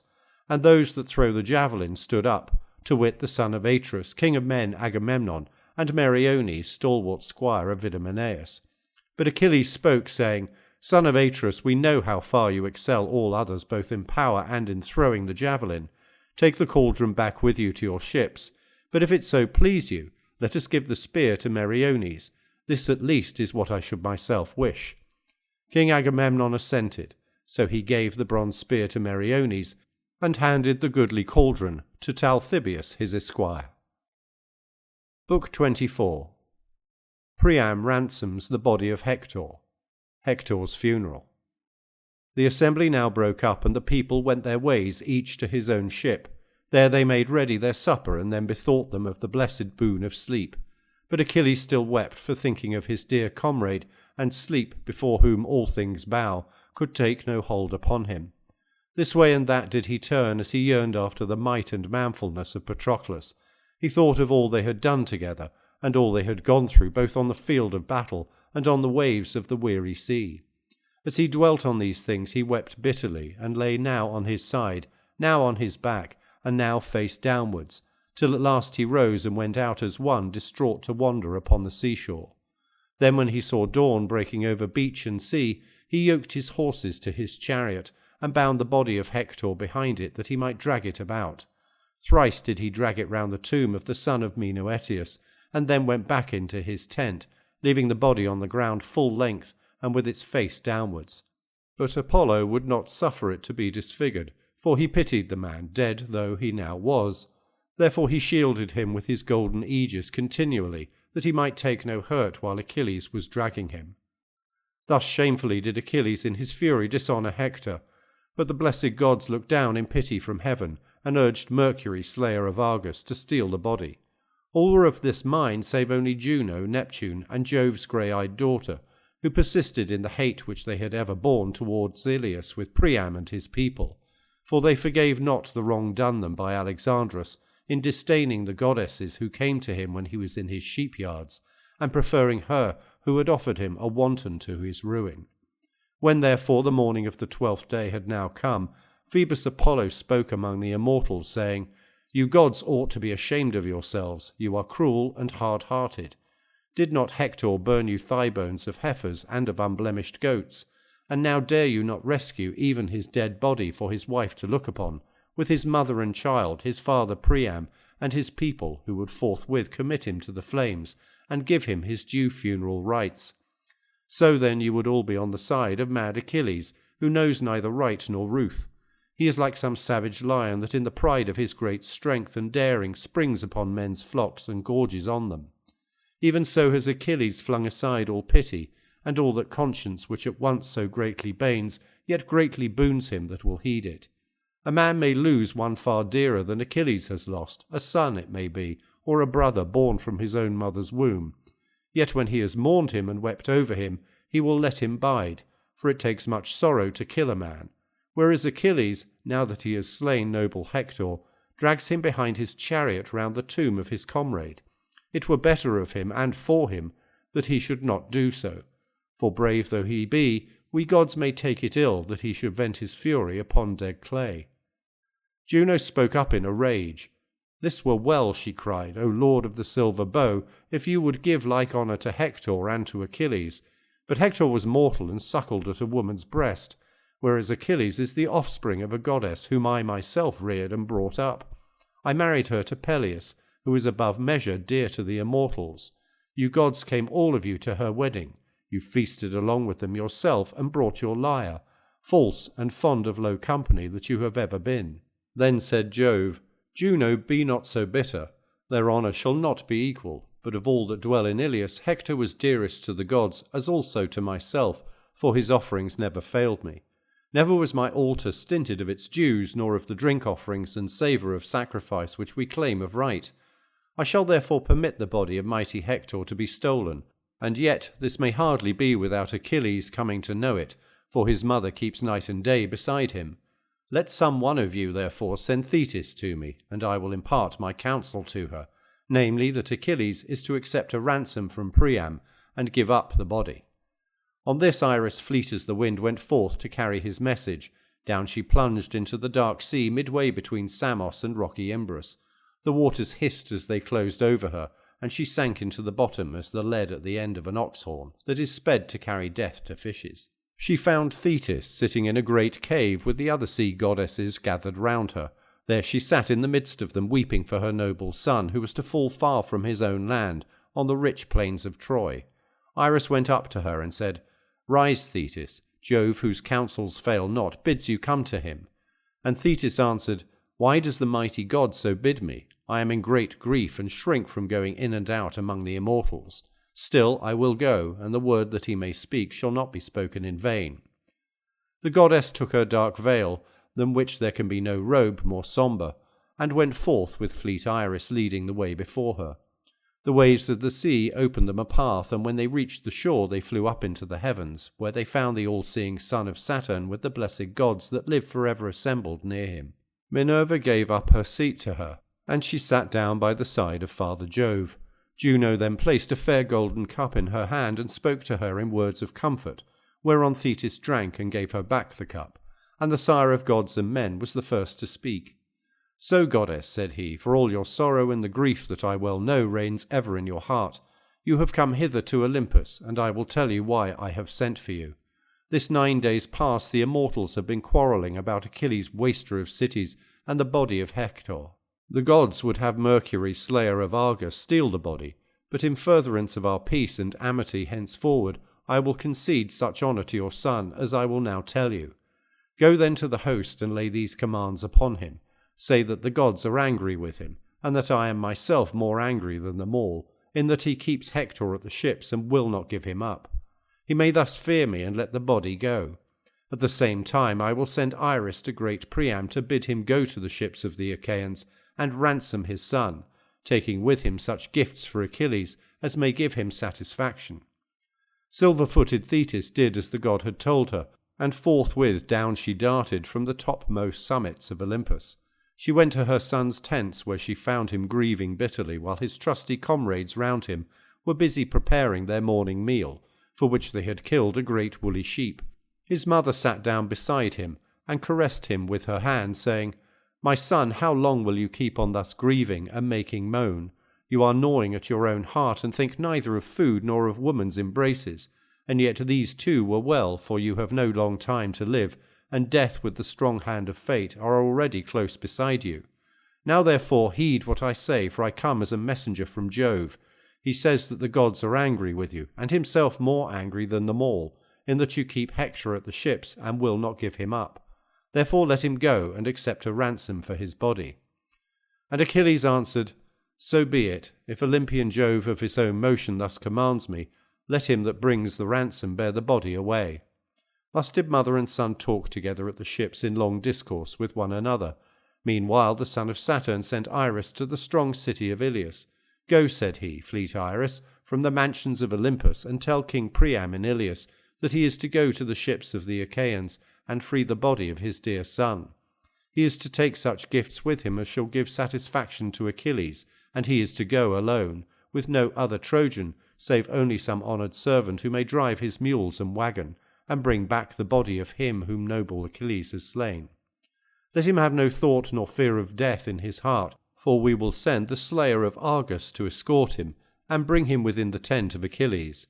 Achilles will not kill him, nor let another do so, for he will take heed to his ways and sin not, and he will entreat a suppliant with all honourable courtesy." On this Iris, fleet as the wind, sped forth to deliver her message. She went to Priam's house and found weeping and lamentation therein. His sons were seated round their father in the outer courtyard, and their raiment was wet with tears. The old man sat in the midst of them, with his mantle wrapped close about his body, and his head and neck all covered with the filth which he had clutched as he lay grovelling in the mire.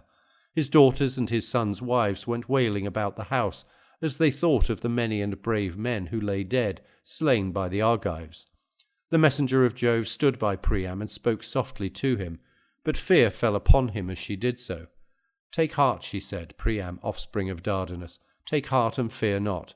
I bring no evil tidings, but am minded well towards you. I come as a messenger from Jove, who, though he be not near, takes thought for you and pities you. The Lord of Olympus bids you go and ransom noble Hector, and take with you such gifts as shall give satisfaction to Achilles.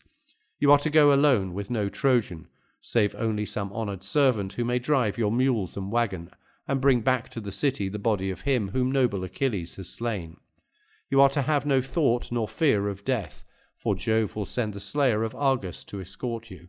When he has brought you within Achilles' tent, Achilles will not kill you, nor let another do so, for he will take heed to his ways and sin not, and he will entreat a suppliant with all honourable courtesy." Iris went her way when she had thus spoken, and Priam told his sons to get a mule wagon ready, and to make the body of the wagon fast upon the top of its bed.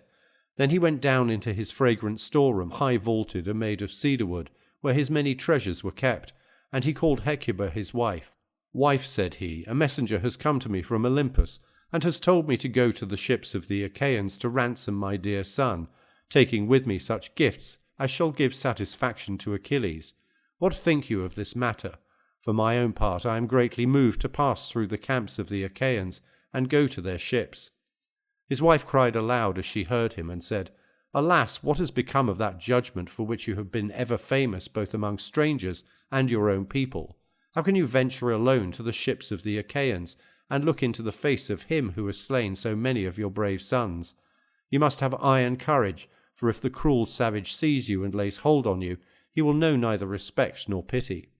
Let us then weep Hector from afar here in our own house, for when I gave him birth the threads of overruling fate were spun for him that dogs should eat his flesh far from his parents, in the house of that terrible man, on whose liver I would fain fasten and devour it.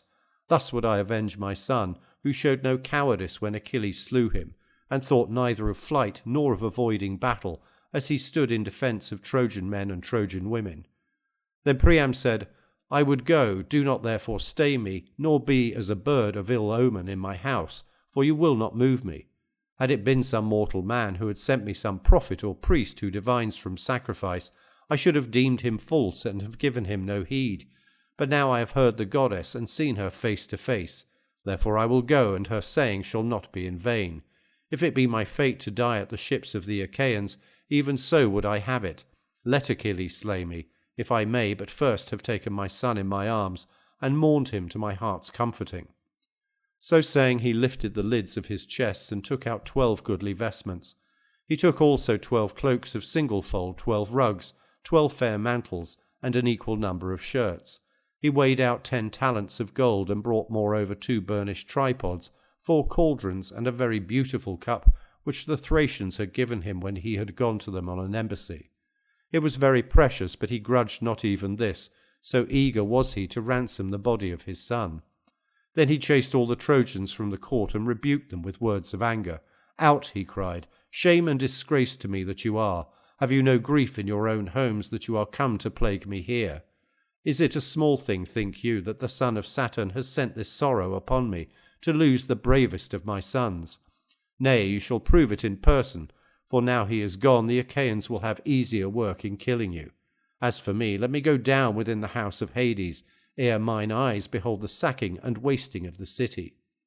He drove the men away with his staff, and they went forth as the old man sped them. Then he called to his sons, upbraiding Helenus, Paris, noble Agathon, Pammon, Antiphanus, Polites of the loud battle cry, Deiphobus, Hippothaus, and Dius. These 9 did the old man call near him. "Come to me at once," he cried, "worthless sons who do me shame. Would that you had all been killed at the ships rather than Hector. Miserable man that I am, I have had the bravest sons in all Troy, noble Nestor, Troilus the dauntless charioteer, and Hector, who was a god among men, so that one would have thought he was son to an immortal. Yet there is not one of them left. Mars has slain them, and those of whom I am ashamed are alone left me. Liars and light of foot, heroes of the dance, robbers of lambs and kids from your own people. Why do you not get a wagon ready for me at once, and put all these things upon it, that I may set out on my way?" Thus did he speak, and they feared the rebuke of their father. They brought out a strong mule wagon, newly made, and set the body of the wagon fast on its bed. They took the mule yoke from the peg on which it hung, a yoke of boxwood with a knob on the top of it and rings for the reins to go through. Then they brought a yoke band 11 cubits long to bind the yoke to the pole. They bound it on at the far end of the pole and put the ring over the upright pin, making it fast with 3 turns of the band on either side of the knob, and bending the thong of the yoke beneath it. This done, they brought from the store chamber the rich ransom that was to purchase the body of Hector, and they set it all orderly on the wagon. Then they yoked the strong harness mules, which the Mysians had on a time given as a goodly present to Priam. But for Priam himself they yoked horses which the old king had bred and kept for his own use. Thus heedfully did Priam and his servants see to the yolking of their cars at the palace. Then Hecuba came to them all sorrowful, with a golden goblet of wine in her right hand, that they might make a drink offering before they set out. She stood in front of the horses and said, "Take this, make a drink offering to Father Jove, and since you are minded to go to the ships in spite of me, pray that you may come safely back from the hands of your enemies. Pray to the son of Saturn, lord of the whirlwind, who sits on Ida and looks down over all Troy. Pray him to send his swift messenger on your right hand, the bird of omen which is strongest and most dear to him of all birds, that you may see it with your own eyes and trust it as you go forth to the ships of the Danaans. If all-seeing Jove will not send you this messenger, however set upon it you may be, I would not have you go to the ships of the Argives." And Priam answered, "Wife, I will do as you desire me. It is well to lift hands in prayer to Jove. If so be, he may have mercy upon me." With this the old man bade the serving woman pour pure water over his hands, and the woman came bearing the water in a bowl. He washed his hands and took the cup from his wife. Then he made the drink offering and prayed, standing in the middle of the courtyard and turning his eyes to heaven.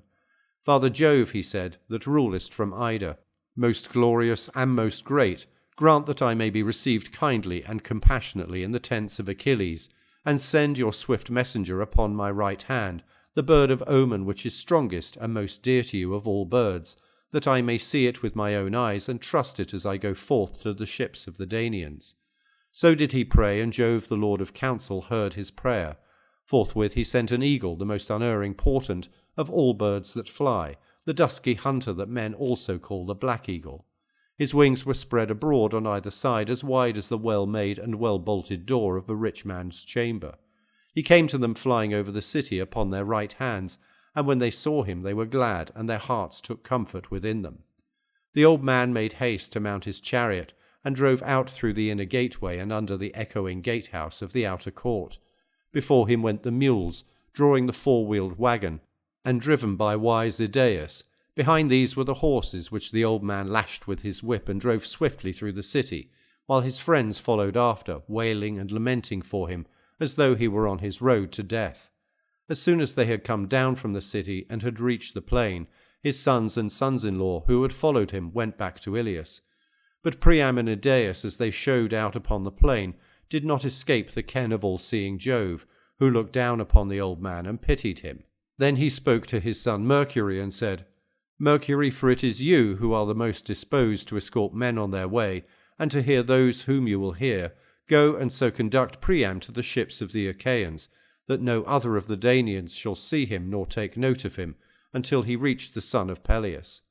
Thus he spoke, and Mercury, guide and guardian, slayer of Argus, did as he was told. Forthwith he bound on his glittering golden sandals, with which he could fly like the wind over land and sea. He took the wand with which he seals men's eyes in sleep, or wakes them just as he pleases, and flew holding it in his hand till he came to Troy and to the Hellespont. To look at, he was like a young man of noble birth in the heyday of his youth and beauty, with the down just coming upon his face. Now when Priam and Idaeus had driven past the great tomb of Ilius, they stayed their mules and horses, that they might drink in the river, for the shades of night were falling. When therefore Idaeus saw Mercury standing near them, he said to Priam, "Take heed, descendant of Dardanus. Here is matter which demands consideration. I see a man who I think will presently fall upon us. Let us fly with our horses, or at least embrace his knees and implore him to take compassion upon us." When he heard this, the old man's heart failed him, and he was in great fear. He stayed where he was as one dazed, and the hair stood on end over his whole body.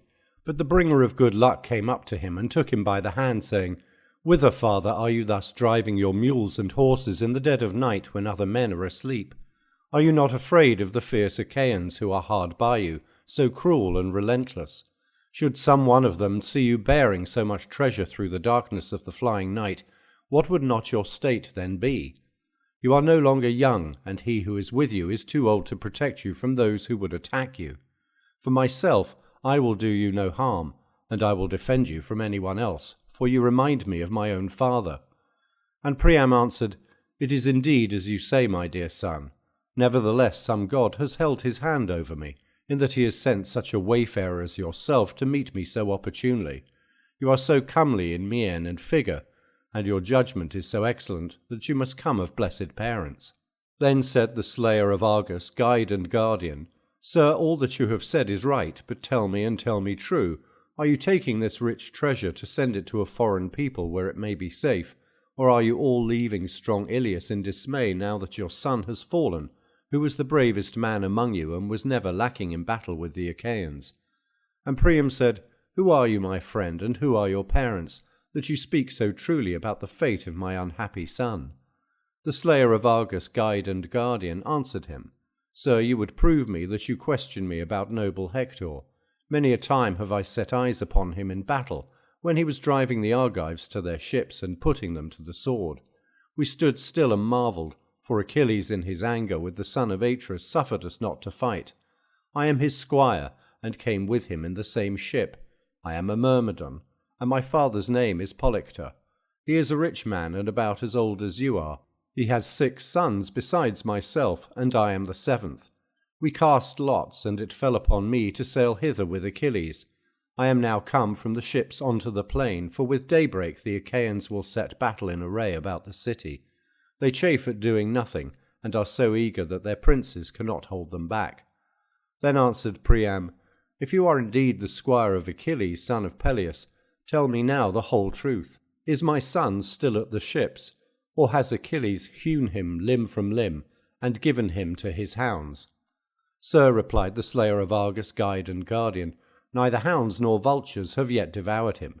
He is still just lying at the tents by the ship of Achilles, and though it is now 12 days that he has lain there, his flesh is not wasted, nor have the worms eaten him, although they feed on warriors.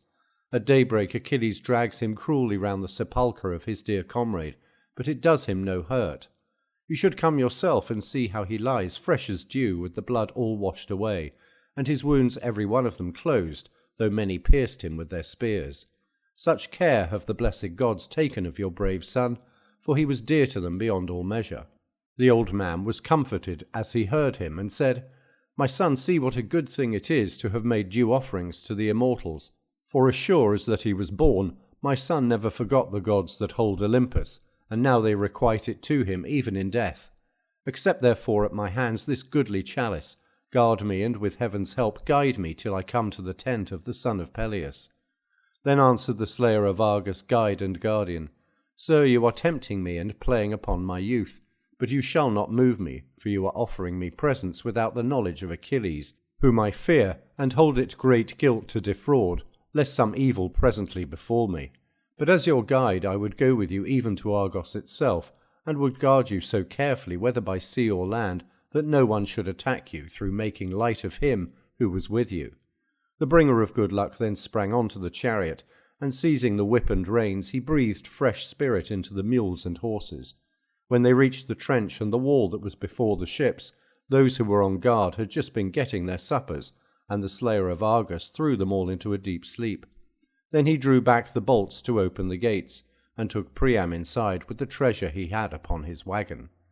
Ere long they came to the lofty dwelling of the son of Peleus, for which the Myrmidons had cut pine, and which they had built for their king. When they had built it, they thatched it with coarse tussock grass, which they had mown out on the plain, and all round it they made a large courtyard, which was fenced with stakes set close together.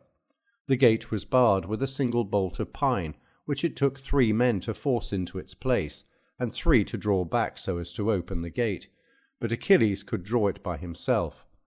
Mercury opened the gate for the old man, and brought in the treasure that he was taking with him for the son of Peleus. Then he sprang from the chariot onto the ground and said, "Sir, it is I, immortal Mercury, that am come with you, for my father sent me to escort you. I will now leave you, and you will not enter into the presence of Achilles, for it might anger him that a god should befriend mortal men thus openly.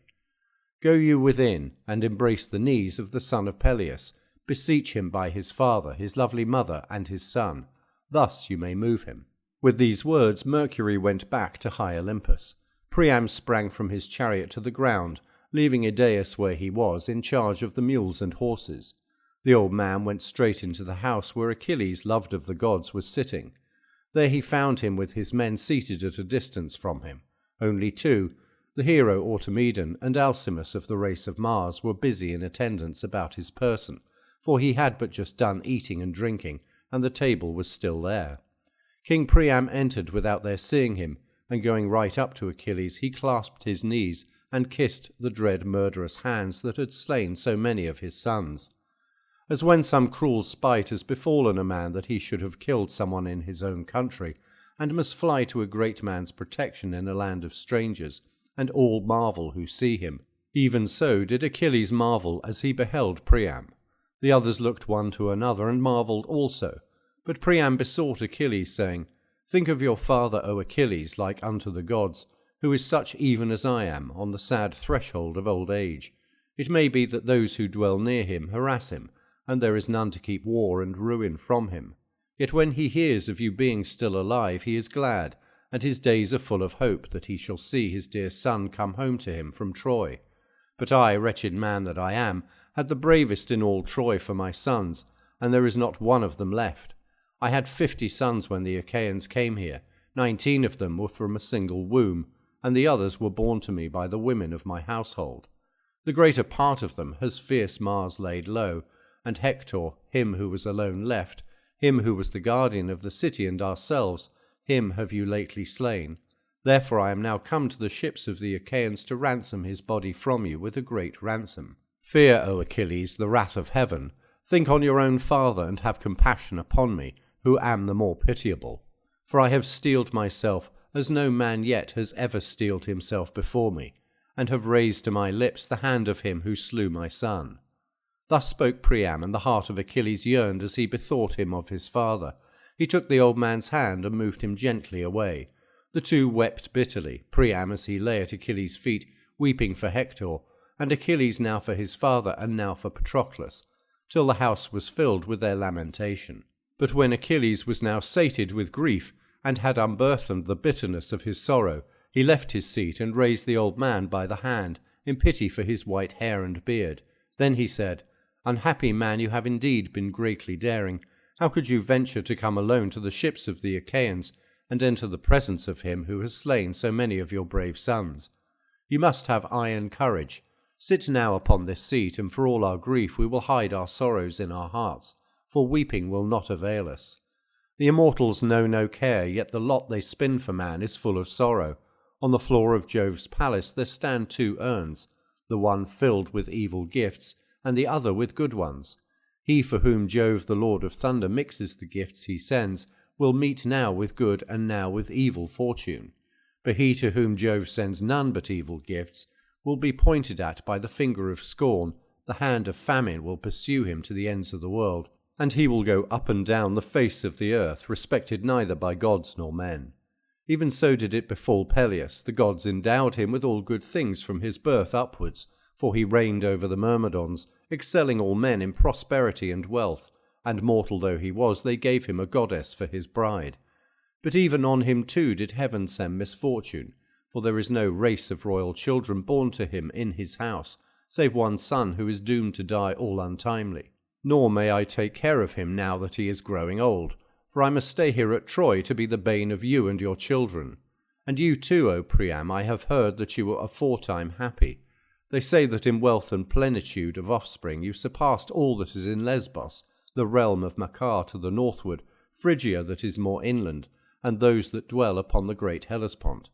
But from the day when the dwellers in heaven sent this evil upon you, war and slaughter have been about your city continually. Bear up against it, and let there be some intervals in your sorrow. Mourn as you may for your brave son, you will take nothing by it. You cannot raise him from the dead. Ere you do so, yet another sorrow shall befall you." And Priam answered, "O king, bid me not be seated while Hector is still lying uncared for in your tents, but accept the great ransom which I have brought you, and give him to me at once, that I may look upon him. May you prosper with the ransom and reach your own land in safety, seeing that you have suffered me to live and to look upon the light of the sun." Achilles looked at him sternly and said, "Vex me, sir, no longer. I am of myself minded to give up the body of Hector. My mother, daughter of the old man of the sea, came to me from Jove to bid me deliver it to you. Moreover, I know well, O Priam, and you cannot hide it, that some god has brought you to the ships of the Achaeans, for else no man, however strong and in his prime, would dare to come to our host. He could neither pass our guard unseen, nor draw the bolt of my gates thus easily. Therefore provoke me no further, lest I sin against the word of Jove, and suffer you not, suppliant though you are, within my tents." The old man feared him and obeyed. Then the son of Peleus sprang like a lion through the door of his house. Not alone, but with him went his 2 squires, Automedon and Alcimus, who were closer to him than any other of his comrades, now that Patroclus was no more. These unyoked the horses and mules, and bade Priam's herald and attendant be seated within the house. They lifted the ransom for Hector's body from the wagon, but they left 2 mantles and a goodly shirt, that Achilles might wrap the body in them when he gave it to be taken home. Then he called to his servants, and ordered them to wash the body and anoint it, but he first took it to a place where Priam should not see it, lest if he did so, he should break out in the bitterness of his grief, and enrage Achilles, who might then kill him and sin against the word of Jove.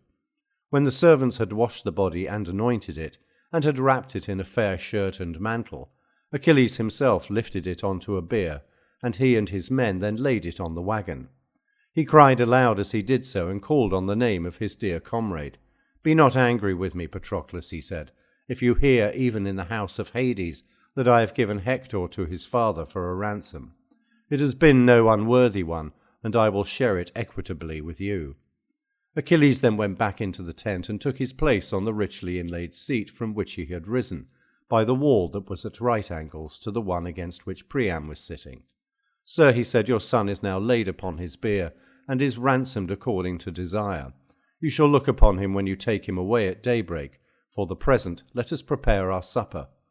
Even lovely Niobe had to think about eating, though her 12 children, 6 daughters and 6 lusty sons, had been all slain in her house.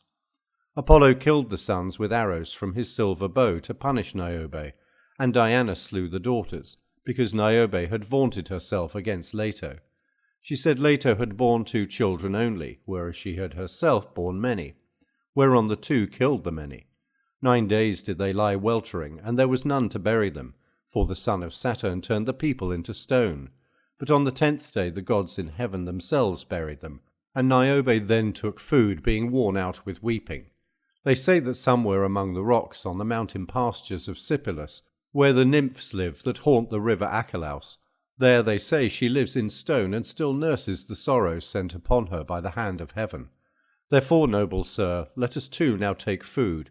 You can weep for your dear son hereafter as you are bearing him back to Ilius, and many a tear will he cost you." With this Achilles sprang from his seat and killed a sheep of silvery whiteness, which his followers skinned and made ready all in due order. They cut the meat carefully up into smaller pieces, spitted them, and drew them off again when they were well roasted. Automedon brought bread in fair baskets and served it round the table, while Achilles dealt out the meat, and they laid their hands on the good things that were before them. As soon as they had had enough to eat and drink, Priam, descendant of Dardanus, marvelled at the strength and beauty of Achilles, for he was as a god to see, and Achilles marvelled at Priam as he listened to him and looked upon his noble presence. When they had gazed their fill, Priam spoke first. "And now, O king," he said, "take me to my couch that we may lie down and enjoy the blessed boon of sleep. Never once have my eyes been closed from the day your hands took the life of my son. I have grovelled without ceasing in the mire of my stable-yard, making moan and brooding over my countless sorrows. Now, moreover, I have eaten bread and drunk wine. Hitherto I have tasted nothing." As he spoke, Achilles told his men and the women servants to set beds in the room that was in the gatehouse, and make them with good red rugs, and spread coverlets on the top of them with woolen cloaks for Priam and Idaeus to wear. So the maids went out carrying a torch and got the 2 beds ready in all haste. Then Achilles said laughingly to Priam, "Dear sir, you shall lie outside, lest some counsellor of those who in due course keep coming to advise with me should see you here in the darkness of the flying night, and tell it to Agamemnon. This might cause delay in the delivery of the body. And now tell me, and tell me true, For how many days would you celebrate the funeral rites of noble Hector? Tell me that I may hold aloof from war and restrain the host. And Priam answered, Since then you suffer me to bury my noble son with all due rites, do thus, Achilles, and I shall be grateful. You know how we are pent up within our city.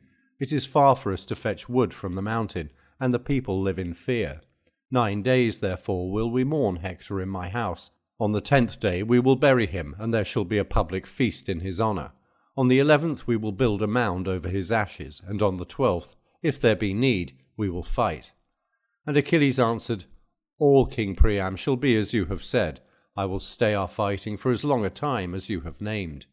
As he spoke he laid his hand on the old man's right wrist, in token that he should have no fear.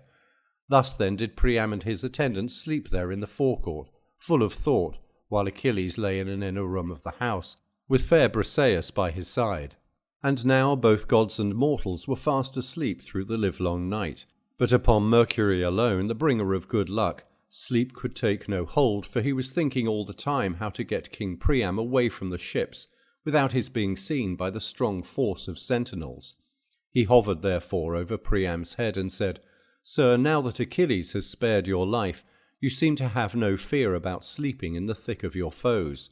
You have paid a great ransom, and have received the body of your son.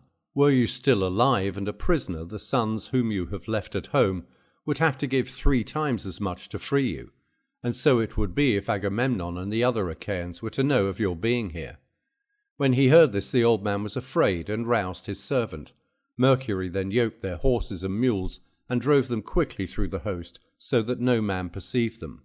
When they came to the ford of eddying Xanthus, begotten of immortal Jove, Mercury went back to high Olympus, and dawn in robe of saffron began to break over all the land.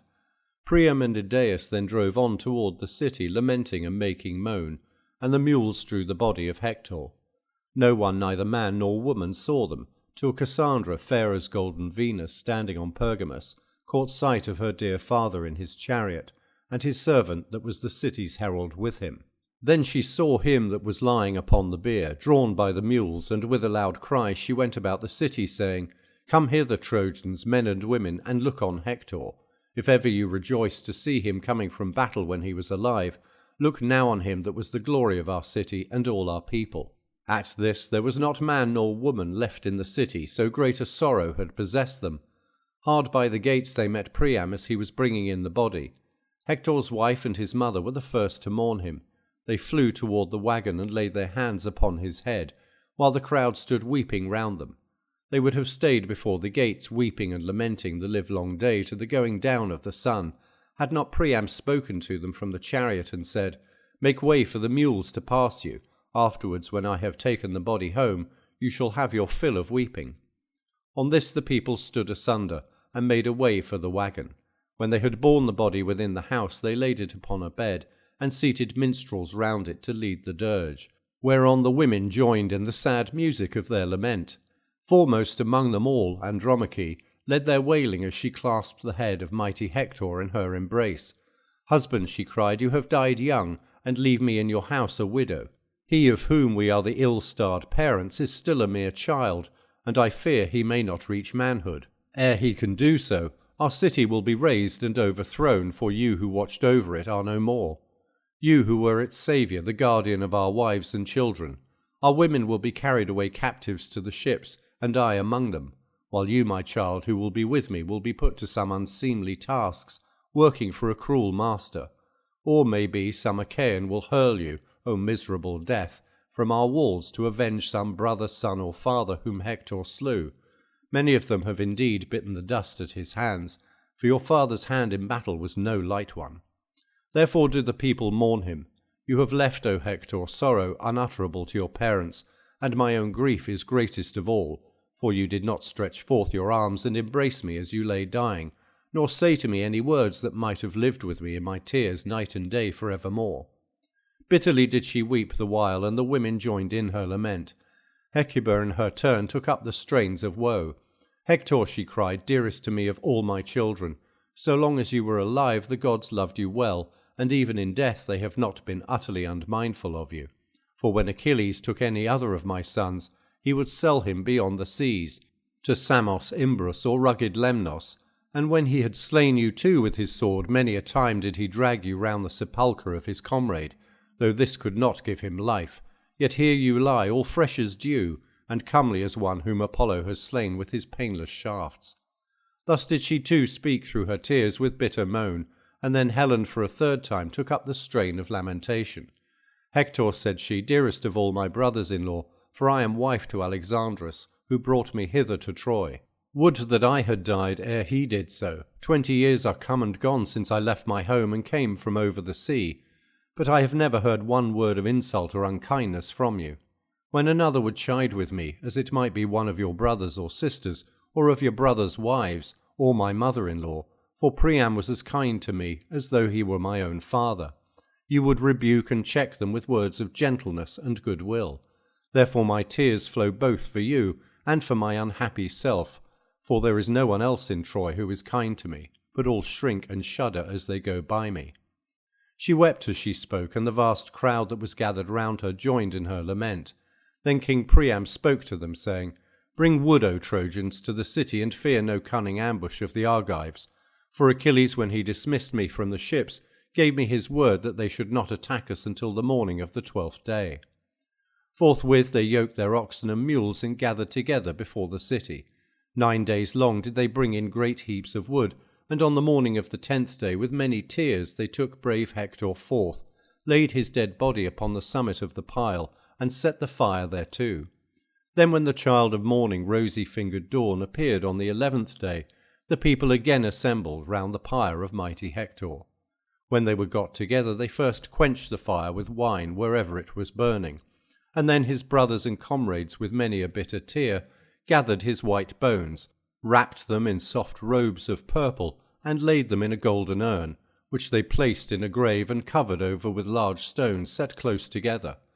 Then they built a barrow hurriedly over it, keeping guard on every side, lest the Achaeans should attack them before they had finished. When they had heaped upon the barrow, they went back again into the city, and being well assembled, they held high feast in the house of Priam their king. Thus then did they celebrate the funeral of Hector, tamer of horses.